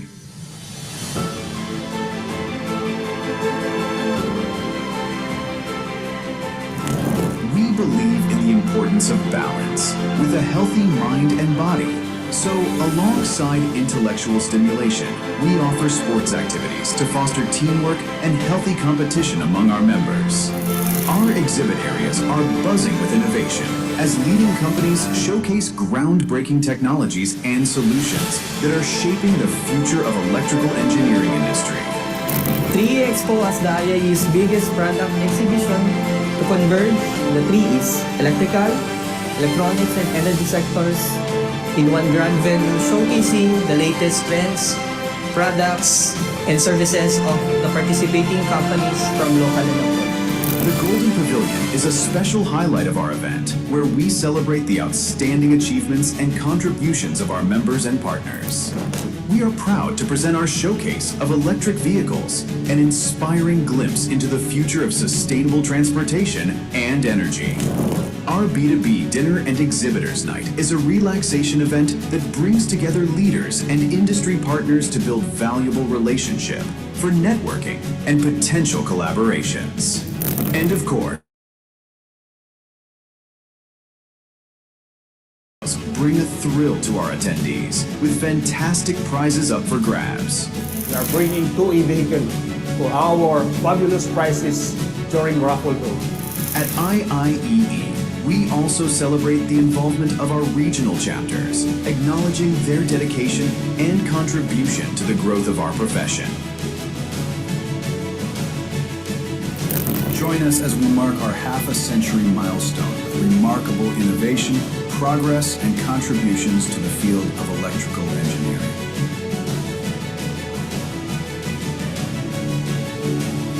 We will celebrate engineers who have shaped the world with their expertise and vision. And we invite you to be a part of this unforgettable event, where we will reflect on the past 50 years of growth in our field, recognize outstanding achievements, and look forward to the future of electrical engineering.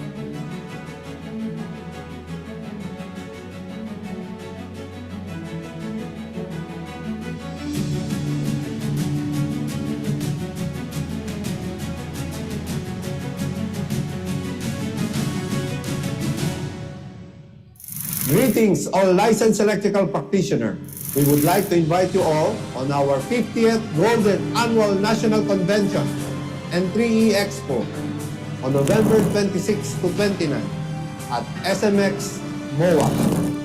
As we celebrate 50 years of excellence in electrical engineering, together we continue to innovate, empower, and excel as leaders in the electrical engineering community. It will be a very exciting Golden Annual National Convention. Mabuhay ang IIE!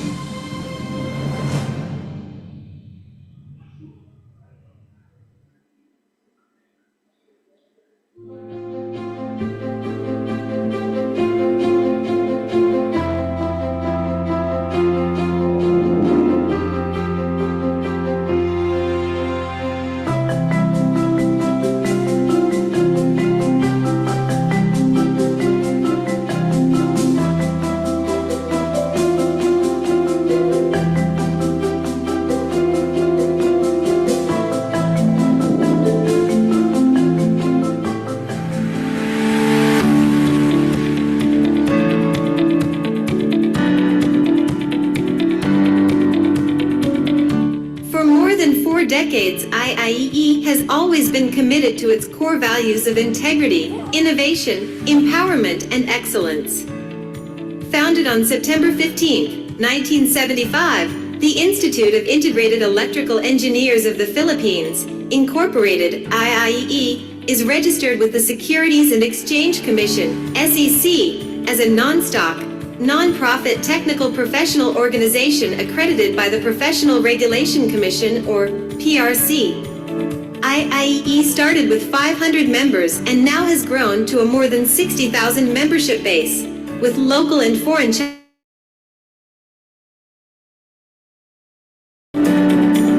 Through the years, IIEE continuously commits to upgrade the professional credentials of its members through the Continuing Professional Development or CPD programs, enhance their social standing through the promotion of high ideals of integrity and ethics, facilitate advancement of technology transfer through carefully conceived educational and training programs, and provide opportunity for regular interaction among electrical practitioners.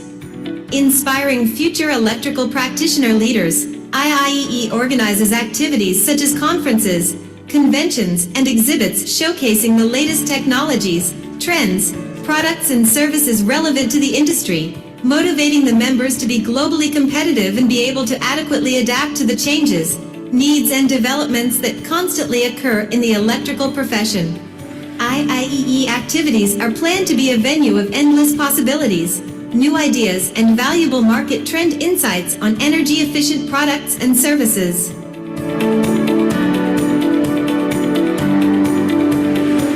IIEE is working together towards one certain goal: to continue to move globally forward so that the Institute will be an esteemed organization with the mission to excel and the vision to lead.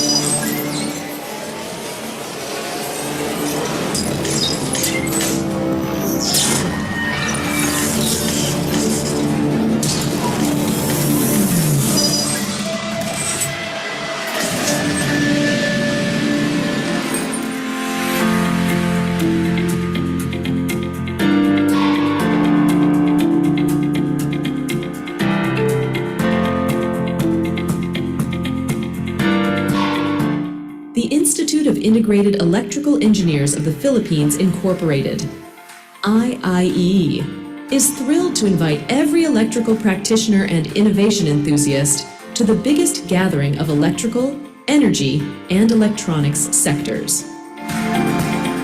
3E Expo is the IIEE's premier event showcasing the transformative power of innovative products and services from industry-leading companies. 3E Expo expects to gather 200 leading companies to unveil their latest breakthroughs and solutions. This year's 3E Expo will put a spotlight on cutting-edge technologies by featuring renewable energy solutions and display of electrical vehicles. 3E Expo is poised to be a catalyst for endless possibilities and new ideas. The 3E Expo will certainly be a venue of unparalleled networking possibilities, as IIEE expects more than 15,000 trade visitors. 3E Expo is not just an exhibition. 3E Expo is a journey into the future.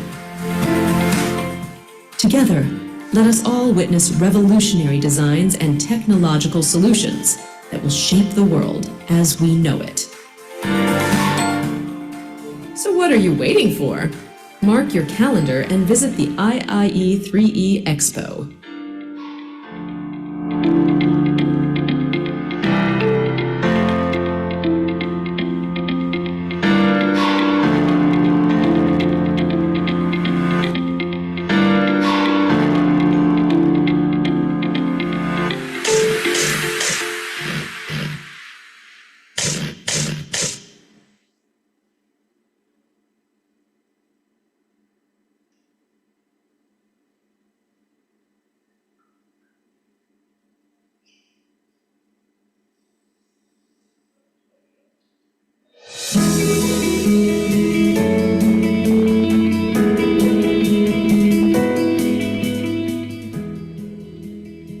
IIEE is celebrating its 5th decade. From the spark of vision of the IIEE's founding fathers to have an organization for the Filipino licensed electrical practitioners. We are now celebrating the 50th Annual National Convention and 3E Expo 2025. Driven by the four core pillars that define us: integrity, innovation, empowerment, and excellence. We would like to invite all IIE members to witness the next wave of innovation for the electrical engineering industry. The 50th Annual National Convention and 3E Expo 2025 will be held at SMX Manila on November 26 to 29, 2025. See you all there.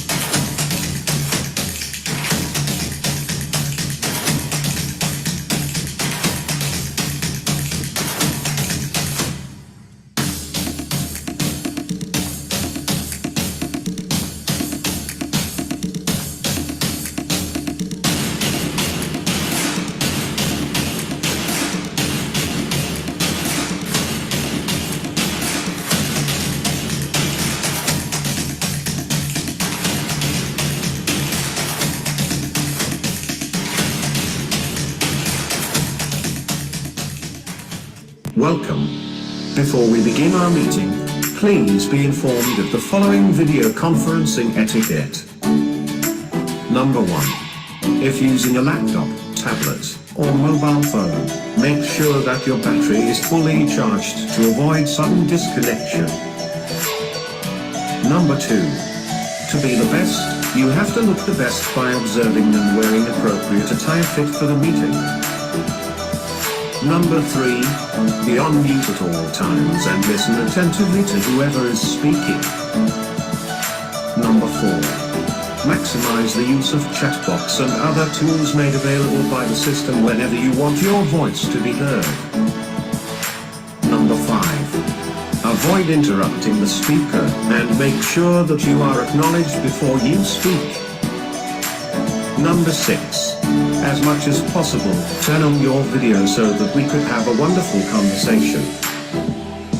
Number 7, we encourage you to station yourselves at a place free of destructive noise so that you could focus on the meeting. And lastly, number 8, we want to capture the moment with you. Kindly stay until the end as we will have a group photo after. Thank you, and have a good day ahead.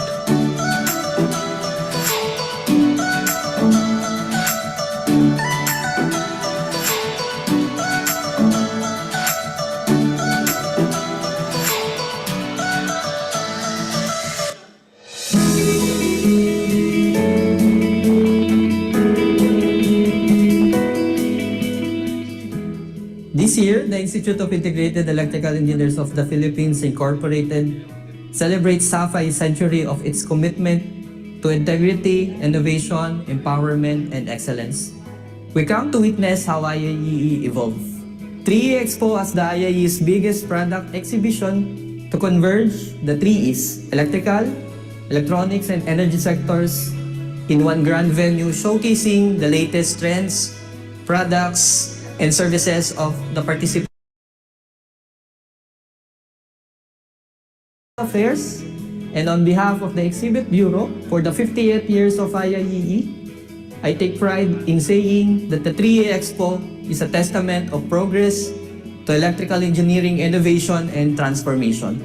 For this year, 3E Expo 2025, in line with the IIE's celebration of its golden year, we recognize the transformative potential of artificial intelligence in shaping the future landscape of the electrical engineering industry. Come and witness the limitless possibilities of the electrical engineering industry with AI and other exciting activities that the participating exhibitors have prepared. Visit the 3E Expo 2025 that will be open to the public on November 26 to 29, 2025 at SMX Manila, Pasay City. See you there.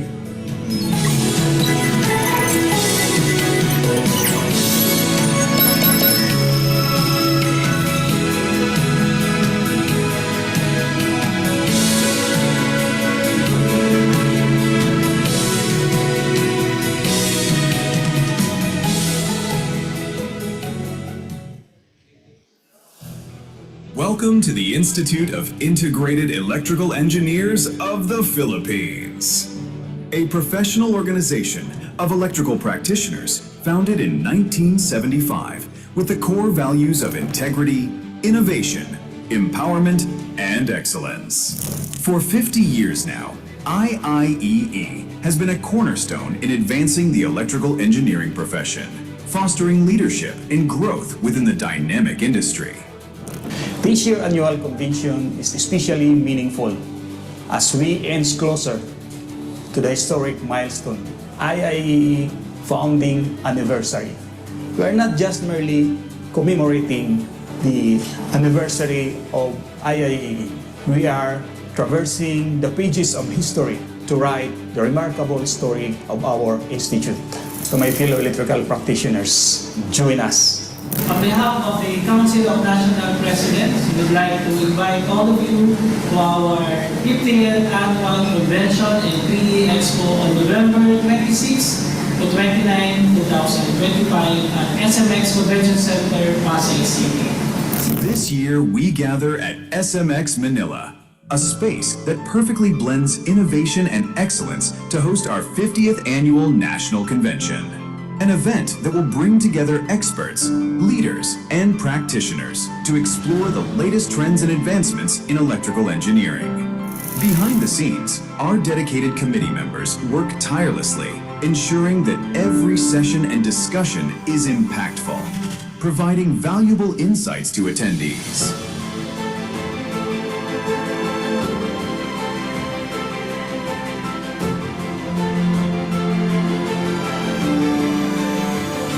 Our seamless registration process to efficient kit distribution ensures that all our attendees are ready to experience the full scope of our event, from intuitive technical sessions to exciting networking opportunities. Our technical sessions cover the most innovative topics in our event, where experts present cutting-edge knowledge, experience, and research, empowering our community with the latest trends in electrical engineering.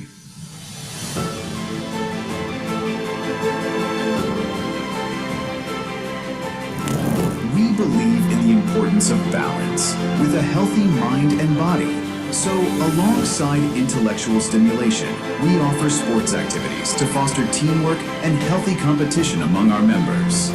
Our exhibit areas are buzzing with innovation as leading companies showcase groundbreaking technologies and solutions that are shaping the future of electrical engineering industry.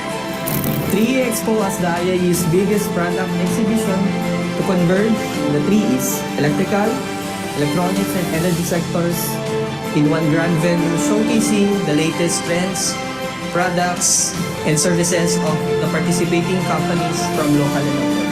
The Golden Pavilion is a special highlight of our event where we celebrate the outstanding achievements and contributions of our members and partners. We are proud to present our showcase of electric vehicles, an inspiring glimpse into the future of sustainable transportation and energy. Our B2B Dinner and Exhibitors Night is a relaxation event that brings together leaders and industry partners to build valuable relationship for networking and potential collaborations. And of course, what would an event be without a bit of excitement? Our raffle draws bring a thrill to our attendees with fantastic prizes up for grabs. We are bringing 2 e-vehicles for our fabulous prizes during raffle draw. At IIEE, we also celebrate the involvement of our regional chapters, acknowledging their dedication and contribution to the growth of our profession. Join us as we mark our half-a-century milestone with remarkable innovation, progress, and contributions to the field of electrical engineering.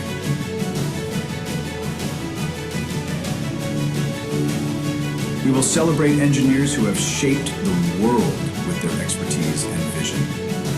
And we invite you to be a part of this unforgettable event, where we will reflect on the past 50 years of growth in our field, recognize outstanding achievements, and look forward to the future of electrical engineering.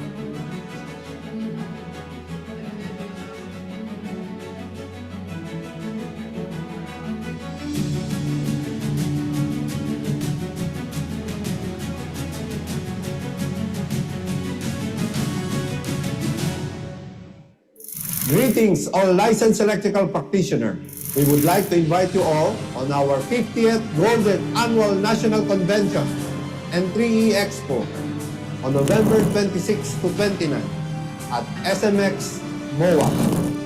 As we celebrate 50 years of excellence in electrical engineering, together we continue to innovate, empower, and excel as leaders in the electrical engineering community. It will be a very exciting Golden Annual National Convention. Mabuhay ang IIE!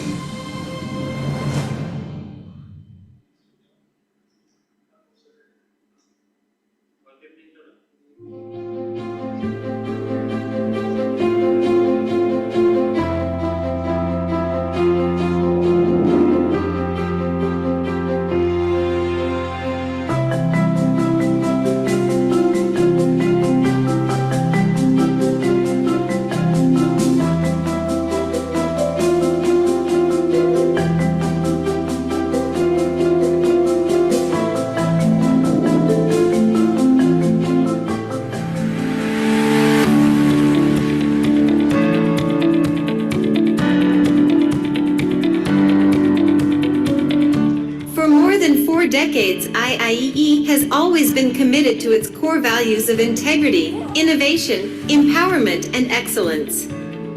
Founded on September 15, 1975, the Institute of Integrated Electrical Engineers of the Philippines, Incorporated, IIEE, is registered with the Securities and Exchange Commission, SEC, as a non-stock, non-profit technical professional organization accredited by the Professional Regulation Commission, or PRC. IIEE started with 500 members and now has grown to a more than 60,000 membership base, with local and foreign chapters in active service across the whole world. Through the years, IIEE continuously commits to upgrade the professional credentials of its members through the Continuing Professional Development or CPD programs, enhance their social standing through the promotion of high ideals of integrity and ethics, facilitate advancement of technology transfer through carefully conceived educational and training programs, and provide opportunity for regular interaction among electrical practitioners. Inspiring future electrical practitioner leaders, IIEE organizes activities such as conferences, conventions, and exhibits showcasing the latest technologies, trends, products, and services relevant to the industry, motivating the members to be globally competitive and be able to adequately adapt to the changes, needs, and developments that constantly occur in the electrical profession. IIEE activities are planned to be a venue of endless possibilities, new ideas, and valuable market trend insights on energy-efficient products and services.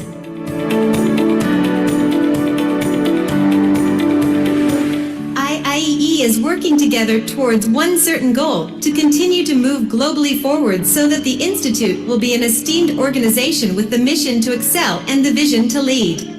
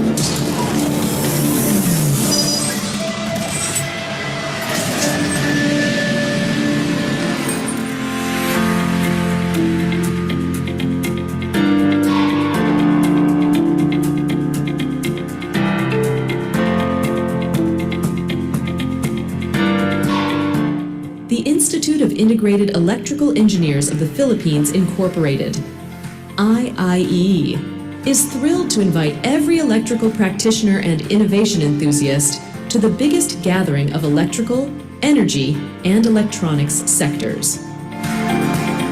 3E Expo is the IIE's premier event showcasing the transformative power of innovative products and services from industry-leading companies. 3E Expo expects to gather 200 leading companies to unveil their latest breakthroughs and solutions. This year's 3E Expo will put a spotlight on cutting-edge technologies by featuring renewable energy solutions and display of electrical vehicles. 3E Expo is poised to be a catalyst for endless possibilities and new ideas. The 3E Expo will certainly be a venue of unparalleled networking possibilities, as IIEE expects more than 15,000 trade visitors. 3E Expo is not just an exhibition. 3E Expo is a journey into the future. Together, let us all witness revolutionary designs and technological solutions that will shape the world as we know it. So what are you waiting for? Mark your calendar and visit the IIE 3E Expo.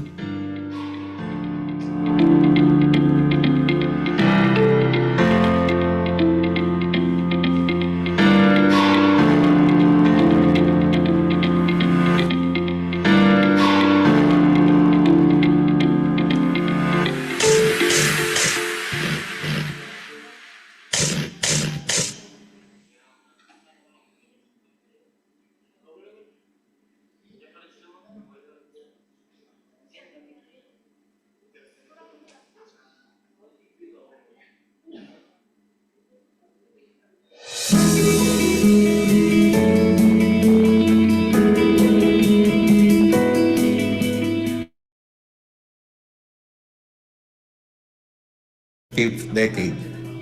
From the spark of vision of the IIE's founding fathers to have an organization for the Filipino licensed electrical practitioners. We are now celebrating the 50th Annual National Convention and 3E Expo 2025. Driven by the four core pillars that define us: integrity, innovation, empowerment, and excellence. We would like to invite all IIE members to witness the next wave of innovation for the electrical engineering industry. The 50th Annual National Convention and 3E Expo 2025 will be held at SMX Manila on November 26 to 29, 2025. See you all there.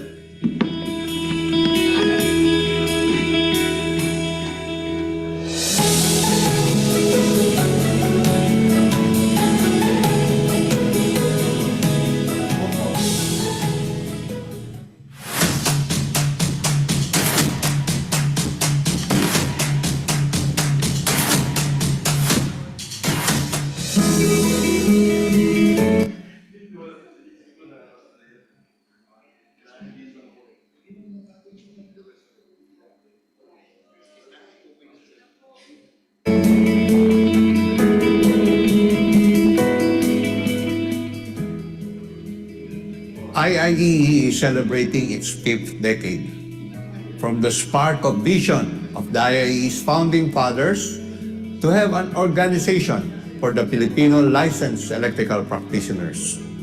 We are now celebrating the 50th Annual National Convention and 3E Expo 2025. Driven by the four core pillars that define us: integrity, innovation, empowerment, and excellence. We would like to invite all IIE members to witness the next wave of innovation for the electrical engineering industry. The 50th Annual National Convention and 3E Expo 2025 will be held at SMX Manila on November 26 to 29, 2025. See you all there.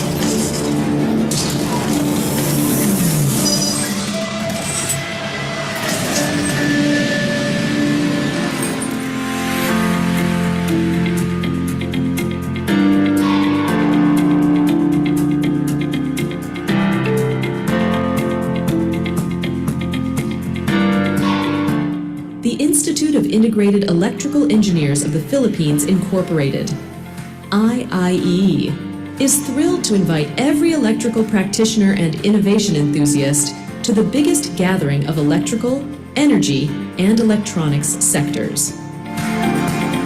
3E Expo is the IIEE's premier event showcasing the transformative power of innovative products and services from industry-leading companies. 3E Expo expects to gather 200 leading companies to unveil their latest breakthroughs and solutions. This year's 3E Expo will put a spotlight on cutting-edge technologies by featuring renewable energy solutions and display of electrical vehicles. 3E Expo is poised to be a catalyst for endless possibilities and new ideas. The 3E Expo will certainly be a venue of unparalleled networking possibilities, as IIEE expects more than 15,000 trade visitors. 3E Expo is not just an exhibition. 3E Expo is a journey into the future. Together, let us all witness revolutionary designs and technological solutions that will shape the world as we know it. So what are you waiting for? Mark your calendar and visit the IIE 3E Expo.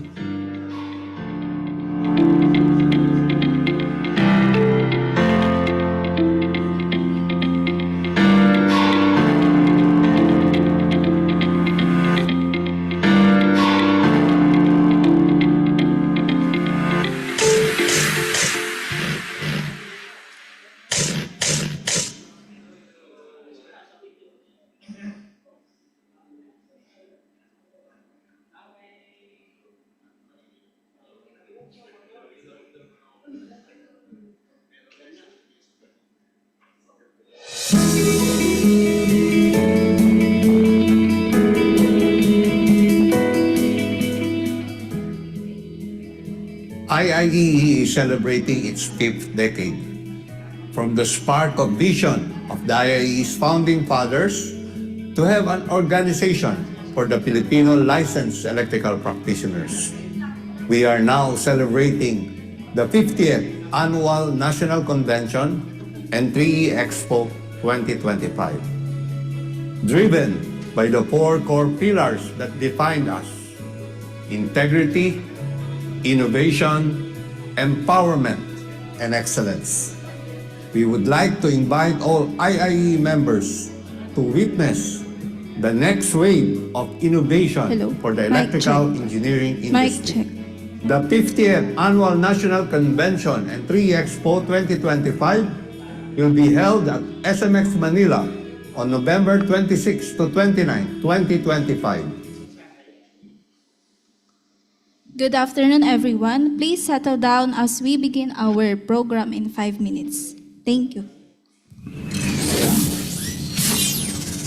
We, members of the Institute of Integrated Electrical Engineers of the Philippines Incorporated, IIEE, in recognition of the constant involvement of technology in uplifting the quality of life, and in accepting a personal obligation and dedication to our profession, its members, and the communities we serve, do hereby pledge and commit ourselves to the highest ethical and professional conduct, and agree to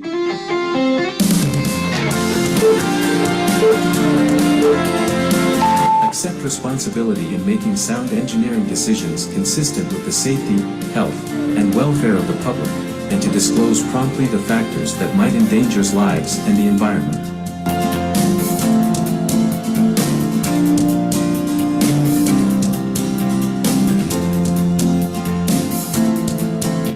Avoid real or perceived conflict of interest or disclose existence of such to affected parties.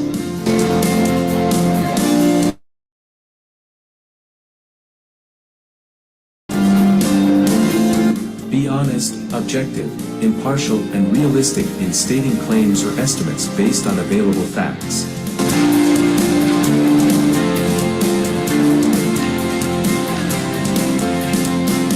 Avoid at all cost graft and corruption in all its forms.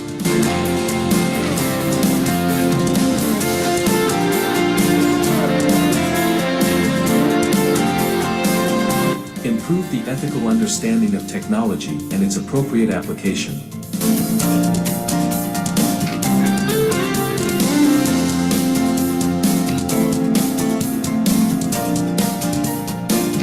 Continuously improve practitioners' technical competence.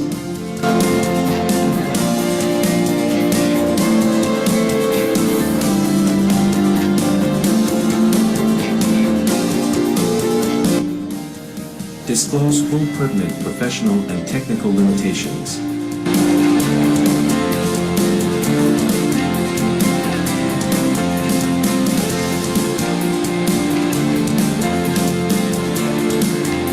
Seek, accept, and offer constructive criticism of technical work, acknowledge and mitigate errors.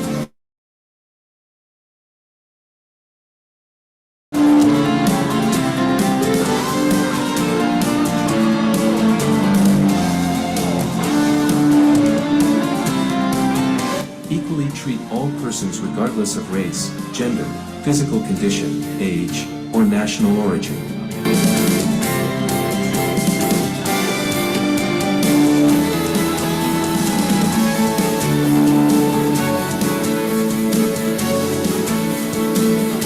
Protect and avoid injury to others' life, property, reputation, or livelihood by false or malicious actions.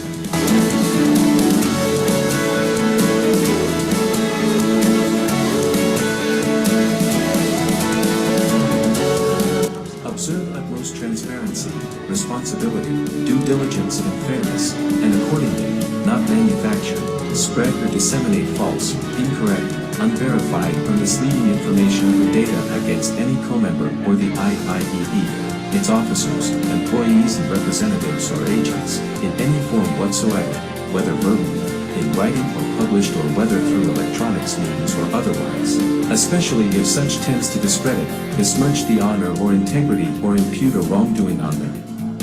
Part of a co-member of the IIEE, its officers, employees and representatives or agents.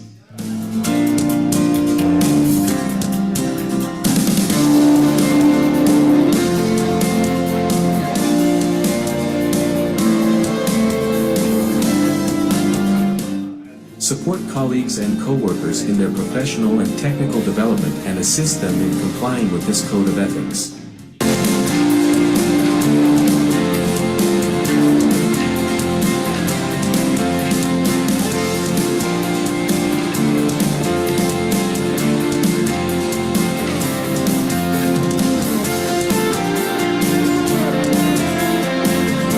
Timely and fully comply and abide with any and all of his obligations to a co-member of the IIEE, the IIEE itself or any third party, and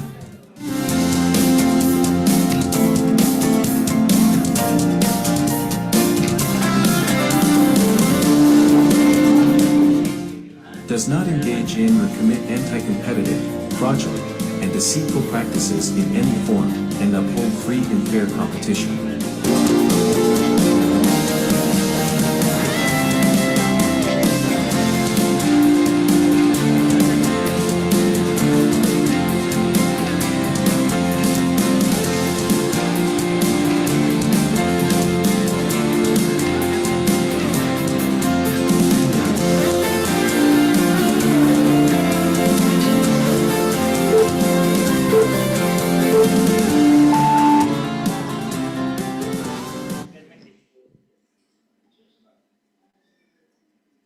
Welcome to SMX Convention Center Manila. Your safety is our top priority.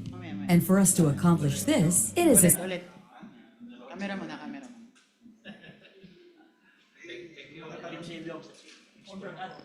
Hello. Yes, once again, good afternoon, everyone, and welcome to the afternoon session of the Philippine Electrical Code Program. And of course, sana nagkaroon lahat ng maayos na lunch. Ayan, sana nabusog po lahat.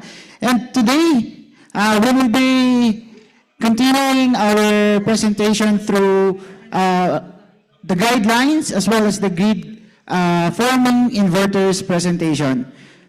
So before we start, let us take a short moment and watch SMX safety video. Thank you. Welcome to SMX Convention Center Manila. Your safety is our top priority. And for us to accomplish this, it is essential that you are familiar with our security and emergency procedures. For your safety and security, everyone entering the facility is subject to body frisking and bag inspection. All vehicles are inspected prior to entering the parking area. The facility is also equipped with CCTV cameras. For emergency situations, kindly take note of this safety procedures. In case of fire or earthquake, do not use the elevators and escalators. Instead, use the safest way, using the fire exit stairway. There are fire extinguishers and fire hose cabinets located within the facility. The medical clinic is located at the south mezzanine level near the administration office. When trapped in an elevator, press the emergency call button for your rescue. SMX Convention Center Manila is equipped with a fire alarm system that automatically activates during emergency situations. When you hear the alarm, please be alert. During an earthquake, perform drop, cover, and hold. When you hear the continuous alarm, please immediately evacuate the floor by using the exit door nearest you. There are emergency exit doors out of the facility. From the basement, you can exit using the car park entrances located at the south and north sides. You can also use the stairway in the middle of the basement area. From the ground level, you can use the exit doors located inside the halls or the roll-up doors. You may also use the hall entrance doors. For the mezzanine level, you can exit using the stairway located at the south and north sides. You can also use the bridgeways leading to Conrad Manila or the mall, located at the north side, or the bridgeway leading to the hotel at the south side mezzanine level. From the second level, you can use the emergency exit doors of the function rooms, located at the back alley leading to 3 stairways. You can also exit using the function room entrance doors leading to 2 more stairways. Our security and evacuation team will direct you to the assembly area, located at Coral Way beside the facility. Please do not try to re-enter the facility until instructed it is safe to do so. At SMX Convention Center Manila, your safety is always our utmost priority. On behalf of the management, we wish you a most successful and safe event.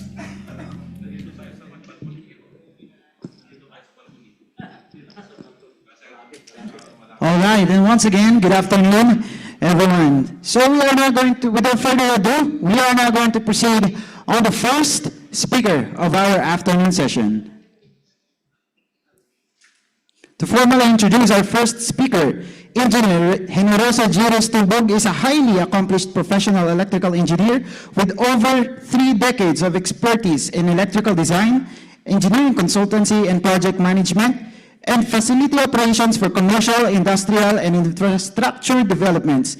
He holds a Master of Engineering in Electrical Engineering from Adamson University and has earned academic units in the MS Electrical Engineering Power Systems program of the University of the Philippines. He is the President and CEO of Resonance Holding Corporation and Chief Finance Officer of Resonance Technical Group Incorporated, leading multidisciplinary teams in MEPF design, construction management, energy conservation, and electromechanical integration.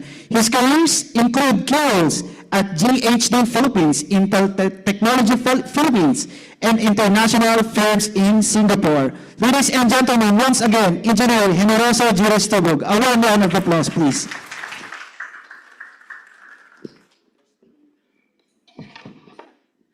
Salamat, Arjen. Magandang hapon po sa inyong lahat. Okay. Yeah. It's an honor to share with you itong isa sa book na ila-launch ng IIEE, and we hope that this will help our engineers a lot. I was actually asked by our chairman ng PEC2 to present to you yung introduction or sort of a primer dito sa maintenance guidelines sa mga electrical system po. Okay.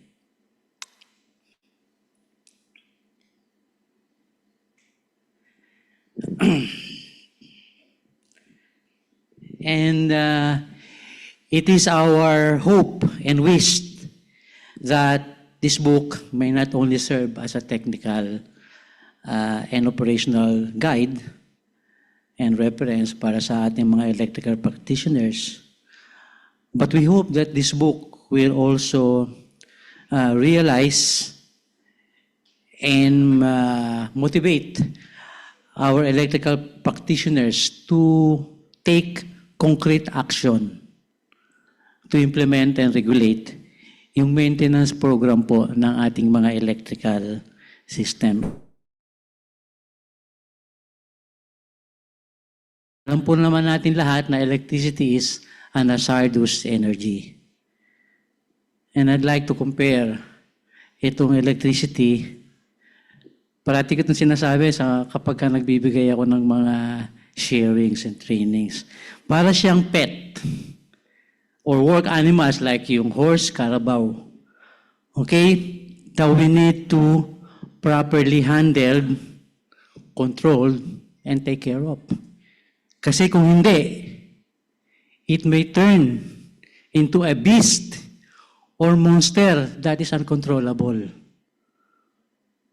It may unleash its fury and devour our personnel, damage or totally destroy our properties, facilities, and lose our hard-earned money and investment. It is also our hope and desire sa committee that yung mga other professional groups, organizations, and individual experts will also support itong initiative na ito, okay, pertaining to electrical system maintenance and testing of equipment to contribute any way they can. Now, with due respect sa mga participants po natin today, let me just set the right expectation on this presentation. We will not be discussing any technical nor procedural aspect of maintaining an electrical system and equipment testing. We can do that in another forum. Okay? We will be presenting what the book contains, what to expect, and what we can gain from it. Sort of mapping or scanning the book. Sabi nung isang kaibigan ko, parang teaser. Ako, hindi naman teaser. Napakahaba naman ng isang oras para sa teaser. Siguro the right word is primer. Ayan. Okay, so let's start. So the book is entitled Guidelines for Electrical System Maintenance and Testing of Equipment. This book is prepared by then Committee for Philippine Electrical Code Part 3. Pero ngayon, that became a subcommittee of Philippine Electrical Code 2. Kaya under siya ng PEC 2 Committee. PEC 2 Committee headed by our chair, Engineer Ferdinand Villarreal. Okay, ayan. Andito po siya ngayon to support us. And of course, our overall PEC Committee Chair, Engineer Greg Guevara. Yan. Okay. Yan. And also with us are some members of PEC 2 Subcommittee on Electrical Maintenance Guidelines. Engineer Conrado Binondo, welcome po sir. Thank you for gracing us. PEC 1 Committee, of course, kanina, no? Si Engineer Ray Santiago. Okay, and also one of the member of PEC 2, si Engineer Cesar Sakdal. Sir, ayan, recognize them. Okay, ayan, so magiging maganda yung talakayan natin mamaya. Okay, ayan, next slide please. Next slide please. Ayan, just to give you a brief history of the book, okay, this book was actually this guideline was actually initiated by our BEE, okay, way back in 2022. And IIEE was stopped by BEE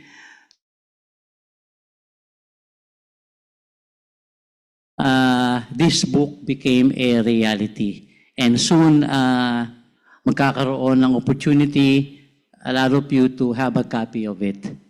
Okay, next slide.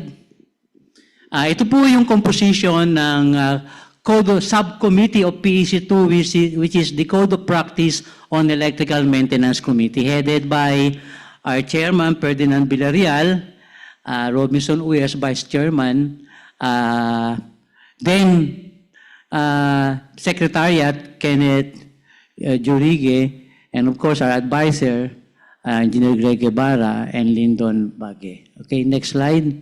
At ito po yung member ng committee. Marami po sila. Okay? Some of them are already deceased. Okay? All right. Marami. Ayan, okay? And they have contributed and we need to recognize them. Kung nasa man sila naroon, salamat for contributing. Okay? Next slide. Ayan. All right, and our resource expert. Okay, so thank you. Next slide. Okay, and okay, hindi yata na-update yung ating secretariat. Kasama na din ngayon si Mr. Arjen. Okay, thank you, Arjen. All right, so this is the book, how it looks like. And you can see the cover. It's very nice. It was actually designed by John Gabriel Villarreal. Okay. Next slide. So I just wanted to give you an overview and the conceptual framework of the guidebook. Okay. So the guidebook is discussing the general maintenance and principle and practice.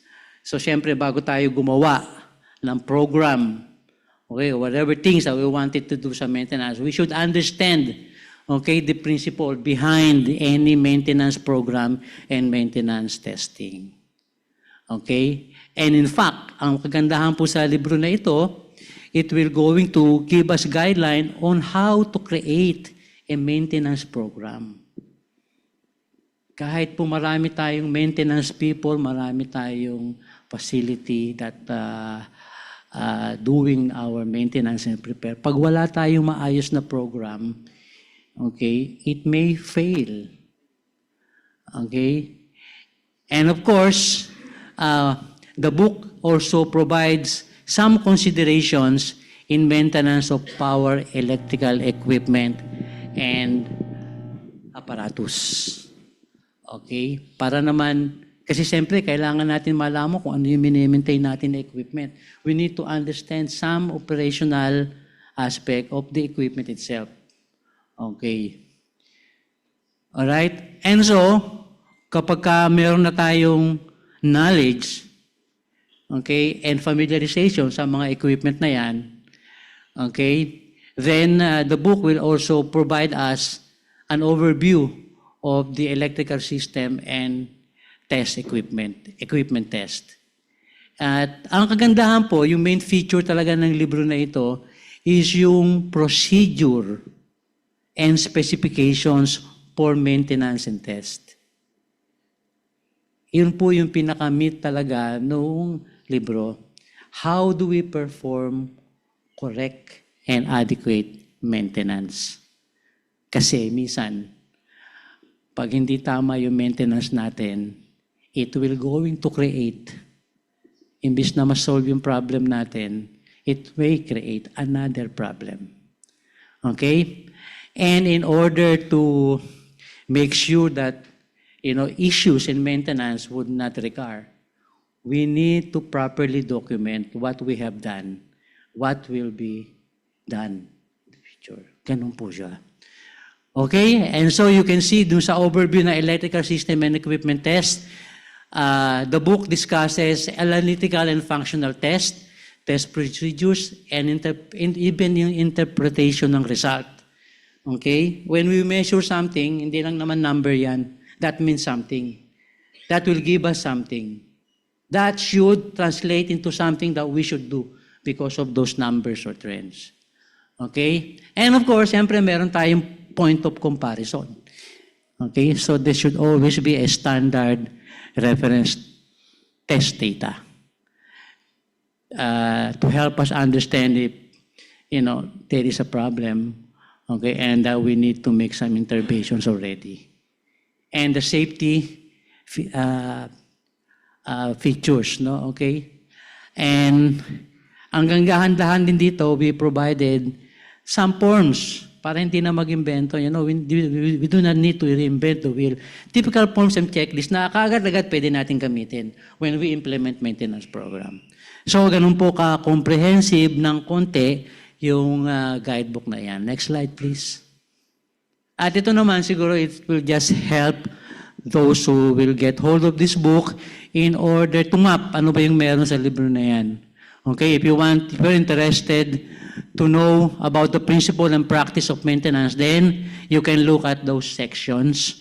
If you're interested in the maintenance considerations of equipment and apparatuses, then you can look at that section. So, para siyang mapping of what's in there in the book. Next slide, please. Yan.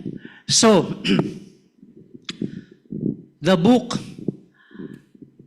this guideline book applies to preventive maintenance of electrical systems and equipment for industrial plants, institutional buildings, commercial buildings, and for large multi-family residential complex.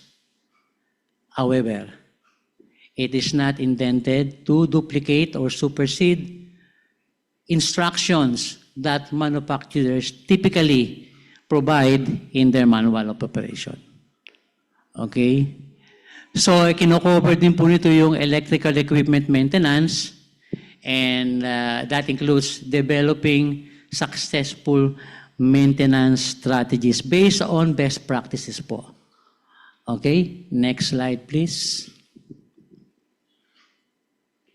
Yan. And what is not covered? Hindi po covered nito yung pag-maintain ng mga appliances po natin sa bahay.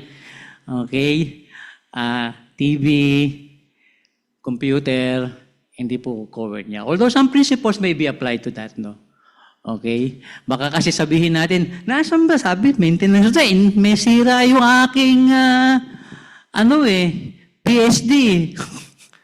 Okay. Ayun. Next slide, please. Ayan. So, the purpose, of course, of any maintenance work, okay, to life and property that can result from our failure to maintain the electrical system. Kung katawan nga natin, mine-maintain natin, no? Okay? Kasi ayaw natin mag-deteriorate ng gusto sa way na magkakaroon tayo ng health issues. Ganon din naman yung ating facilities. We need to maintain a healthy electrical system, so to speak. I have added this kasi merong nag-suggest, the last time we presented this, why not include yung intended user? Sino ba yung dapat gumamit nito? Okay, so soon siguro in the future or next edition, we may be able to accommodate it. Sige, next slide please. Ayan. Ito po yung main references. Okay? Actually, what we have envisioned for this book is such that, okay, one book alone is suffice or sufficient for us to already create a program, okay, find out the reference test data, and maintenance procedures. Kasi there's a lot of book naman po in regards to maintenance. Kaya lang siyempre, kung several books yan, medyo mahirap din maghanap-hanap, no, okay? So this is a culmination, a consolidation of a lot of preferences, okay, para for easy and convenience nung gagamit. Okay, so the main references is based on IEEE P3007. Ito yung recommended practice for electrical safety of industrial and commercial power system, and IEEE Standard 902. The IEEE Guide for Maintenance Operations and Safety of Industrial and Commercial Power System. Ito yung tinatawag natin na Yellow Book. Next. And we have minor references also, or yes, please, a slide, please. Yeah. The other references, okay, are this.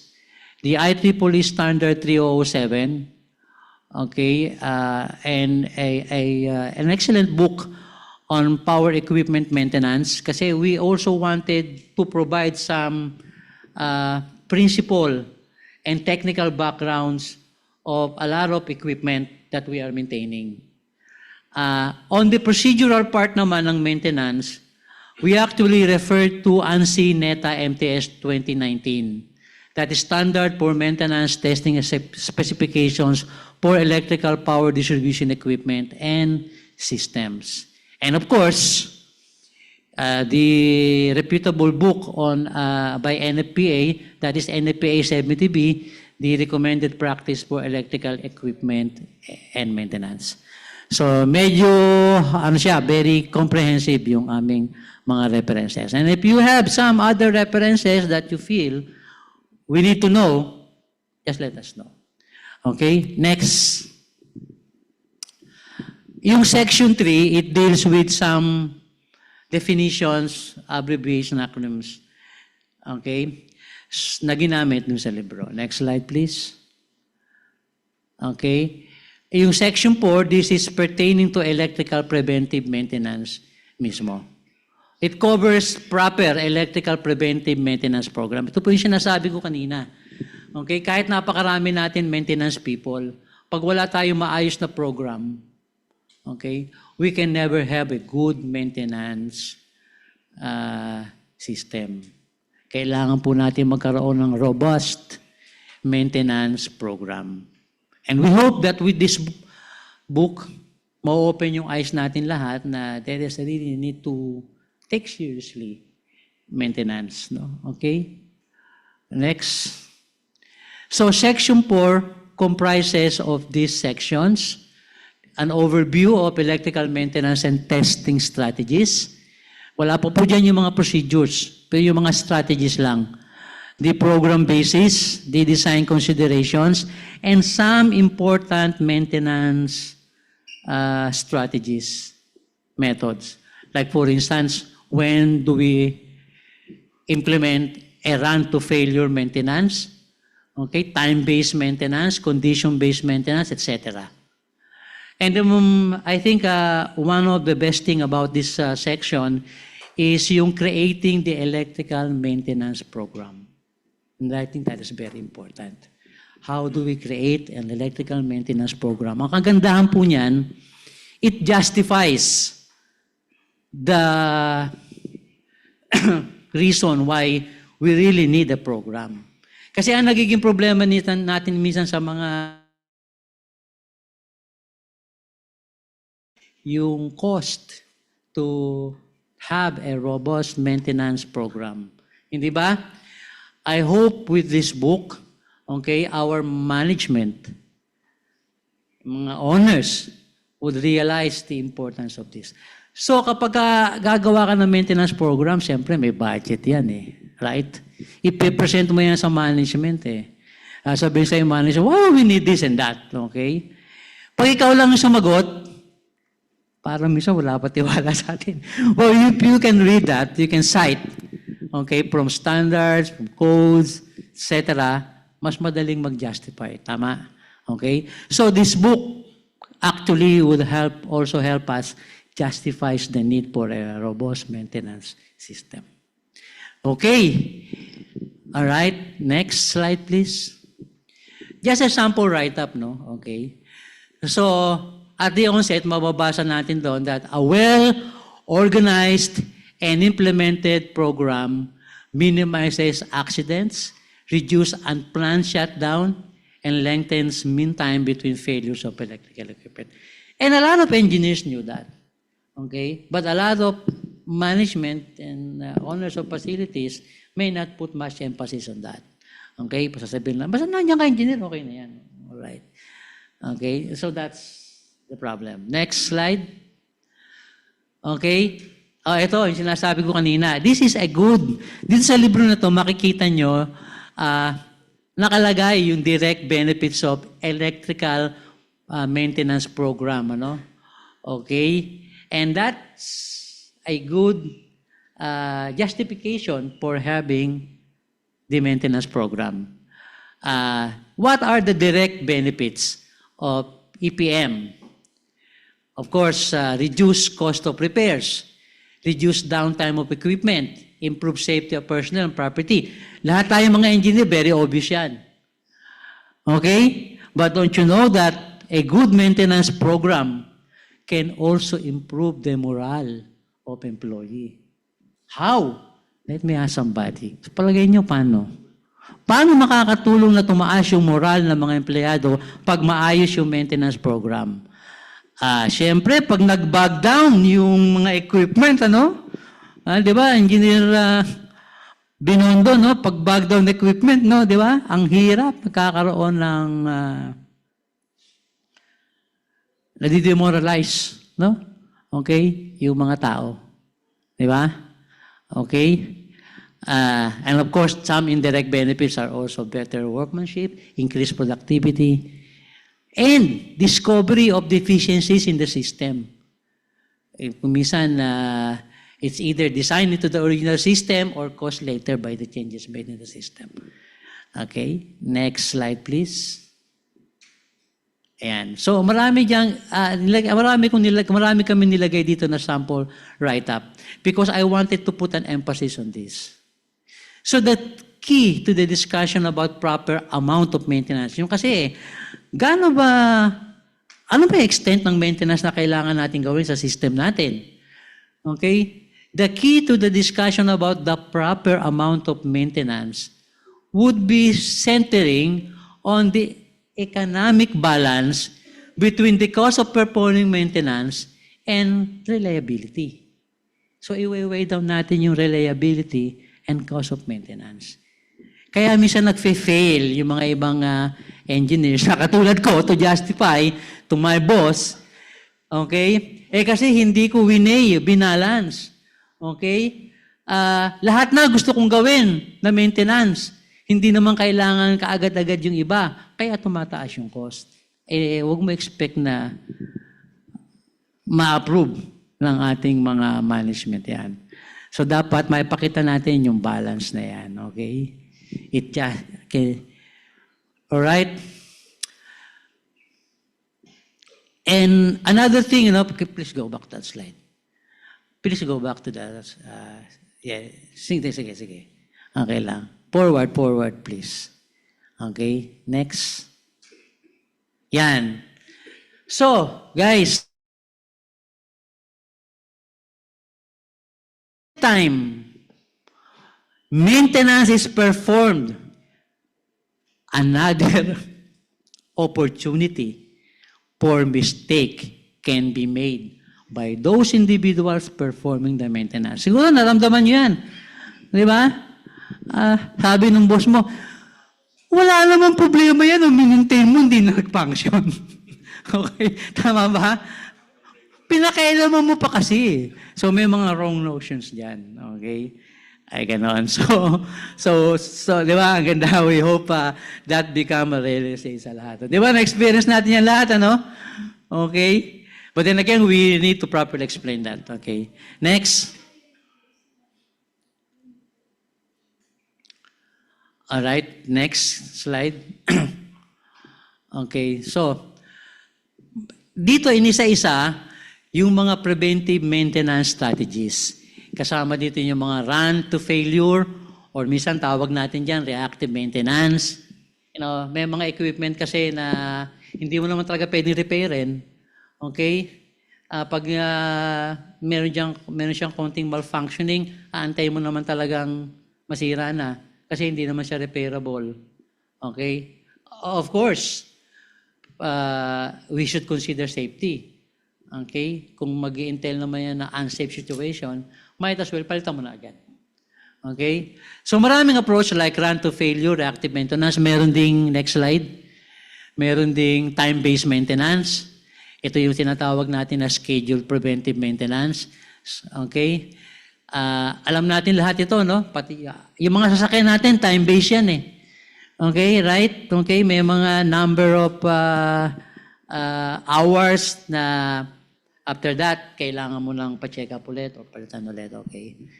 Next, meron ding condition-based maintenance. Minsan ang tawag natin dito, predictive maintenance. It's actually an extension of TBM or time-based strategy. Okay. Next, meron ding reliability-centered maintenance. Itong reliability-centered maintenance, it encompasses yung run to fail, time-based, condition-based, etc. So para isang malawakang program siya. Okay? Sa libro na ito, ipapaliwanag din kung paano kayo mag-organize ng reliability-centered maintenance. Okay? Next slide. Okay, now, ito is just statistics, no? Okay, yung mix ng maintenance activity. 80 to 85%, according to the study, 80 to 85%, okay, nung maintenance na ginagawa natin sa planta natin is reactive. Ibig sabihin, pag nasira, tsaka kakikilos. Di ba? Maraming ganyan. 80 to 85% daw. Okay? 15% lang yung preventive. 1% yung predictive. Okay? And 1% proactive. But the goals daw dapat ito. Okay? The goals for effective maintenance program should be in the following range. Okay? 30 to 35% for reactive maintenance. And almost the same. Dapat 30 to 35% for preventive maintenance. Okay? And 25% for predictive maintenance. 0% for proactive kasi nga gastos siya ng gusto. Okay? Next. Ayan. So, there are others, no, about Section 4 that will help us justify yung maintenance program natin. Kasi, to have a successful maintenance program, dapat talaga may backing yung management. Kumbaga sa pamilya, dapat ma-persuade mo si Mrs. Dahil pag hindi, problema yon, okay? So yung management dapat may backing. Okay? And this book will help you, sabi ko nga kanina, will help us justify to the management to back us up in our maintenance program. At the end of the day, the company will benefit from it. Next slide, please. Alright, yung Section 5 naman, ito na yung maintenance considerations for power equipment and apparatus. Dito, dinidescribe yung standards and best practice maintenance practices sa mga equipment. Okay? And a lot of them are being discussed. Okay? Generators, UPS, stationary batteries, automatic transfer switches, switch gears, okay? Transformers, alright? Ano pa? Next slide. Ayan, mababasa nyo lahat yan, including cables and busways, relays, protective relays, instrument transformers, metering device, etc. Marami po, nandyan. Considerations yan lahat. Okay, ano yung dapat natin i-consider in maintaining this equipment? Kasi baka mamaya, imbis na ma-solve natin yung operational issues, baka mag-create pa ng another issues. Kasi hindi tayo pamilyar sa mga dapat natin i-consider in maintaining an equipment. Meron po niyan dyan sa libro. Next slide. Okay. Katulad ito, sample, okay, about low voltage switchgears and circuit breakers. Okay. So, merong maintenance consideration dyan. General considerations, okay, for circuit breakers and switchgear rated at 600 volts, okay, for metal enclosed switchgear, etc. Next slide. Okay. Katulad nitong write-up na ito, maintenance consideration. Frequency of inspection and maintenance should be 3 to 6 months when new equipment is installed and 1 to 2 years from existing equipment. So it's a good justification, okay, sa management natin, and also for effective maintenance and prevention of any problems for an equipment. Kung alam natin kung ano dapat yung mga standard duration ng equipment. And of course, we need not forget yung recommendation parati ng manufacturer. Okay? Next. Ayan. Okay? So, makikita nyo rito, halimbawa, merong mga mechanical maintenance factors that should be considered. Isa-isahin yan sa libro. Next slide, meron ding electrical maintenance factors, okay, na dapat i-consider in maintaining a particular equipment. Nandun din yan. Next. Okay, yung Section 6 naman, these are the maintenance testing overview. Okay? Itong Section 6, we're going to guide the readers to identify possible problems in electrical equipment and to detect potential causes and therefore prevent these issues before equipment fails. Okay?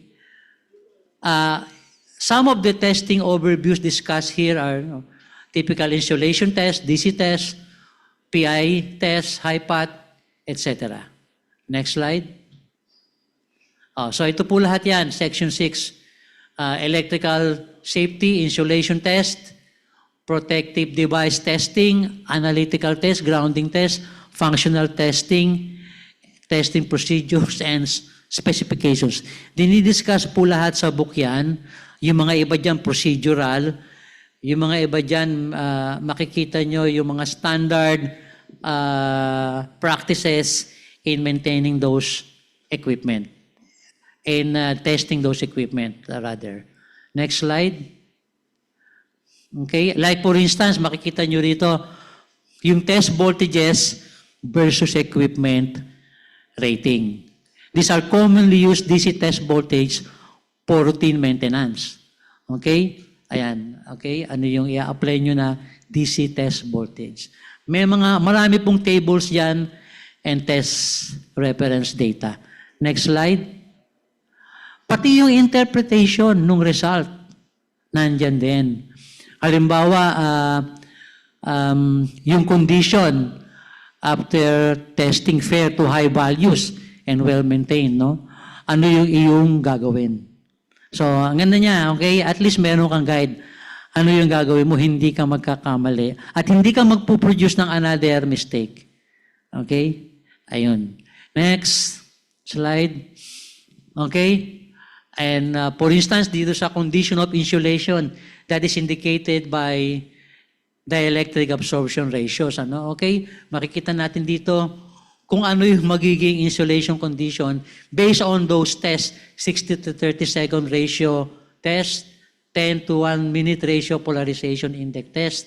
Okay, diyan makikita natin kung dangerous na ba yung readings natin, questionable, good, or excellent. Okay? Siyempre, pag medyo dangerous, automatic yan. Safety issue kagad yan. Okay? Next. So, dito rin may mga picture illustrations din that will help us visually see, okay, the condition. Sample ito, no, okay? Meron din ditong partial discharge, okay? And mga non-invasive methods to detect internal partial discharge. Pinapaliwanag naman diyan kung ano yung mga test na yon bago magpakita ng mga samples. Okay, next. Alright, so ito rin sample interpretation of result, for instance of partial discharge test and ultrasonic test. At least meron tayong idea, meron tayong guide. Pag nakita natin yung report nung nag-conduct ng test, hindi naman tayo zero. Alam natin what's the issue. Alam natin kung ano yung intervention na kailangan natin gawin. Next. Ayan, okay? So, now let's go to section 7. Okay. Ito na yung maintenance and test specifications. A lot of write-up regarding this section were taken from NETA, MDS. Okay. Next slide. And you can see how this section is organized. Okay, unang-una, bago kasi tayo mag-maintain ng equipment, siyempre, kailangan yung mag-maintain, yung magte-test, may qualification. Meron nga nagtanong sa atin, meron ba sa Pilipinas na certification or qualification as to maintenance people? How are they certified? May magtatanong nga niyan eh. Okay? Division of Safety Responsibility, yung mga safety precautions, including test instrument of equipment to provide protection for electrical maintenance personnel. Next slide. Okay. And then, eto na. Dito, for each equipment, makikita nyo yung inspection and test procedures. Procedures na po ito. Step by step na gagawin natin, okay, in inspecting and testing the equipment. And a lot of equipment are included here. Halos lahat na yata. So, kung kailangan mo, okay, for protected relays, nandiyan yan. Meron yang procedures and guidelines. No? Okay? Next slide. Okay, so these are sample. Halimbawa, what do you mean by a qualified person? How do you consider a person to be qualified to do the maintenance? Okay? Ano ba yung qualification ng testing personnel? Okay? Next, sabi ko nga kasi kanina at the onset, pag yung marami tayong maintenance people, pero pag hindi naman masyadong qualified and skilled, baka mag-create din ng another problem yon, okay, issue sa atin. Okay? So yan po. And then, nandiyan din, makikita nyo, may safety precautions. Ano yung mga first and foremost na kailangan natin i-consider before doing test and maintenance? Next. Next slide, please. Okay? And ano yung kailangan test report? After conducting the test, ano yung kailangan i-produce natin na documents?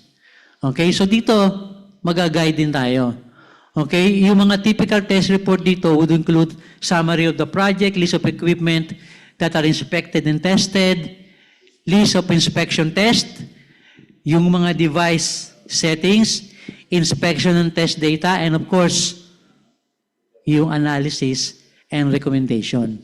It is very important, kaya nga, when this book became available, we really need to read and put emphasis on how can we interpret the test data. So, hindi lang yung isinubo sa atin yung test data, ganun na lang. Nag-rely lang tayo sa interpretation. We should also know how to evaluate yung result ng test. Okay? And this book will also help us on that. Next. Ayan, okay? So, this is just a sample of inspection and test procedures. For instance, for switchgear, switchboard, and panel board assemblies, ano ba yung mga visual and mechanical inspection na kailangan natin gawin procedurally? Ayan, naka-detail po yan lahat dyan. Okay? Kanya hindi tayo malilito, o kaya kung sinubcontract natin yan sa isang maintenance company, alam natin na ito dapat ang procedure. Okay? So it really helps us a lot. Next. Okay? Pati, ayan, mechanical test, electrical test, nandiyan po lahat. Okay, next. Pati yung test values that we should be comparing, evaluating. Nandiyan din po. Ang dami pong tables dito ng mga test values and how to interpret them. Next. Okay, next. Ayan. And then there are special sections like thermography. Okay, next, yung section 9, I think we have partial discharge also. Kasi ito yung mga medyo hindi ganun comprehensive, no? Or ka-equip yung mga iba nating mga electrical practitioners. Next, so yung section 10, it's about system function test. Next slide. So ayan po yung sample reference data. Ang dami po niyan sa libro na to. These are standard references that we can use. For instance, yung transformer insulation, resistance, okay, maintenance testing. Okay, and you can see the reference data figures. No? Next slide. The maximum allowable vibration amplitude. Kung may magpapakonduct ng vibration test sa equipment, ano ba yung dine-expect natin dapat? Kung may problema o wala. Okay? Next. And marami ding checklist dito na magagamit tayo in documenting our maintenance program. Okay? So next. Ayan, work order request.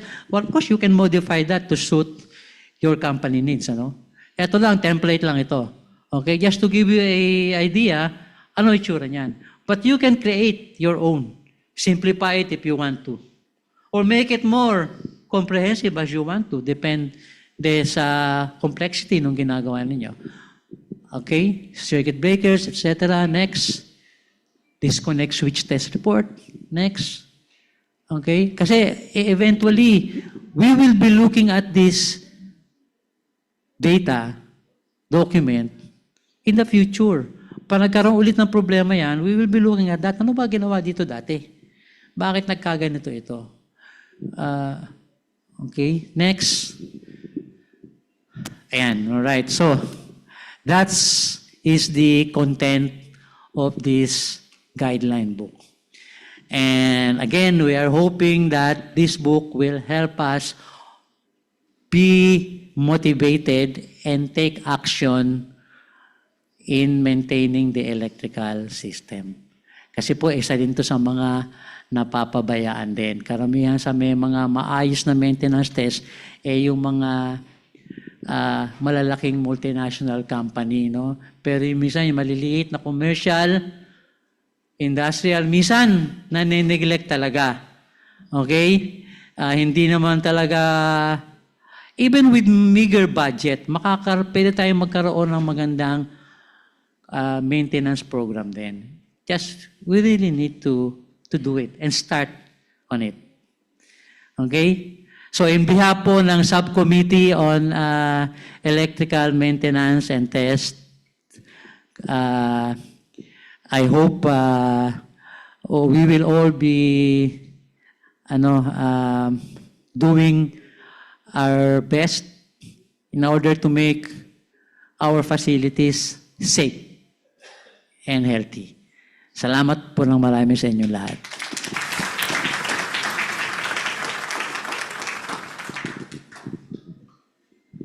Ayan, and of course, thank you rin po, Engineer Generoso Restubog. We are now going to formally open the floor for the Q&A portion naman para kay Sir Hener.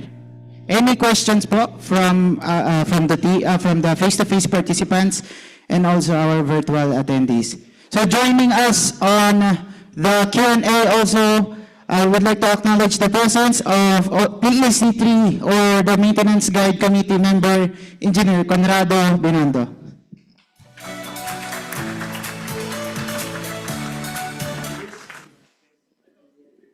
And also the chairman of PEC2 Committee, Engineer Ferdinand Villarreal, and overall chairman of the Philippine Electrical Code, Engineer Gregorio Y. Guevara, for the Q&A portion natin. For our online participants, you may drop your questions in the chat box and we will read them if we have additional questions to be accommodated. Ayan. Okay na, sir. Okay.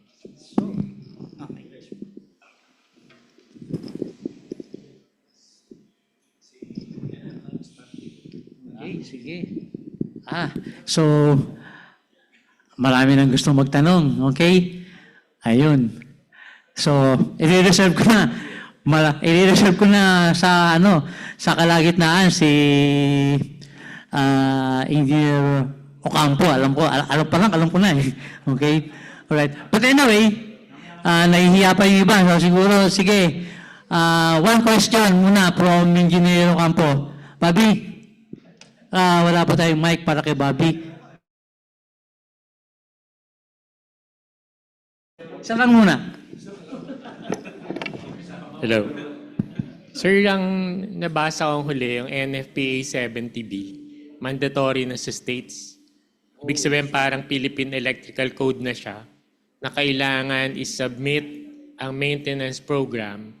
Kasi yung NFPA, compared dun sa Yellow Book o yung bagong 3000 series ng maintenance, recommended practice lang yung 3000 series. Ibig sabihin, hindi mandatory. Ang nilalagay ng NFPA every time gumagawa ng standard, ano ba yung minimum para masabi nating safe? Hindi necessarily efficient, hindi reliable, pero minimum for safety lang. So gusto ko malaman kung ang basis ba nung ginawang standard, NFPA 70B na ako nakikita ko dahil ang mga reference ng mga batas na nakikita natin sa DOLE, parating naka-refer sa Philippine Electrical Code 1 and 2. Doon sa iba PEC lang. Pero yung iba may nakalagay 1 and 2. Baka mas maganda para sa ating lahat na ang suggestion ko, gawing NFPA 70 naman yung PEC, gawing PEC 1B na lang tong NFPA 70B kung ito ang gagawin nating standard para immediately ma-implement na. Anyway, nakalagay naman sa code, sinabi ko kanina, required sa minimum requirement ng code na dapat may proper maintenance. Ang problema dun sa proper maintenance, walang standard, kaya hindi natin alam kung ano yung proper. So kung magagawa na sana natin yung NFPA 70B at kung may time pa kayo, yung NFPA 70E na rin. Thank you, Engineer Bobby. Actually, Yan din yung hope and wish ng subcommittee na magkaroon ng ngipin. Okay? Yung ating maintenance, electrical maintenance sa Pilipinas. However, this book will remain in the meantime as a guideline. Wala pa, okay? And recommendatory just like yung any other books on maintenance. Hindi katulad nung sinasabi ni Bobby na yung NFPA 70B naging mandatory na. At marami na talaga. And we also hope na someday itong libro na to mag-open up na magkaroon talaga tayo ng regulatory sa maintenance. Okay? Sabi ko nga kanina, yung mga bahay natin, okay? Yan ang talaga number one na hindi na maintain. Okay? Although nagde-deteriorate din talaga yung mga wiring system natin dyan. I don't know kung meron gusto sabihin yung ating panel about it. Actually, that is a very good suggestions. No? Kung makapag-adapt tayo ng existing guidelines, NFPA 70B is a very good reference. Nabanggit naman dyan, it's one of our reference. But, in adapting established international standards, hindi ganun kadali because first of all, American standards, North American standards, NFPA, they are intended for the American, yung conditions nila, environmental conditions, the settings, and everything. So sa Europe, iba naman, di ba? Iba naman sa Pilipinas. So the technical committees here in the Philippines are studying all these references kung ma-apply natin. Probably, if they are relevant, kung pwede, lahat na para wala tayong pagod, di ba? Adapt natin 100%. Like the part 7 of the Ansineta, may mga inadapt lang kami doon. But mostly majority, we adapted this one kasi we have seen na it's relevant to our conditions. So yun lang ang titignan natin. In everything that we adopt dito sa Philippines, let's see our condition. Is it really relevant? So who will study this? We need the technical committees like the PEC subcommittee. Sa standards, meron din kami. To check on all this one, mahabang proseso. Kaya for the meantime now, sabi nga ni Juan, let's use this as guideline for our practice. Gawin natin guidelines lang. Ang nangyayari ka ngayon sa preventive maintenance, wala tayong common guidelines that is existing in the Philippines. So yung iba, they are basing it, number one, based on the recommendation of all the manufacturers because they have their specific recommendations which will guarantee the performance of their products kasi merong warranty clause yan di ba? Now, yung iba gumagamit ng yung reference na ginamit namin, So there are many references then people are asking, meron ba tayong common na pwedeng basihan, So that everyone who will use this reference magiging common sa lahat ng practitioners na ito magandang reference ito. Kasi di naman tayo, most of us are not expert in preventive maintenance. So at least we need a reference. If creating this standard will establish a good basis ng practice natin, then it will be a common reference for all. Mas maganda yung, especially sa marketing, yung competition. Level of competition, for example, when it comes to preventive maintenance sa commercial, okay siya. And technical also, we can, what we call this, compare them at par, na yung pinopropose ng isa, the other one proposing this one, they're all in the same level. Kasi yung mga end users natin, they are not experts. So minsan yung preventive service provider, they are also experts. But for us, tayo naman, electrical engineers, we have to see really na yung mga nare-receive natin o nare-recommend natin is according to a certain level of standards. Kaya na-create namin ito because we want to address, kasi may nag-raise ng question Kaya na-create ito from our board, from Sir Francis Mapili, nag-raise sa kanya to because when he go around, sabi niya, to all the sites, nakikita nila na iba-iba yung the way how they do preventive maintenance, lalo sa testing. So, kaya lumabas yun, di ba? Na-suggest to create this. So, okay yung mga reference na yun, Sir Bobby.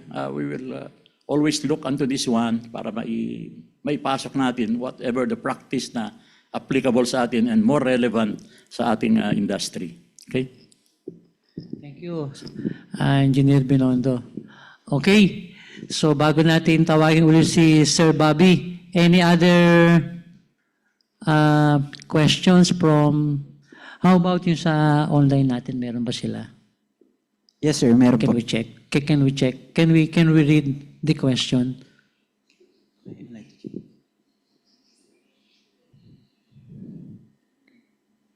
Okay, sir. One of the question from our online participants from Engineer Bien Karingal.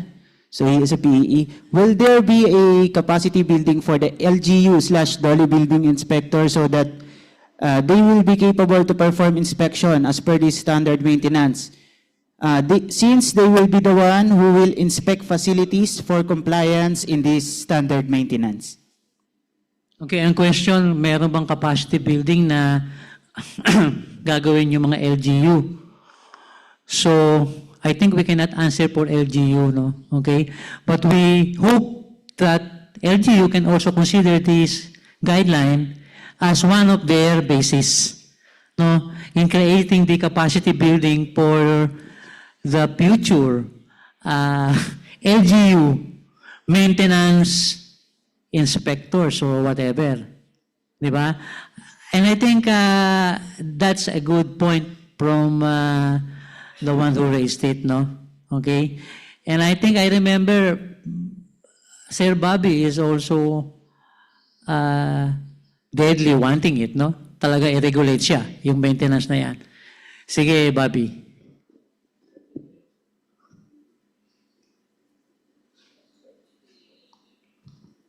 Sir, una dun sa regarding sa mga LGU. Total binabago naman yung batas natin, may House Bill 1729 na.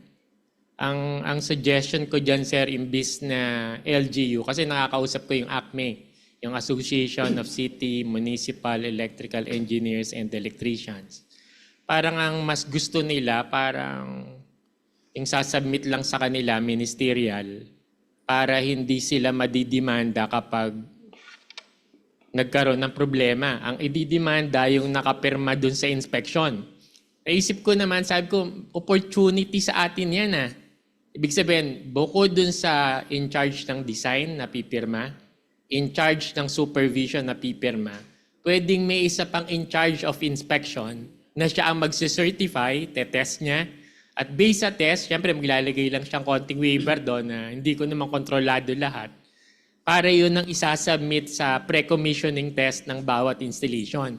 So far sa Philippine Electrical Code, based sa ka-discussion ko na taga-IEC, may standard sa IEC na pre-test, pre-commissioning test every time may bagong installation. Sa PEC, wala except dun sa pinakita kanina na Meger rating na pwedeng gawin. So, meron din rin ako nabasa, may nagbigay sa akin taga-NFP, taga Bureau of Fire Protection, bagamat illegal dahil may copyright ang NFPA.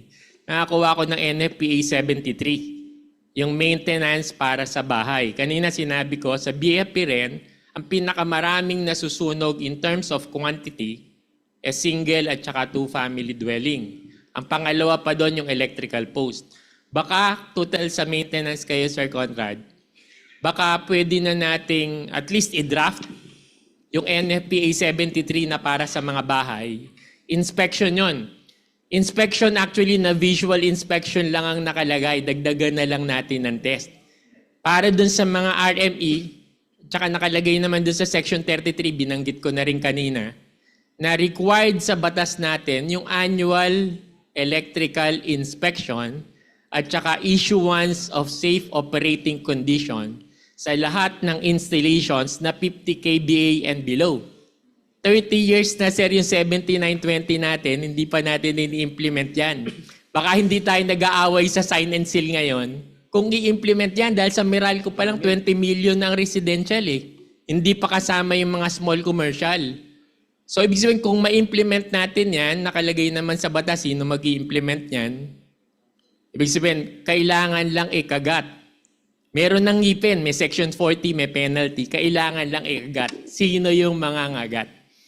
O, nasa Section 4, sir, ng RA 7920. Pero ang suggestion ko, sir, gawin yung NFPA 73. Inspection yon para sa mga residential.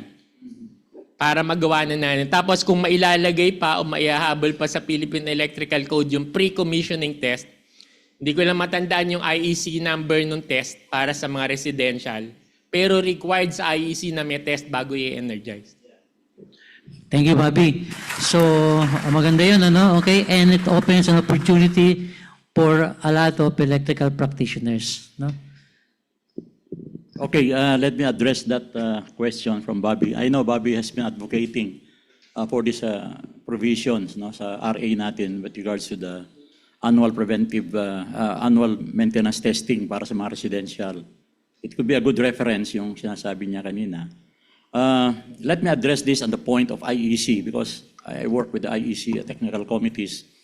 Yung installation requirements of IEC, merong kaming isa doon, which is the part 6, which is, we call it verification. Yung verification is a big scope of the requirements of the installation. Kasi imagine you are taking care of the safety of the installation. Meron kang part 1, fundamental principles about the installation, yung safety.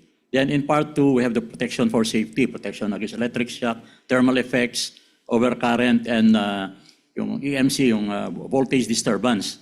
Then we have yung part 4 is about the applications, no, erections of the installation. Then meron dito yung part 6 is what we call verification. Ito yung inspection, which includes the online, yung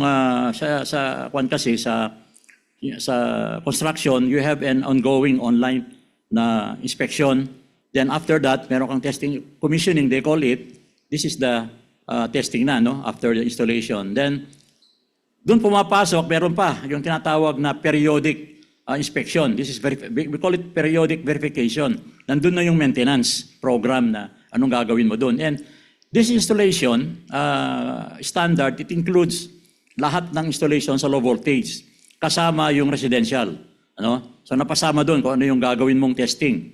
Siyempre, iba-iba naman yung level of testing, type of testing, mode of testing, kung anong gagawin mo sa different installation. So, yun ang nakikita ko as the standards and of course the adoption. And this, by the way, na-adapt na yan as a Philippine National Standard, yung part 6 ng 60264, yung verification. We can look onto this one, no? Pag-aralan namin ito, and of course yung kaninang reference dun sa residential, then it will be good to come up with another, no? Siguro, because this one is non-dwelling unit ito, no? Yung application nitong maintenance guide, then it will be a good sa committee to look onto this one para ma-consider din ito, para ma-address na yun, ano? Sabi mo ka nga, narinig ko, halos lahat ng sunog, nanggaling sa mga dwelling places because walang nag-inspection. There's no such thing, ano? Kaya maganda yun, may batas, walang ngipin. Then let's do it. No? We are the implementors. Tayo yung we are in the sabi nila, itong basic na implementors nito. We are electrical engineers. So ano gagawin natin? Sa LGU, meron sila inspector, pero tayo mismo, we are part of the LGU, we can also advocate that, ano? Pero as electrical engineers, electrical practitioners, we can advocate always safety in our homes, in our working place. Ganun ang gawin natin, logistic natin yung gagawin. But of course, we need committees, mga tao na tutulong sa atin because nakita kanina, ilan lang yun, di ba? So, yun lang ang kwan ko. Then we will address that, Bobby, yung mga ganong mga suggestion is a very good one, ano, for the committee. Thank you. Thank you again, Engineer Conrado. In the meantime, wala pa yung ngipin. Okay? We can start doing maintenance, okay, on our own. Okay? Sa own nating bahay, sa ating mga companies. Persuade our management to have a robust maintenance program. Siguro next time, Sir Greg, pag nagkaroon tayo ng ganitong forum, we can also invite representative from LGU, no? Para malaman din natin ano yung kanilang... Baka meron din sila kasing program, di lang din tayo aware. Maybe not the same as what Bobby or Engineer Conrad is telling us, pero baka magkaroon ng synergy, no, between LGU and others. Siguro yung mga next forum natin, yeah, we can probably invite some of them. Okay? So, doon sa online...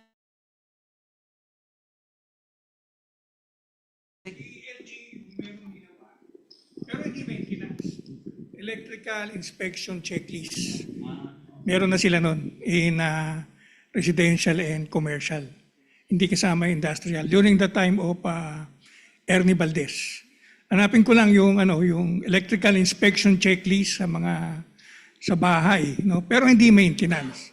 Pero gano'n na rin yun kasi mapupunta rin yun doon sa correct installation. Yun ang mas importante sa kanila as an implementing body. Thank you, Sir Greg.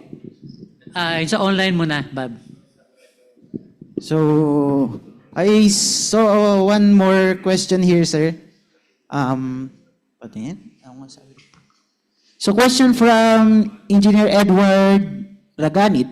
Sir, required po ba na annual yung insulation resistance sa electrical facilities as requirement sa renewal of annual electrical permit?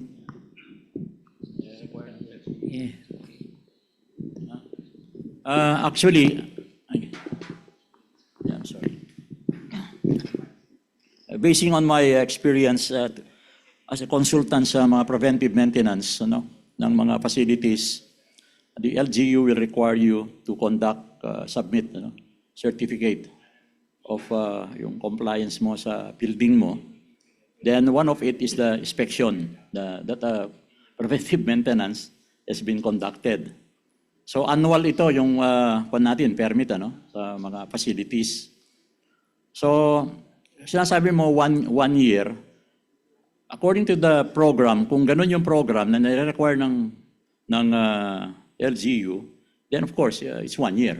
You have to conduct insulation resistance tests doon sa lalo na sa mga equipment mo, sa conductors and everything. But very tedious yun. Kung cables, you want to do it, power cables every time. It's very tedious to do that because how would you test a cables na marapakarami, then you have to disconnected to the circuit breakers and to the load. Tatanggalin mo lahat, then it's not practical. So there are ways how to do it. Ginagamitan nila ng thermal, yung live thermal scanning. Those are one of the requirements para ma-address yung sa insulation din makikita. Kung may thermal generation na abnormal, then you could check the insulation. Effective din yun. So depende sa program, but it's good to have a insulation. Sa mga bahay, pati sa IEC, they did not define gaano katagal. This always been kasi hindi pwedeng specify ng IEC sa iba-iba kasi yung bansa Yung IEC is comprised of different national committees around the world. So hindi mo pwedeng mag-agree na, gawin natin 2 years, gawin natin 3 years, gawin natin ganon. So, it depends upon the local condition. Lifespan also. It depends. They follow sometimes the recommendation, yung mga manufacturers. They have, they mention this one. But as a practice, probably we can establish. Here in the Philippines, siguro sabihin natin, mandatory 1 year, okay, let's put it as a mandatory requirements. Pero sa ngayon, wala pang ganun Minsan nga, reactive, sabi mo, yung maintenance, pag nasunog, pag nasira, saka palang titignan na, may problema. Saka nga yung mag-insulation. Titignan natin yung IR niyan. One case I have experienced, installation. Matagal na itong installation na ito. Imagine it's supplying a chiller, malalaking chiller. There are 2 feeders. So what happened, because of very poor maintenance, yung installation ng cable sa cable tray, the cable tray was dilapidated because may tumutulo na tubig mula sa condensation, tulo ng tulo doon, nasira, nag-dilapidated doon yung cable na tuluan hanggang sa time na nagkaroon ng insulation failure, nag-trip yung breaker, wala na silang chiller doon sa hotel. What shall we do? And it's very difficult to do it because imagine the cable tray has a lot of cables installed na nung una kasi they are just putting cables on top of each other without even arranging it properly. So it's very difficult pag napabayaan natin yung maintenance. Now, ang nag-cost kami, if I want to repair this one, you know how much it's costing now? The problem is the challenge to do it because live lahat yung mga cables na nandun, and if you want to disconnect or cut it and reterminate, this is a hotel, ang laki ng load, chiller. So, okay, tell the owner, okay, shut down nyo yung hotel ng 10 days siguro, how many days to replace this. Walang kita, isara nyo. Or, You run another solution, new, kasi is 20 years na yung cable eh. You run another set of cables in parallel habang nag-ooperate yung isa kasi dalawa yun eh. Then, later pag i-switch mo na, then itong isa, i-decommission mo. Ganun. So this is related issue on preventive maintenance. Pinabayaan. Imagine, the cost of replacement now, parang lumalabas 25 billion M na eh. Kung ni-repair nila, how much million yung mga maintenance? So this is the importance of having such yung kahit insulation resistance lang sana, ma-check. Di ba? Ma-determine natin. Yun ang pinaka-importante. Okay? In addition din, yung mga time-based, minsan meron ding wrong notion about it. Okay? Yung nga, sinabi 1 year. Okay? Pero kung meron naman tayong napupunan na deterioration or something that is abnormal, hindi naman natin kailangan antayin yung 1 taon to conduct another test. Ang nangyari nga, yung isang person, okay, ang justification niya, ba't ko itetest yan 1 year pa naman? Nagka-problema in the middle, di ba? So, we also need to use our discretion, okay? Kaya nga marami strategy yung test na yan. Baka masabi ng LGU kasi 1 taon eh. So, hindi mo na ako nag-conduct, may symptoms na eh. So, awareness din is very important, okay? Nagiging justification tuloy yung time-based minsan eh. Okay? Sige, meron pa ba? May gusto magtanong? Yes, sir. Bobby, sandali lang ha. Okay. Sir, para madinig ang lahat. Sir, wait, sir, for non-hazardous location. How about if you can conduct for any hazardous location? Do we have certain guidelines for that? Well, applicable din naman yung karamihan dito sa hazardous location. Meron lang special requirements for safety dun sa hazardous location. Okay? Meron lang. Pero yung mga equipment kasi na i-maintain natin, pang-hazardous location, meron lang tang special protection like highly sealed yan, something like that. Pero anyway, siguro we can also mention that in the future edition kung paano naman tatakel yung safety pag sa hazardous location. In support lang doon, no? Kasi pwedeng, hindi ba may annual tayo? Kung hazardous, depende yan sa requirement ng manufacturer or whatever, yung condition, pwedeng 6 months. Pero kung medyo mabilis pa rin yung deterioration niya, magsishift ka na from time-based to condition-based. Kasi para yung rate of deterioration niya, medyo mabilis na. No? So, kung requirement ng time-based is 6 months, kaiba kung may sakit ka no? Di ba? Pagka medyo grabe-grabe na, mamaya, every month na, baka hindi lang every month, every week ka na nagpapa-check up. So, ganon. From time-based to condition-based na ang magsishift na siya. And so far, kahit sa neto, wala naman nakaspell na special to for hazardous location. Basta talagang, equipment, type of equipment based siya. Okay, in system. Okay. Sige, okay. Total, may time pa tayo. Hanggang oras pa tayo? 3. So may time pa tayo. Sige, bigay na natin kay... Meron pa akong 20 minutes. Alright. Siguro, Bobby, dapat yata mupo ka na rin dito eh. Alam mo, si Bobby, upo ka na rito. Alam mo, sir, nagbo-volunteer ako. Ayaw lang ako patulungin. Kung ngayon, magbo-volunteer ulit ako. Kung patutulungan niyo ako, regarding sinabi ni sir na condition-based, sa NFPA 70B, nabasa ko nga na may exemption dun sa annual, provided meron kang monitoring system that will detect parang probable failure ng equipment. Kaya merong condition-based monitoring. As a matter of fact, yung mga power monitoring, yun na yung ginagawa. For example, pag medyo tumataas na yung current mo beyond the average, o something is wrong, parang ganon. Including na hindi naman parating annual, nakalagay din sa NFPA 70B, as a matter of fact, design is not forever. Nire-require ng NFPA 70B that every 5 years, i-recalculate mo ang short circuit calculation at saka coordination study dahil pwedeng magbago ang available fault from the utility. And last but not the least na hindi ko nakita sa Yellow Book at saka dun sa bagong 3007 series is yung pag-monitor ng voltahe ng power quality ng utility company na major cause ng failure ng mga equipment. Dahil as a matter of fact, nag-power quality kami sa isang bangko dyan sa, hindi na natin sasabihin yung pangalan. Pagkagabi, ang unbalance niya, more than 5%. Pagka umaga, 3%. Ganun pa man, napakalaking problema sa mga motor dahil masusunog ang motor. At the same time, mas mabilis yung ikot ng metro nila, mas malaki yung kita ng distribution utility. So, yung may ginawa ang ERC na Philippine Distribution Code, pero doon sa PDC, wala namang penalty sa utility. Tapos ang mga member pa ng Philippine Distribution Code, majority galing sa utility. 3 lang yata ang member ng... Baka pwedeng gumawa ng position paper ang IIE na at least dapat half-half man lang para pag kami policy na aprobahan, at least stalemate. Minsan yung member pa na galing sa end user, meron din power plant.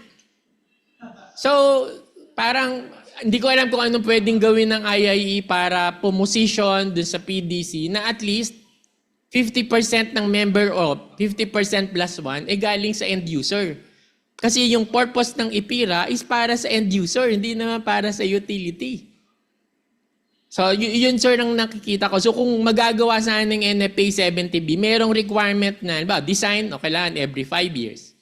Kapag ganito ang sistema mo, every 2 years. Pagka hindi naman masyadong critical yung, katulad nito, Schumart, hindi naman masyadong critical, baka pwedeng every 2 years. Pero ang sinasabi nga ni Sir is, kung imamandate natin yan, negosyo nating lahat yan.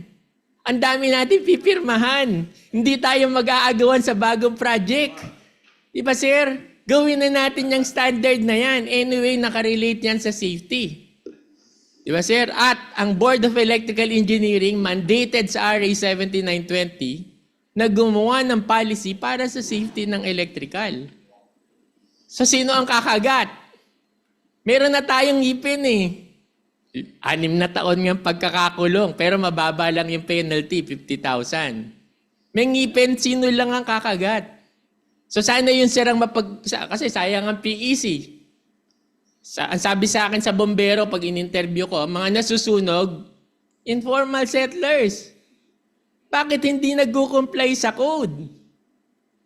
Walang nanguhuli pagka hindi lisensyado gumagawa. Paano natin nuhulihin yan?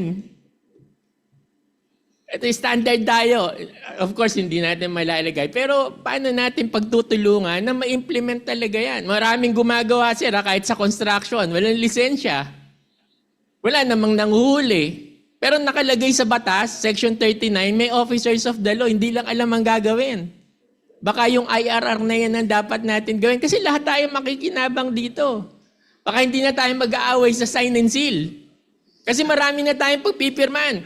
As a matter of fact, kung ang maintenance isasubmit regularly sa OBO at saka sa Department of Labor and Employment for Safety, baka pati PE ayaw na ng bagong project. May maintenance na lang. Taon-taon mo lang isasubmit Kuya-kuy ka na lang. Yeah, thank you. Okay. Thank you, Bobby. Thank you. Yeah. That's the reason why kung minsan gusto ko si Bobby, no? Sa mga forum, no? Okay. Anyway, thank you, Bobby. But there's something in it, right? Okay. Let me share to you rin yung experience ko dyan sa power quality, no? Okay, one of our best practices. When I was still working in a semiconductor company, nag-put up kami ng tripartite forum. Kasama namin yung utility company, kasama namin, pati yung NGCP, no? Okay? Representative. At saka kami. So nag-uusap-usap kami. Paano namin i-resolve yung issue? Kung commission talaga, hindi maiwasan na ang cost ng power quality nasa grid. Kung minsan, nasa distribution. Kung nasa sa kapitbahay mo, na planta. Oo, yung mga locator, and we really need to talk about it. Kailangan mag-usap-usap. It's one of the best practices that we have done dun sa former company ko. Just recently, dito sa bandang, I don't want to mention the province, baka malaman nyo kung sino yung DU dun eh. Okay? Nagkabit kami ng cold storage plant. Okay? Una, tumatakbo siya na maayos. But suddenly, after several months, nagkaroon ng fluctuations. Nagkaroon ng overvoltage. And the overvoltage is with outside of the tolerance ng mga refrigeration equipment. So problema talaga 'yun. So what do? So they consulted me. Okay? Siyempre na una kong tanong, saan ba galing 'yan?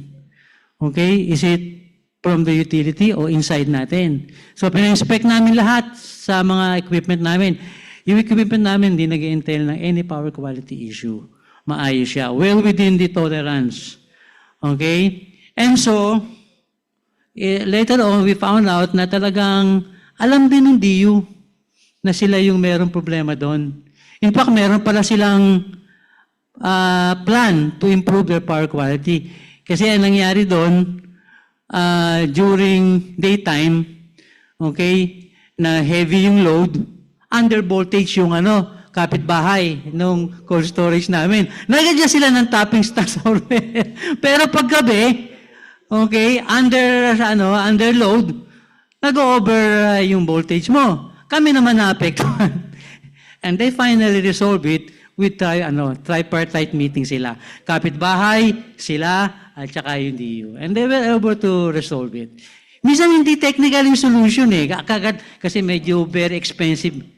Just imagine, yung isang DU, mag-spend din ng lump sum money yan para i-correct yung system niya. So, hindi ganun kabilis din, di ba? But you need an immediate correction as much as possible. Okay, so, katulad din ng maintenance, kung minsan it's not all, it's not all technical. Kung minsan, may behavioral aspect yung maintenance eh. Okay? May mga behavioral aspect yan na kapag mali yung practice mo, okay, nagkakaroon ng mga problema sa issues. Okay? So, do we still have time? Okay? We have one expert here from Singapore, Mr. Lim Say Leong. Probably we can, the practice in Singapore, alam naman natin, we know that how they do things there, no? It's way above the standards, probably. Probably you can, related to our topic, especially this conditioning, maintenance, and all these regulations that's being implemented in Singapore. Could you share to us some, would you mind, para we can get some ideas also, being part of the committee, how, about this, the topic that we are discussing, about penalties for the practitioners. Yeah, you have a very interesting topic. I share the same feeling as you. I chair the maintenance code for Singapore. We face a lot of problems, but beginning, just like yourself said it, that you base on the maintenance on the equipment supplier. That's our priority. Because all different brands have different maintenance period. And some do not even have the manual anymore because equipment used for so long, so many years, and owner normally don't like to have shutdown. Okay, so they work until failure. So we need first the government backing. They license the installation. So the license the engineer who is going to do the maintenance. Okay, so we call it the LEW, Licensed Electrical Engineers. So that helps us for many years now, and the trend have been improving and improving. That we move to the next phase, condition monitoring. Because time-based is quite costly also, So now condition monitoring comes in. So in our new revision, not yet published, we add in condition monitoring to help. But that means to say is that at the initial time of the investment, the design, whether it is the circuit installation design or the product design, like a switchboard, you have to build in certain redundancy to be able to shut down. That's also a requirement. And especially now we move a lot to installation that are critical. You can't afford to have shutdown, so you must have redundancy somewhere. So condition monitoring will be a thing that will be of future. I now come to the word about new equipment like photovoltaic, electric vehicles, and also even the switchboard. We notice, like I see the trend is the work group responsible for the product or the system will also have to come out with the maintenance code. So therefore, if you are looking for checklists, like photovoltaic installation, then there will be one part of the IEC document just for PV, photovoltaic. The same for electric vehicle chargers. So it's important. That means we are going into specialized maintenance. So the same for switchboard under IEC 61439. Now the maintenance we may be taking out from the Singapore standard because IEC have now also the maintenance for switchboard as part of the SE 121B committee. So this is some of the trend and changes that is coming. Thank you. Any questions you want to know? Yeah. Please feel free. Yes. Sir, can we have a copy of your Singapore EE doc so we can use it to benchmark because we are revising our EE? I'll be happy to share. I'll be very happy to share when the new one published. Definitely, I'll pass on copy to him. And maybe what you're saying about maintenance standards in Singapore, if we can also have a copy, so that the committee can also have a basis, especially with APEC and other working together in the future. Definitely. We can definitely learn from Singapore, and we're not afraid and we're not shy to copy from Singapore. Thank you very much. Don't worry. And I think it's normally not so much about comparison, but it is about sharing our best practice. Because all our conditions are different. You are here in very volatile situation, earthquake, typhoon, and so on. We are a bit lucky. Yeah. So we share best practices. We should share. Yeah. Yes. Thank you. No copyright? Well, that can be, I mean, we must respect all the IP. We will then go back to the originator to ask for it. And I think, I believe the Singapore Standards Committee work also closely with the PS Committee, and all this should be able, I believe, because we also actually ask for ask from UL for permission to reproduce. Yeah. Let's take the right way. Thank you, ER, for that. Thank you very much. Thank you. Thank you, Yun. Importante talaga, we share our expertise to others, no? So we're hoping na yung iba sa atin na mayroong best practices and learn a lot of things and became expert. Hope you can also share your knowledge to us sooner or later. Okay, so meron pa ba tayong time? Sige, last. Okay, sa last na natin si Engineer Campo. Sige, Bobby. Sir, total na dito naman tayong lahat. what will it take para yung ginawa niya, sir, na draft ng maintenance, maaprubahan na ng Board of Electrical Engineering once and for all? Pwede ba tayo magtulungan dito? Susulat ba tayo lahat sa BE para maaprubahan yan? Ano ang kailangan natin gawin para once and for all gawin na natin yan? Ang tagal-tagal na niyan. Natatandaan ko, sinuggest ko yan doon pa sa safety forum ng Meralco eh. Gawin na natin yan. Paano natin gagawin para magawa na natin yan? Whatever it is, kung kailangan natin i-revise later on, revise na lang natin. But at this point, aprubahan na natin yan. Anong gagawin natin para maaprubahan yan?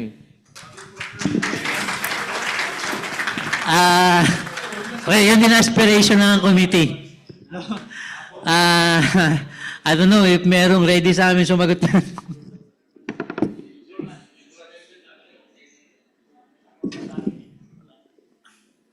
Sa level ng committee, approve na siya. Kaya nga, nilibate na namin. So, hindi ko lang alam kung anong nangyayari sa taas. Sir Greg.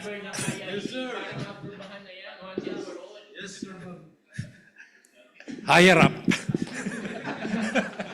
Actually, matagal na gusto namin i-release siya. No? Meron lang konting aayusin because of the copyright issue. May konti pang percent plagiarism. No? Although, napababa na namin. Kaya nagtagal yan kasi makay-question Remember, merong mga naunang libro na hindi na inilabas ng IIEE kasi kinopya. Natatandaan na mo yun, yung 2 libro na doon time pa ni Jess, member ka ng PEC noon Hindi natin nilabas yun dahil magkakaroon ng legal issue. Ganon din na nangyari dito. We have to admit that. So what we are doing now, bababa natin yung percent ng plagiarism. Kasi halos kinopya yung 1 libro Ang solution lang, kanina nag-meeting kami sa lunch, may nag-offer ng aayusin, pabababain yung plagiarism within the program. Kaya lang may at a cost, mayroong konting issue. So i-elevate ko uli yan sa Board of Governors.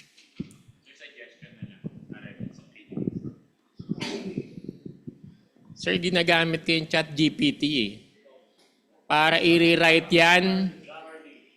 Hindi, para sir, i-rewrite yan na parang hindi natin kinopya. Totally different. Kayang-kayang gawin ni chat GPT yan. Ayan nga. Yan nga pag-usapan kanina. So chat GPT at saka yung AI, gagamitin natin. Gagamitin natin ngayon kasi ngayon lang lumabas yung AI dati wala yun So most probably, dahil nga maraming nagdidemand na niyang librong yan, kailangan naman talaga, di ba, very informative. Yan. So hopefully, maisabay sana doon sa PEC 10th edition natin. No? Sa 10th edition naman natin, ang update dyan, as mentioned earlier, nandun na sa BEE yung unang kopya. Yung first draft ng PEC 10th edition, na i-submit na namin to way back August. And there's already a board resolution. Ang board resolution lang dito, ang sabi is requesting the BEE for review of the 10th edition. Hindi and approval, review and approval naka-slash siya. Kaya lang siyempre medyo naging busy rin si BEE but we have already conducted pangatlo na yata itong stakeholders meeting pangatlong stakeholders meeting na to kasi we need to get the inputs from all the stakeholders.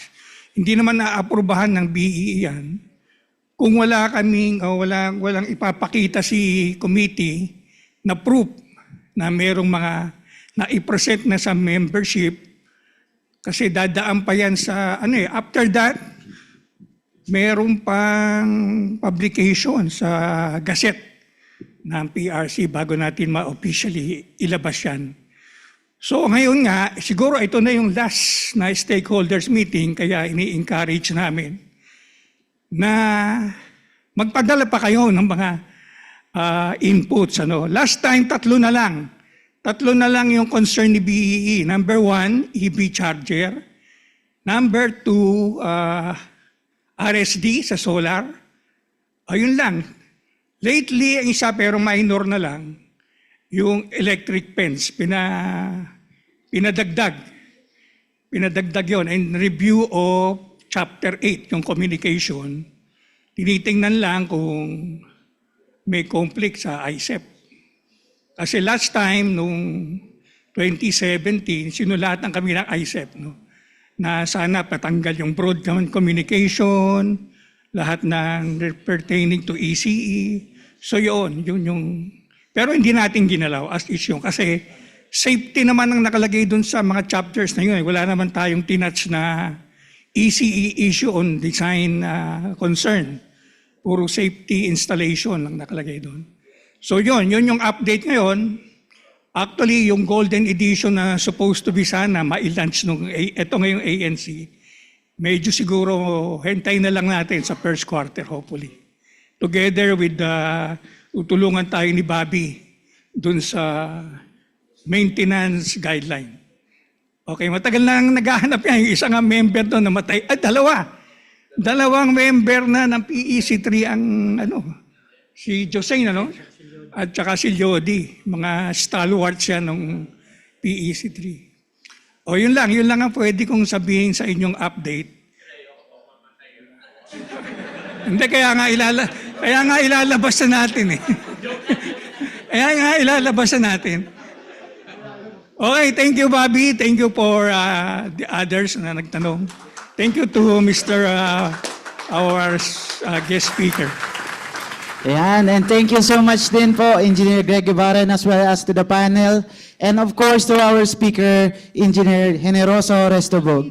Okay, to show our gratitude to our commitment, we are now going to award your Certificate of Appreciation. Allow me to read the citations. Institute of Integrated Electrical Engineers of the Philippines.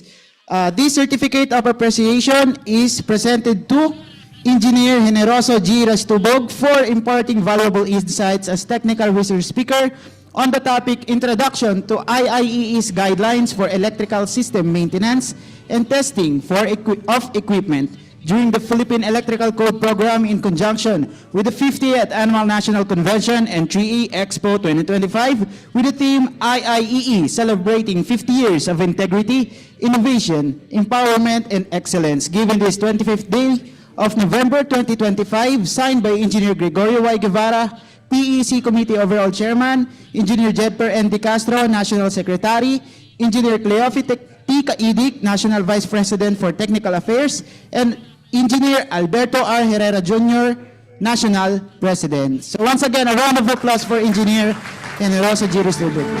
Sir?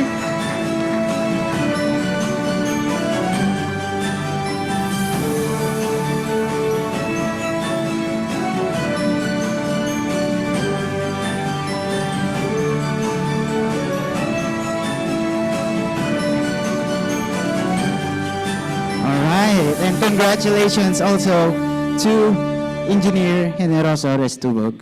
And of course, once again, we would like to remind everyone on your attendance. So for face-to-face participants, you need to scan your QR codes. Meron po tayong station dyan sa labas, so tap nyo lang yung QR nyo. And make sure to tap it again for log out. Meanwhile, for our virtual attendees naman, you are automatically registered to our attendance system if meron na po kayong, if nakapasok na po kayo sa Zoom. Okay, without further ado, let us now introduce our next speaker with the topic Grid Forming Inverters. Engineer Rafael Aaron F. Orlina is a seasoned power systems engineer with strong expertise in grid security, metering systems, and national energy regulation. He has significantly during his tenure as a senior engineer with the Grid Management Committee, where he supported technical standards, compliance, and power system reliability initiatives. He holds a master's degree in electrical engineering from the University of the Philippines and earned his professional electrical engineer license in 2014. Demonstrating both advanced technical and proficiency in leadership in the field. Ladies and gentlemen, let us all welcome Engineer Rafael Aaron F. Olina.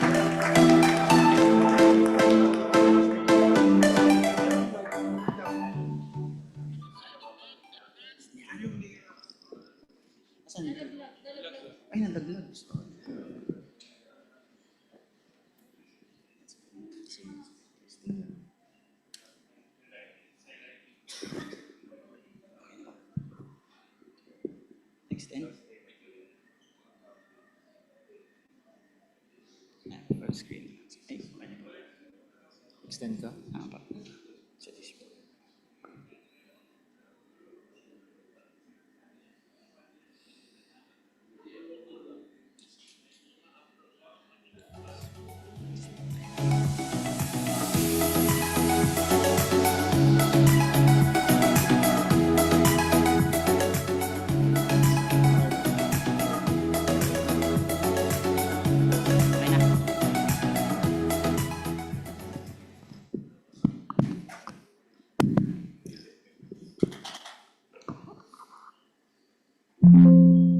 Okay. Good afternoon po sa lahat. Thank you po for inviting us, Huawei, to present here in the Annual National Convention. So ako po si Aaron. I will be presenting on grid forming inverters. So much has been discussed in the topic before sa akin about power quality sa connection point ng buildings sa DU and also sa negative sequence or sa unbalance for the motors. So just to relate itong topic ko, grid forming inverters are applied para sa mga, inverter. Sino na po nakarinig ng inverter dito? Or may idea ng anong gamit ng inverter? Okay, tama. DC to AC.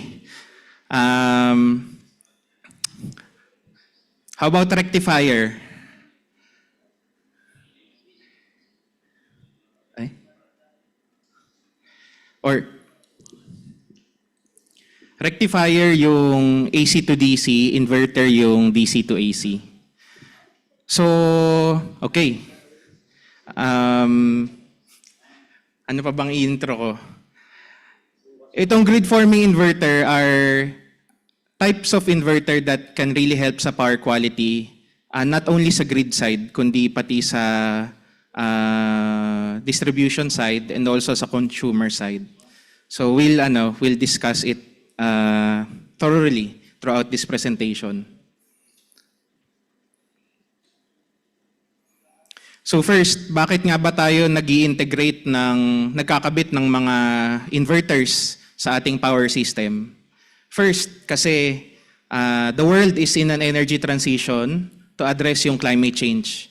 We all know na umiinit yung mundo as we consume more power and as we produce more greenhouse gases. And so, lahat ng bansa are having these plans, national energy plans to limit or cut down yung generation from fossil fuel-based resources and to shift or to source naman yung generation demand from cleaner sources such as renewable energy. But that comes with the trade-off na yung ating mga panels, they produce DC output. Yung mga batteries din, utility scale are, as we know, DC rin. So we need inverters to convert their output to the in the usable form for the grid and for us as consumers. Ngayon, to comply dito sa mga national energy plans, all the big companies then have also committed to shift or replace or maybe transfer their consumption from fossil fuel-based resources to cleaner, greener energy sources. So sa buong mundo yan, including sa atin dito sa Philippines. So we all know yung renewable energy targets natin. We are targeting 35% sourced from renewable energy yung energy demand natin by 2030 and then 50% by 2040. So, just to give an idea how large yung capacity na kailangan natin na PV solar tsaka wind sa grid. Kada mag-install tayo ng PV plant, so na around 20% lang yung capacity factor niya. Meaning, sa installed na 100 megawatts sa grid, around na mga nasa 20 megawatts lang yung napoproduce niya throughout the year. So, if 50% ng consumption natin should be sourced from from PV, so imagine, kakalahatiin mo muna yung demand natin and then i-divide times 5 mo. Ganun kalaki yung kailangan na ma-install na PV sa grid. So, andito naman yung plano from DOE.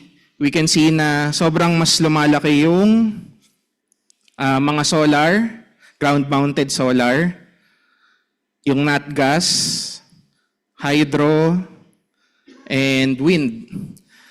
But we can see na from 2023 up to 2050, well, as we shift towards greener energy, hindi natin matatanggal sa power system ni Philippines yung coal. Meron pa rin coal. Pero, ang strategy is, from here on out, hindi na tayo magdadagdag ng coal.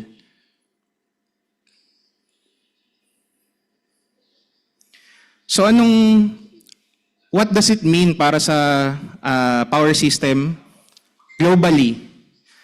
So, from here, ganito yung power system natin historically. We have the big generators here. We transmit the power produced here through the transmission system, step down towards the DU, and then further step down para sa consumer. But now, meron na tayong PV still in the generation side, pero meron na rin tayong generation in the DU side, in the consumer side, which are yung mga distributed energy resources natin. So ano magiging overall implication nito sa the way we operate yung power system? So yung synchronous generators natin, which are yung mga coal, yung mga hindi hydro, more on the coal and diesel are being replaced or displaced by transmission and distribution connected inverter-based resources such as solar and wind plants.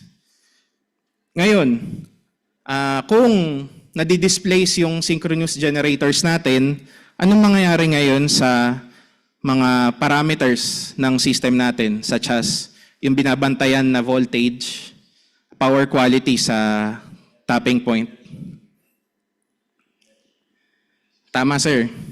So the grid loses the strong support of the synchronous generation, which to name a few are since yung voltage control, power quality, since pag nagpo-produce sila ng power, hindi sila nag-i-invert or nagko-convert ng DC to AC, AC to DC, kaya mas malinis yung power na napoproduce nila. The inertia, nawawala rin. Yung mga synchronous generators, umiikot sila. So may inertia yung pag-ikot nila, pero as you replace them with inverter-based resources, wala nang rotational components. Power system stabilizers also to control yung oscillations ng grid and yung short circuit power. Isa rin to sa mga nakikitang makakaapekto sa low voltage side. Since inverters naturally don't produce yung short circuit current. Thus, kapag may fault sa system, maaring may fault na pero hindi pa rin mataas yung hindi pa rin naabot yung overcurrent protection setting.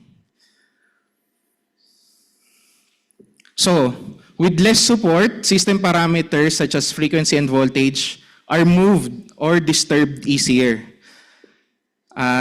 Bottom line, humihina yung grid natin habang mas dumadami yung inverter-based resources natin. But how do we define kung ano ba yung weak grid? Ito sila. So, ito yung pinaka well-known, low system inertia. Since wala ngang inertia by nature yung mga inverter-based resources. Another one is low short circuit MVA. Hindi nag-i-inject yung ng fault current yung mga inverters.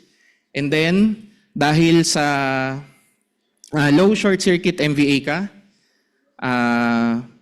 mabilis din magbago yung voltage mo since magiging mababa yung short circuit ratio. So, ito yung currently meron nang na-experience sa grid na mga problems and we will further experience as we integrate more renewable energy to our system.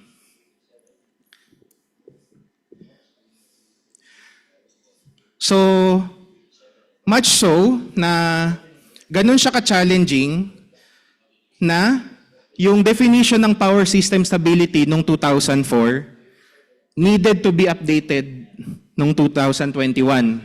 We can see here noong 2004, ano lang nakikita nating challenges sa grid. First, frequency stability. So, tinitingnan lang natin balance ng generation and demand. Next one, voltage stability. Kamusta yung voltage sa transmission side? Kamusta yung voltage sa connection point ng mga DU? And then rotor angle stability. Pag may biglang nawalang generator, pag may biglang nag-outage na generator, pag may biglang nagka-fault near the generator and nag-trip yung line, ma-maintain ba ng generators yung synchronism with each other? So yun yung iniintindi noong 2004. But now, 2021 na-update siya. Nadagdagan ng converter-driven stability, which is pag ba nagkaroon ng disturbance, the way na mag-respond ba yung inverters will be in such a way na ma-maintain yung stability ng grid. And resonance stability. Since inverters are not made up of rotating components, but from power electronic devices such as capacitors, inductances, so possible na makahit ng resonance. Familiar naman sa resonance? Okay. So, anong next na implication kung nagiging challenging na yung operation ng grid? Ngayon, kung yung VRE, yung PV and wind, yung mga inverter-based resources, pinush out nila yung mga synchronous generators na nagbibigay ng support sa grid, then, since sila yung matitira sa grid, sila dapat yung umako ng responsibility na yun to support the grid. So, dati kasi, or historically, yung synchronous generator dominated power system, lahat ng grids sa buong mundo. So, mas marami yung synchronous generators as compared sa capacity ng mga inverter-based resources. And so, yung design ng mga inverters noon was assumes a stiff system. So kahit maggumalaw kapag sa PV, kapag umulap, biglang bababa yung output, yung pagbaba ng output ng PV, hindi niya maapektuhan yung parameters ng grid. Yung frequency or yung voltage, okay lang kasi lang siya, maliit lang yung penetration niya. So, changes in IBR injected current, IBR means inverter-based resources, do not move the system. And then, the changes in the system, yung IBR naman yung naapektuhan kasi maliit lang siya eh. And so, ang tawag dito, sino na nakarinig ng grid following inverter? Kahapon. Ayun. So, good. So, ito yung at least hopefully na mas nag-make sense yung grid following. Mas ma-explain ko in the next few slides. Ngayon, as we integrate more renewables, let's say, imaginein natin, ngayon 2023 nandito tayo, or 2025 nandito tayo. Pero in 2050, andito na tayo, wherein yung IBRs na yung nagdo-dominate sa power system.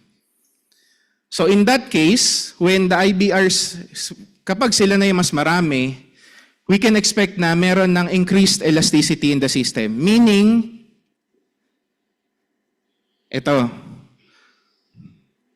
elasticity, meaning mas madali nang maapektuhan yung voltage and frequency natin. So, we can expect na changes in the IBR current will move the system. Imbis na sa ngayon na parang hindi mo pa maramdaman. And then, this movement in system itself causes IBR to move in tandem. So, may feedback loop lang naman yung mga yung mga IBRs Same as the governors or the exciters ng mga generators. You continuously measure yung frequency, you continuously measure yung voltage. Pag magalaw din yung response ng generator mo.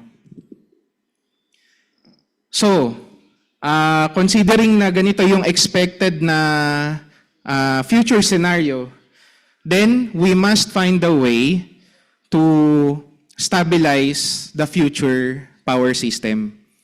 And isa sa mga nakikitang solutions are yung grid-forming inverters. So naturally, what is yung grid-forming inverter? So ito yung typical na high-level description sa kanya. Pag grid following ka, you operate as a current source. You are grid voltage dependent.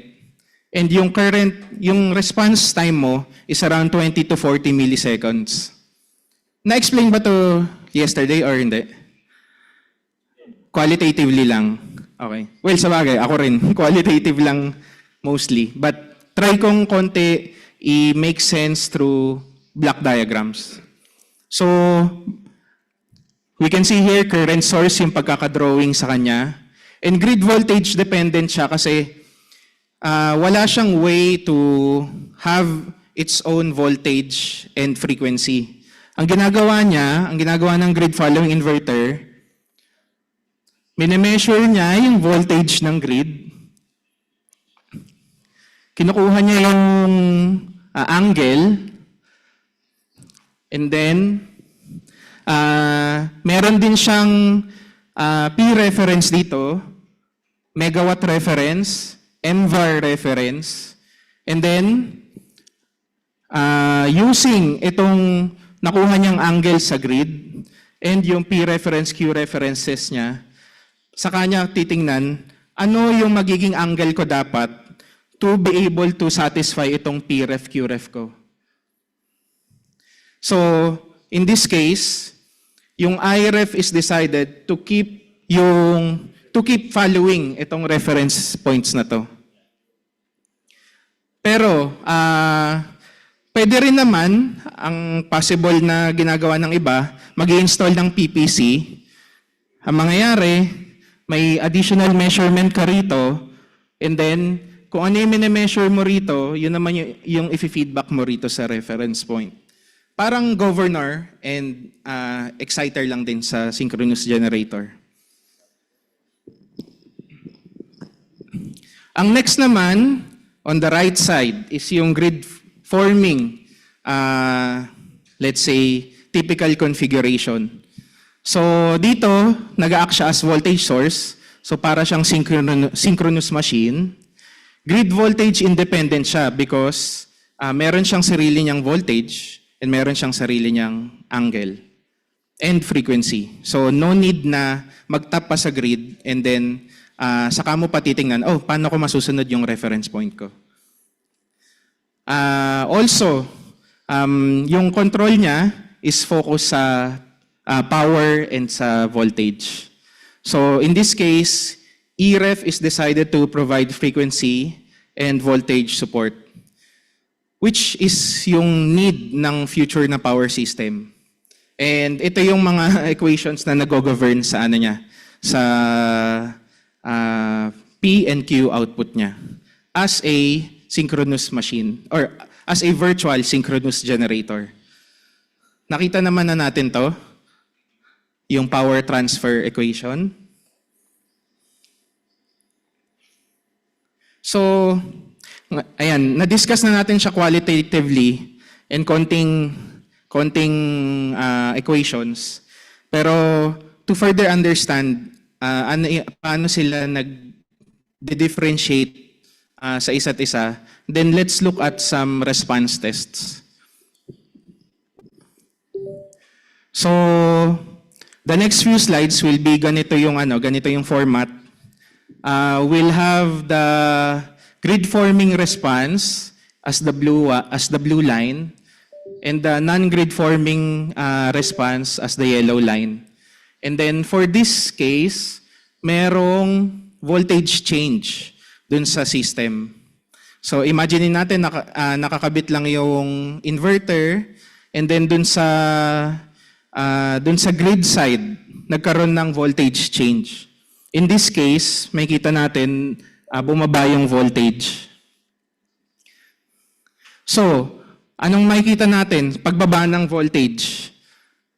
Yung kulay blue, focus muna tayo sa yung yellow, focus muna tayo sa non-GFM. Bumagsak yung output niya, yung active power output niya, pero bumalik. And then nung binalik na yung voltage, tumaas din, and then bumalik. Meanwhile, sa reactive power response niya, which is yung yellow, ito yung Q, tumaas lang din, bumalik, bumaba, bumalik. So, gets naman natin yung nag-govern or anong variables na nakaka-apekto sa frequency and voltage ng system. So, pag frequency, we look out for the balance between the generation and the demand in terms of active power. But in terms of voltage, ganun din, balance ng generation and demand, but focus on reactive power. Meaning, pag mababa yung voltage mo, then you would need more reactive power to bring it back to the nominal value. So, in this case, ang desired response talaga, pag bumaba yung voltage, is itataas mo yung reactive power mo. Which is, makikita natin na evident dito sa grid forming response as compared dun sa non-grid forming. So, some observations for this slide.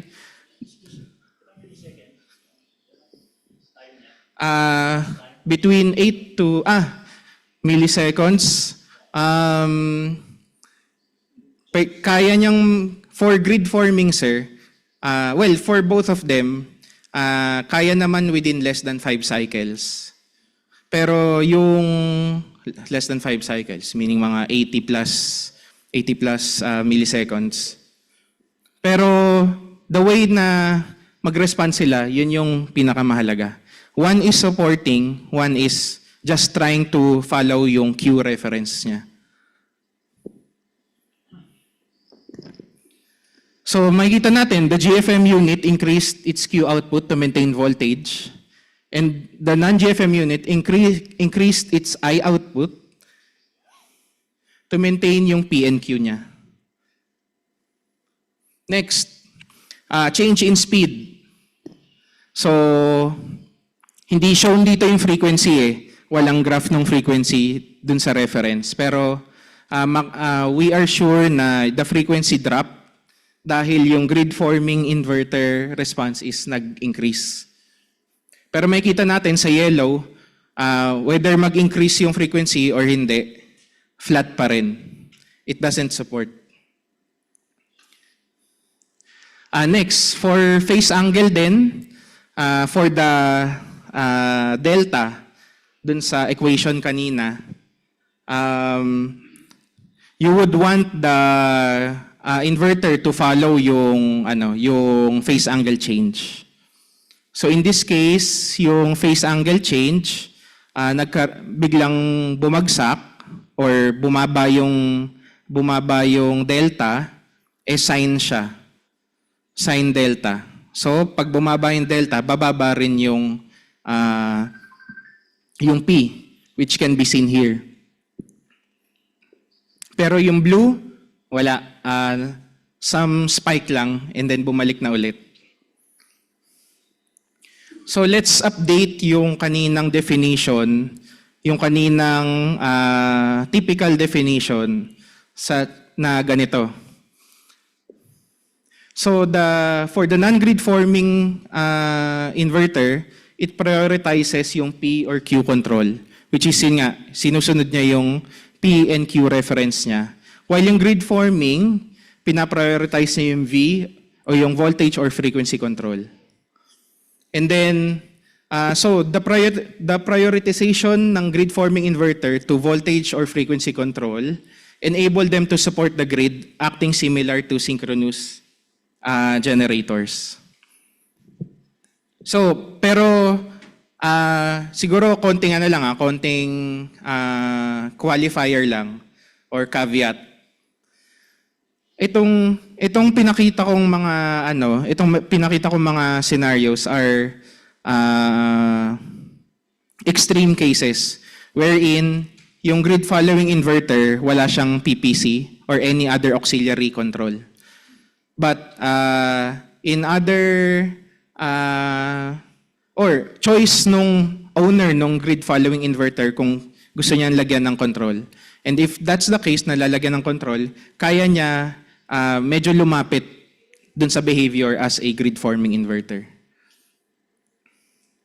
So, globally recognized na yung grid forming inverters. In fact, maraming countries na have published their technical requirements for grid forming capabilities. So sa Pilipinas, wala pa. Pero meron na yung US, Australia, Finland, ano pa? And ito, EnergyNet is I think Netherlands. Germany, VDE. So meron na sila mga standards for the performance na hahanapin pag grid forming inverter yung in-install mo.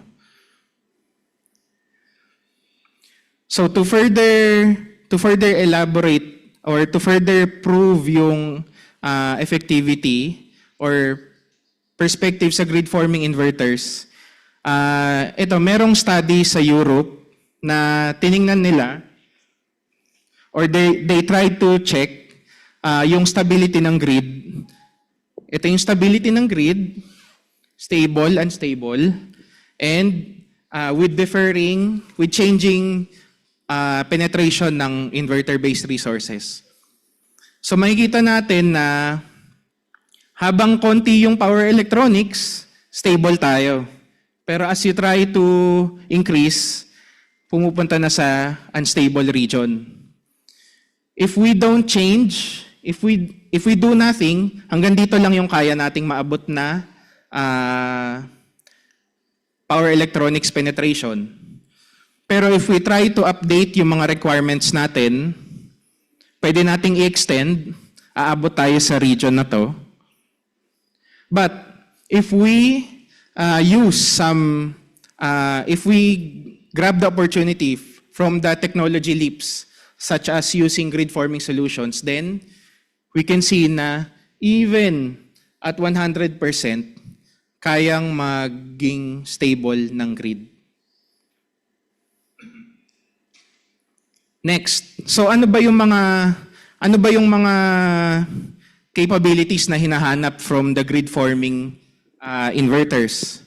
So we can see yung inertial response na well-known, yung weak grid operation, so kahit mababa yung short circuit ratio, kaya niya mag-operate, hindi siya magiging unstable. It should provide oscillation damping, which is yung historically pinoprovide ng mga power system stabilizers. It should be able to provide black start. So hindi na lang mga big generators yung kayang mag-restore sa grid. Headroom and overload capability. Again, pag mag-inject ka ng fault current, kailangan mo ng mataas na overcurrent capability since gusto mo mataas yung ma-inject mo na short circuit current. Ride-through capability. So I think even sa mga PV na installed sa distributed energy resources, merong LVRT, merong ride-through capability requirement. Power quality as mentioned, and voltage and frequency regulation as we saw from the previous slide. Voltage source behavior, which the inverter should, or the grid forming inverter should behave like a synchronous machine. And then loss of last synchronous machine, which means kaya dapat niya maging operational even if wala nang ibang synchronous machine na nakakabit sa system.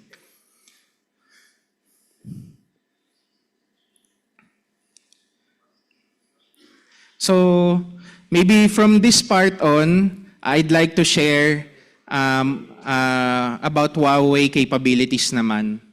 Because we are also offering, or our converters also have grid forming capabilities. So makita natin, kayang mag-parallel operation, capable of black start, has high overcurrent capability, fault ride-through, of course. For the synchronization mechanism, we can act as like a virtual synchronous generator.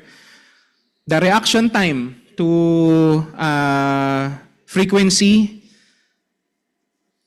I think this is tama.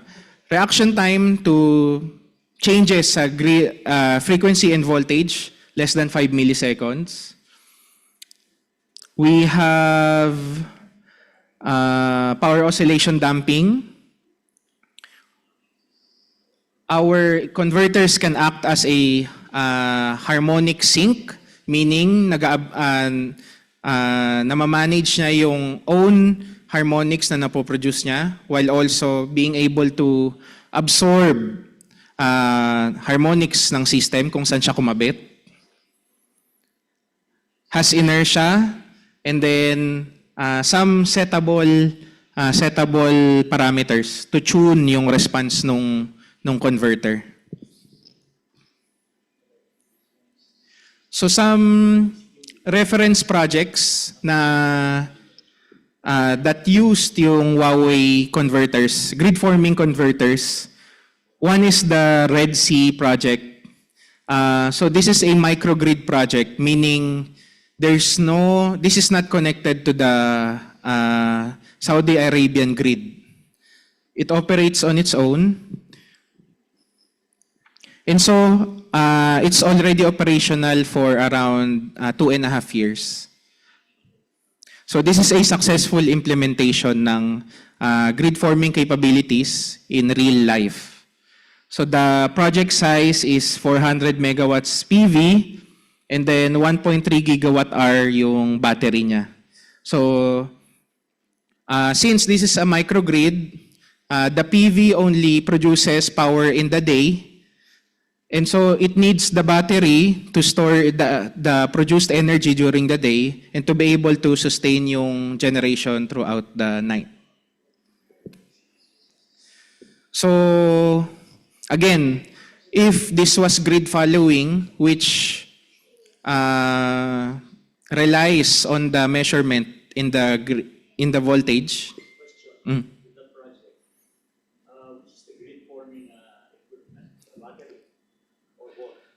Good question, sir. The battery.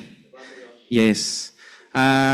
For now, as for Huawei, at least for Huawei, the battery is the one that's used as grid forming because you need stable output. As compared to the PV na pwedeng mag-change. Yes, very much variable. So just to elaborate further, while in the conceptualization nitong project, our R&D ran some simulations, and if itong graph na to shows the response to a fault ng microgrid system if it's not grid forming, and this one is the response if it's if the battery operates as a grid forming.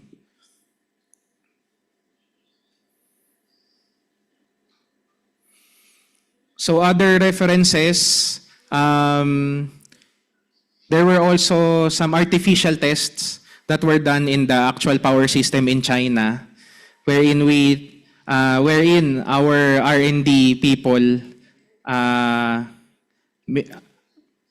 deliberately did some short circuits to the grid. So these tests proved the fault current injection capability of our converters. So, if synchronous generators, usually maybe 3 times, or typically, they inject 3 times of their rated current for the fault current. So that's why, in our design, we also tried to reach 3 times. So in this test, naabot naman 2.8 times. So we have talked about grid forming inverters so far, but let me return to the essence of this. Let me return to the essence of this technical workshop, which is compliance to Philippine standards, particularly the PEC 2. So for the inverters that are connected to the grid, yung PGC yung talagang nag-govern sa kanila. And any power system element, including resource equipment such as inverters, must comply to the technical and performance requirements of the PGC. And these are being tested through the laboratory and on-site once installed. These are witnessed by NGCP representatives since they are the ones who really try to monitor the performance ng mga grid users.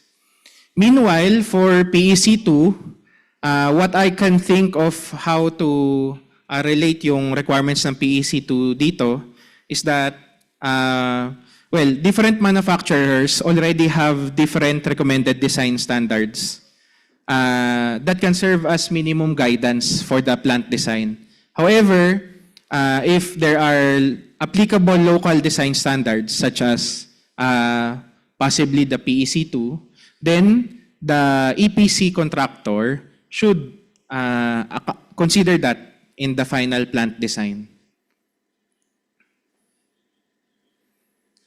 So this is the last part of the maybe technical presentation. Would just like to give you an idea how Huawei is in the Philippines. So Huawei in the Philippines, matagal na, 2002 pa. Because Huawei started as, or Huawei's business is really focused on the carrier business or communications business. So we have 9 offices covering 5 regions, and we from then until now, more than 22,000 jobs were already created. And this is the project references that we have in the Philippines. Sino na nakarinig dito ng Terra Solar? So that is also our project. One in Gapan, Nueva Ecija. And since we have a big team here locally in the Philippines, we have 140 staff all in all.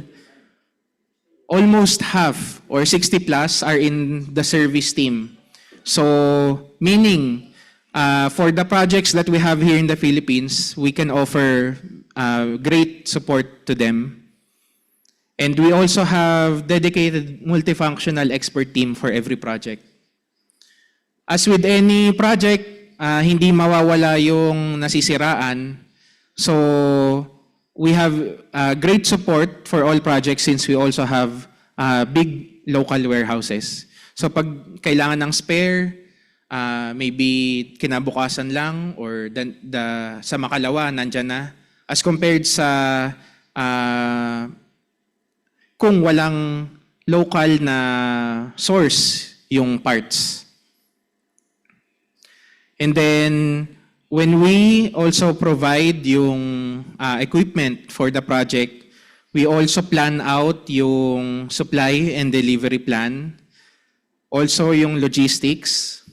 And since yung mga planta, since yung PV, wind, and BESS plants are all have a, or usually nasa 10 to 20 years yung nila, lifetime, then we also provide long-term service agreements.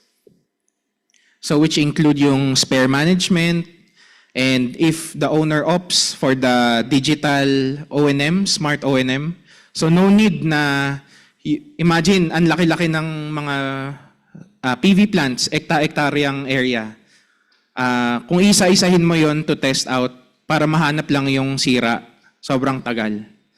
So we also have this. And we're also quite experienced in providing yung LTSA. So with that, thank you for listening. Ako po ulit si Aaron Orlina from Huawei Digital Power Philippines.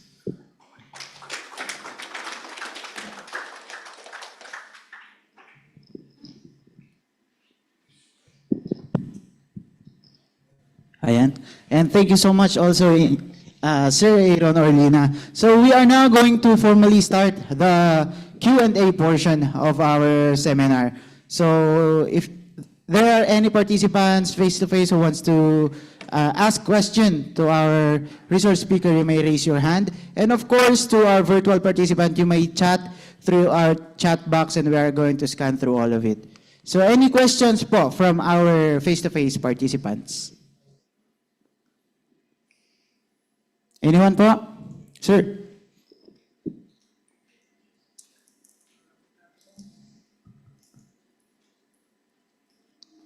Yeah, my name is Mr. Lim.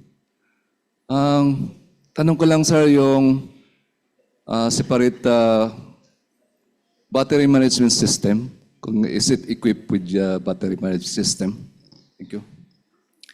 Yes. I think for all the tier 1 suppliers, merong battery management system to be able to, for the owner to properly monitor the parameters of the battery units. And some, including us, also have what we call the pack optimizer. So we can imagine sa loob ng isang battery container, maraming batteries yan connected in series and in parallel to lump them all to reach yung capacity. And so, not all those battery packs and all the battery cells are equal, such as, kunyari, not all iPhones have the same battery characteristics. Some mas nadi-discharge ng mabilis, some nadi-discharge ng mabagal. So, very important, if you have so many batteries connected in series and in parallel, it's important to balance actively yung charge nila.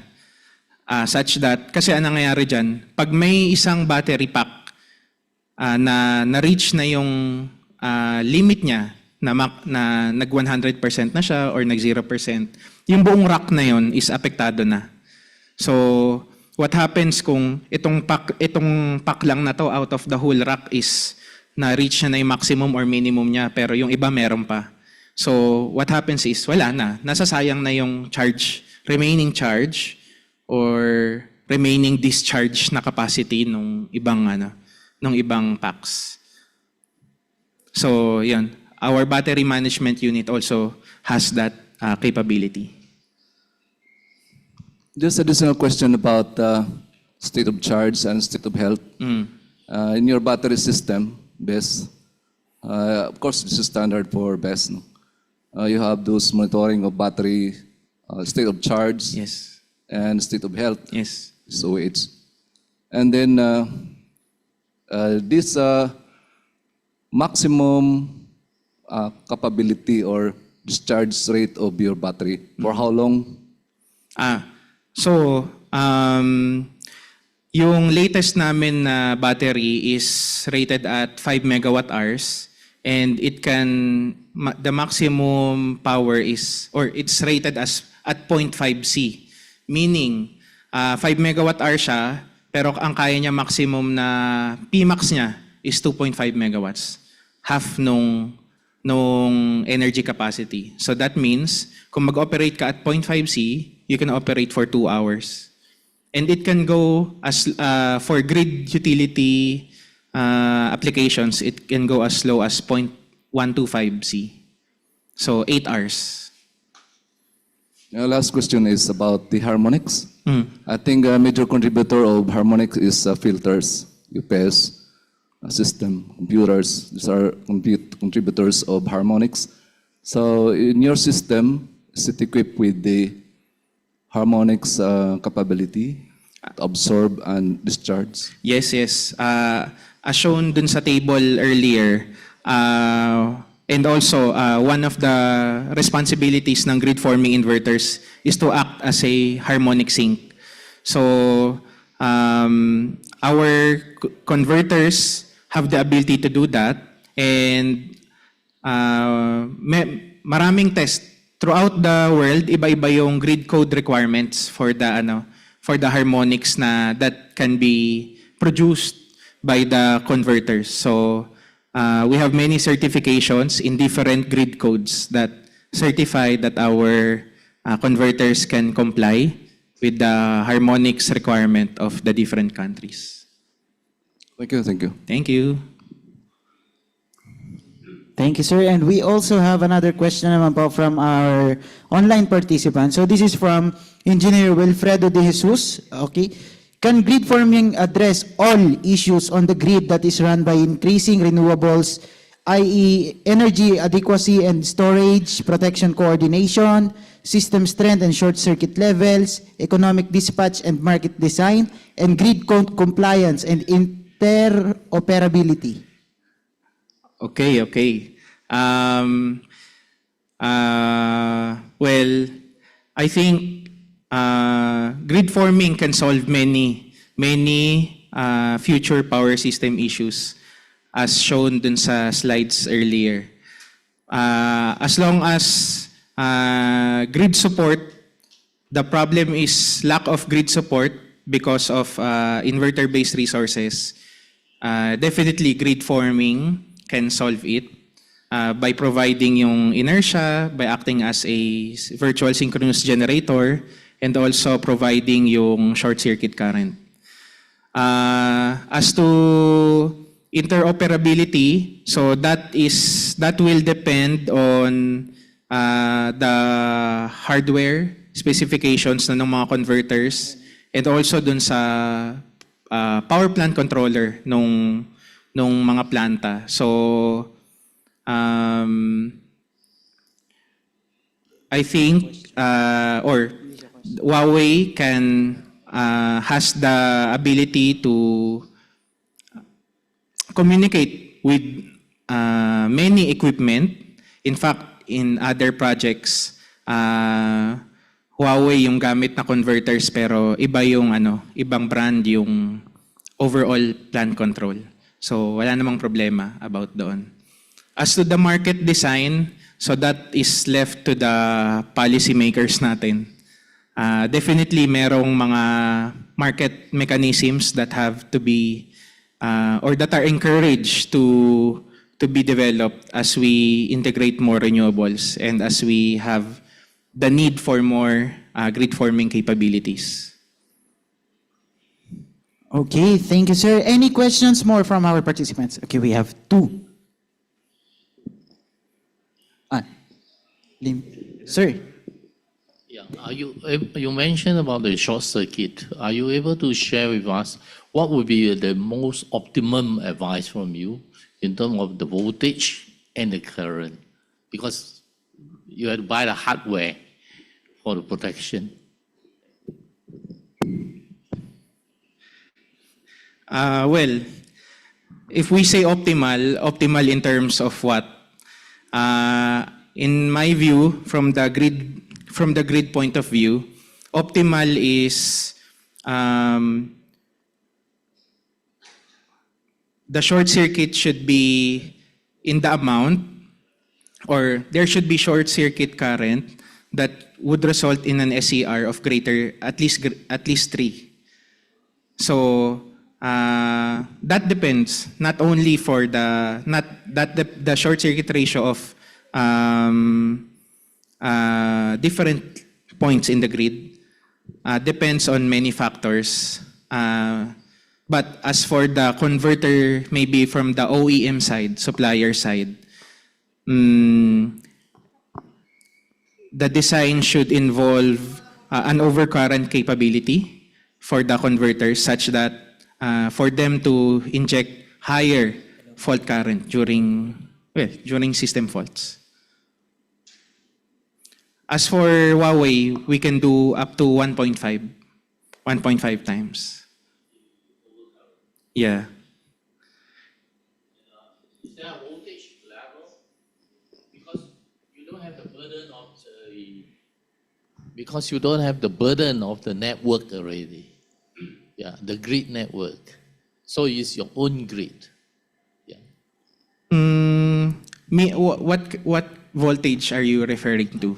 I'm asking you, would there be an optimum voltage that you will advise whoever want to design? So for whoever want to design, considering the equipment or the converters of different suppliers, so should refer to the data sheet.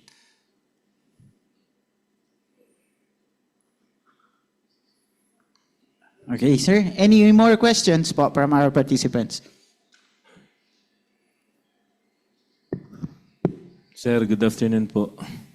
Late na ako dumating pero I don't know if covered to nung topic mo. It just happened na may existing system kami ng solar na mayroon kaming contract for siguro 18 years yata yun. But before I came to the university, napansin ko kasi yung contractor, Huawei yung gamit na system, yung inverters. So, ang tanong ko po, since hindi namin siya nagagamit pag brown out, pag wala siyang option dun sa generator, yung generator option, ang tanong ko po, easily upgradable ba yun para makontak namin yung through yung mga bago nyong system na para magamit namin siya. Kasi usually, pag bagyo, fully utilize namin yung generators, which expecting natin na dapat may katulong talagang solar tuwing habang nagre-recover kami kapag mainit na. Yun lang po. Okay, thank you. Thank you, sir. So, just to clarify, ano yung need i-upgrade, if ever? Yung pong, kasi hindi nagagamit yung solar kapag generator yung tumatakbo na sa amin. So, hindi namin, kumbaga, walang yung kasing control panel niya, walang silbing solar kapag brown out. Yan ang ibig ko sabihin. So, Wala siyang battery. There's wala, no- there's wala kasi no siyang battery battery. rin, ano? Wala siya. Ano bang tawag doon yung grid tie? Grid tie. Oh. Wala siyang battery, grid tie siya. So pag yung pang-control sa kanya, hindi rin nagfa-function as harvest. Kasi hindi ko alam kung for the last 8 years hindi pa ganun yung technology. So pag umulan, hindi pinapatakbo yung generator. Hindi po, pag bagong bagyo ka, usually brown out. Walang DU. Walang DU. So generator kami. So sabi ko, nanghihinayang kami doon sa init nung ano. So parang the way I understand it, paano ma-upgrade from the current hardware na meron kayo into something na kayang mag-black start such as grid forming? Opo, kasi usually yung mga recent inverters, meron siyang option, yung generator option. So kumbaga, mapower up niya pa rin yung unit, yung inverter unit, saka yung control system ng solar.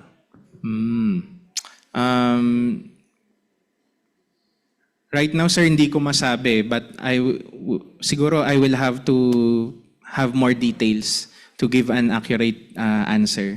So maybe I can talk to you after, sir. Okay, thank you po. Thank you. Thank you.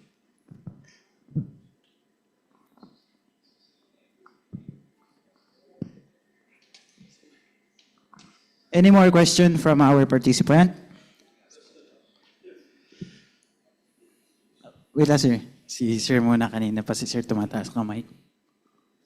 Hello, sir. Regarding po dun sa grid forming, meron kasi akong nabasa lang na yung regarding sa synchronous condenser. Nasosolve din ba niya yung issues sa mga problem because of the inverter system natin? Yes. Correct. Hindi lang grid forming yung pwedeng makasolve sa future issues ng power system. So as mentioned, the displacement ng synchronous machines that's when you lose the support ng mga synchronous machines. But when you connect or parang return the synchronous machines, but now not operating as a generator of active power, but as a condenser. So definitely, you get the support back as they operate. Follow-up question. If yung grid forming ng inverter is nandyan, ano yung advantage niya kung gagamit naman ng synchronous condenser? Synchronous condenser, you operate yung a generator but only as voltage support. Usually nire-retrofit din yung mga existing generators to be able to operate them as synchronous condenser. So, yun siya. You still get the benefits ng grid forming but only for voltage. There's also inertia. Pero when you, siguro kung grid forming inverters yung gamit mo, and then you pair it with the battery, so you also have the advantage of providing frequency regulation through the control of the active power, which is, wala sa synchronous condenser. Okay, thank you po. Okay, thank you rin, sir. And one more, sir.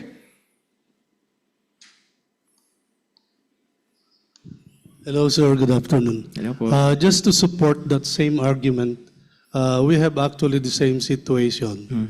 But that was 10 years ago. They call it a grid tie function without the upgradable system that you can actually acquire a generator source and an EPS source. So basically before, we don't have that system that acquire a source without the grid. So you're saying that even brownouts during daytime, the Huawei inverter doesn't function.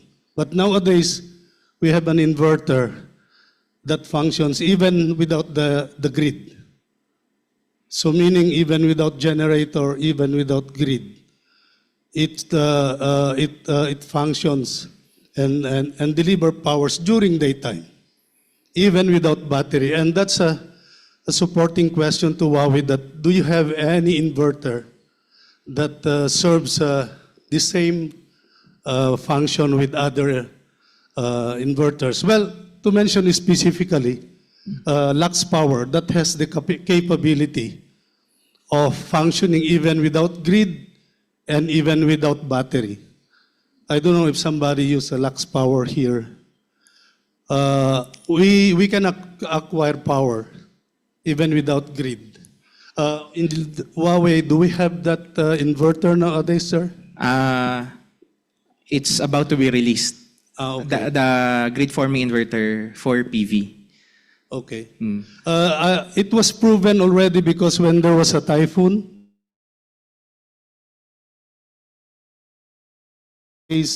without battery, we can fully acquire power from the inverter. And I'm hoping that Huawei can have that in the future. Yes, Yeah, definitely. Thank you. That's an argument for you, sir, to support that. Thank you, sir. Yes, Huawei also have that. I think between now until the end of the year will be released. And those are the, I think, valuable support that suppliers can give to SPUG areas that are not connected to the grid. In fact, while as power electronic devices are getting cheaper and cheaper because of technology maturity, so they are seen as cheaper now compared to installing and operating diesel gensets. Okay, next question, anyone? From our participants? Yes, sir.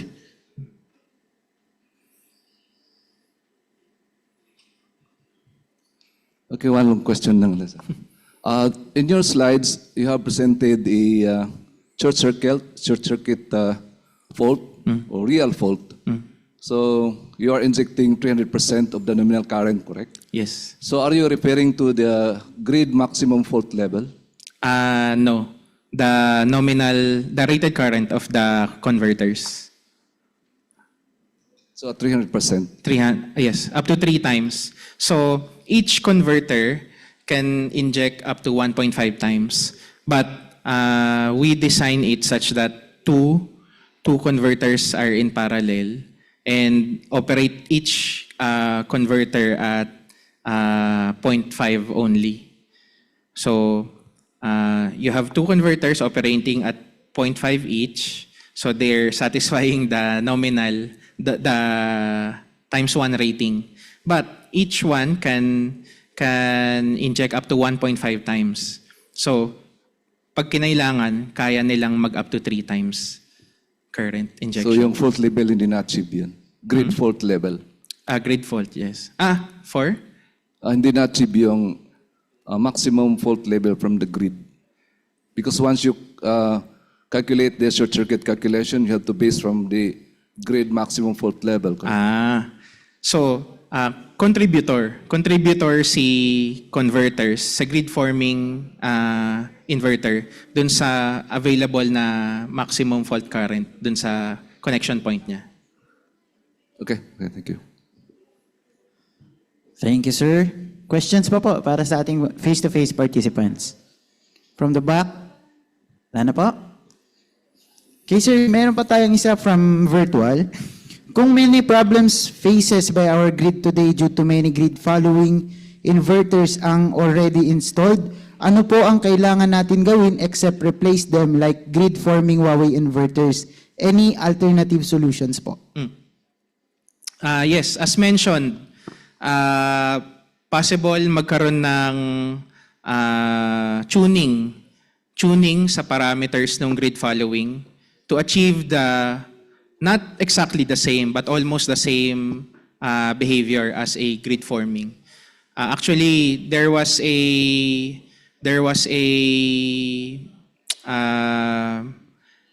like a tutorial from an American research institute that studied this one, and they were able to prove it in simulations na using grid following, you can tune them to achieve almost the same behavior. However,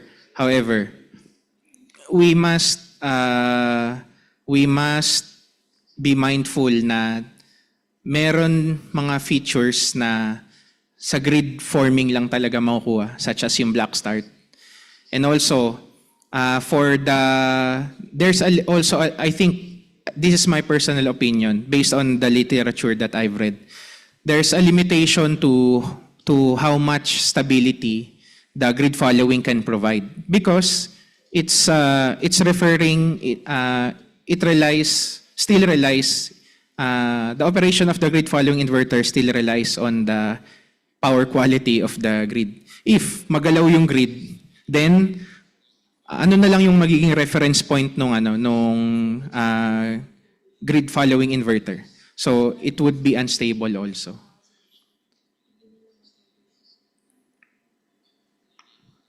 Okay po. Next question from Engineer Michael Stephen Perez.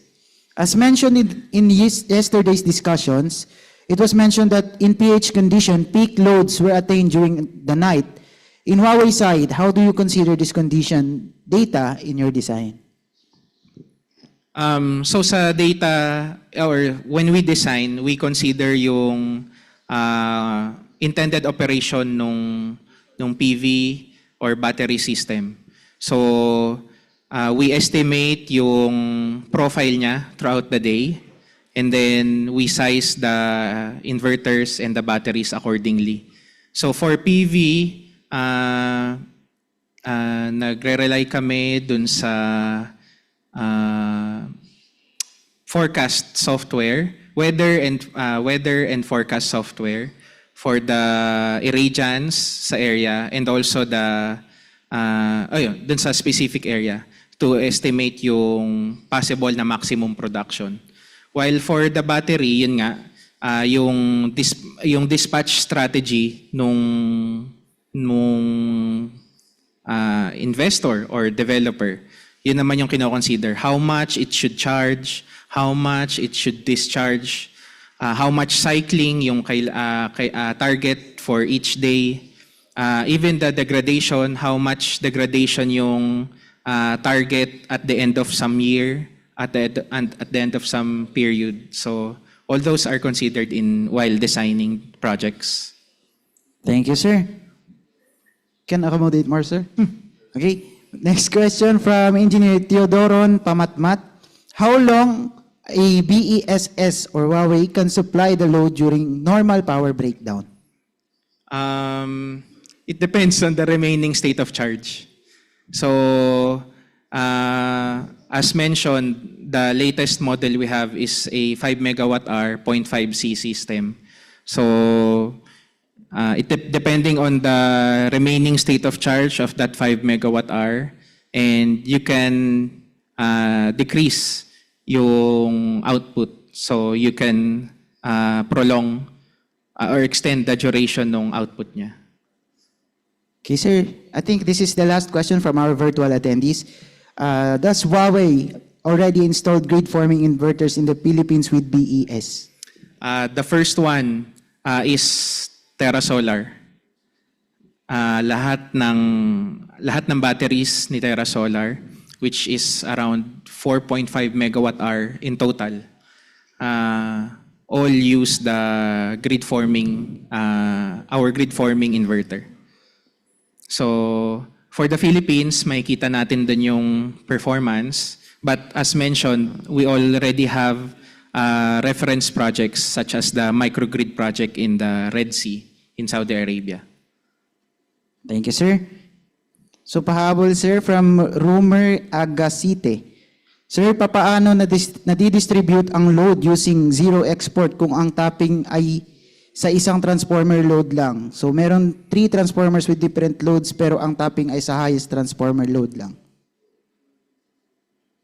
I think hindi ko This is not relevant to the current topic. I think, sir, maybe we can discuss better. Hindi ko pa masyado nakuha yung question eh. Okay, sir. Sige.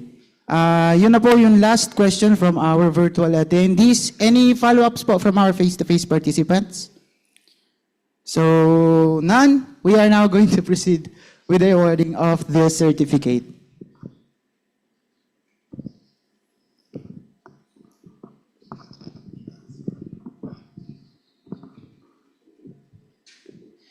Okay po, allow me to read the citations. Institute of Integrated Electrical Engineers of the Philippines, Incorporated.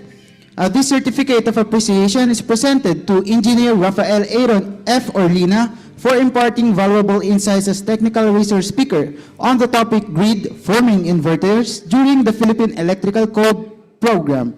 In this conjunction with the 50th Annual National Convention and 3E Expo 2025 with the theme IIEE, celebrating 50 years of integrity, innovation, empowerment, and excellence, given this 25th day of November 2025.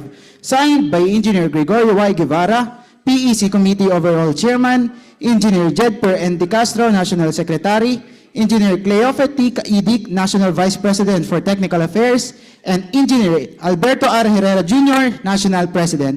Once again, a warm round of applause for Engineer Rafael Aaron Orlina.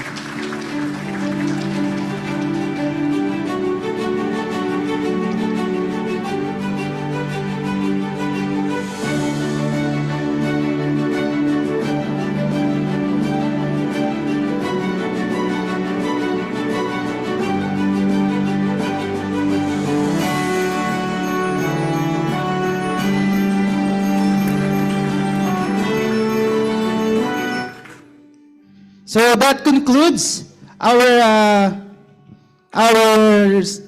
session for today for the Philippine Electrical Code Program. For our closing remarks, may we call on the PEC Overall Chairman, Engineer Gregorio Y. Guevara. Warm round of applause, please. Thank you for staying whole day. We had a very fruitful day today. So tomorrow, we will have our PEC quiz show in the morning and the opening of exhibits, ano, tama? So, enjoy the rest of the days of the convention and Merry Christmas to all of you.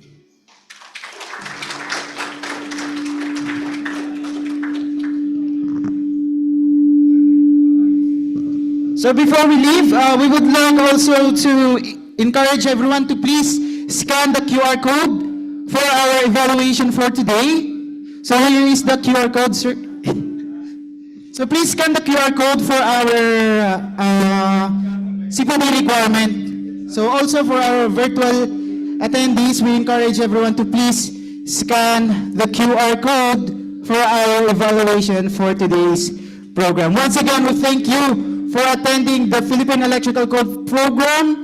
And ingat po ang lahat sa pag-uwi. See you tomorrow. Thank you so much po.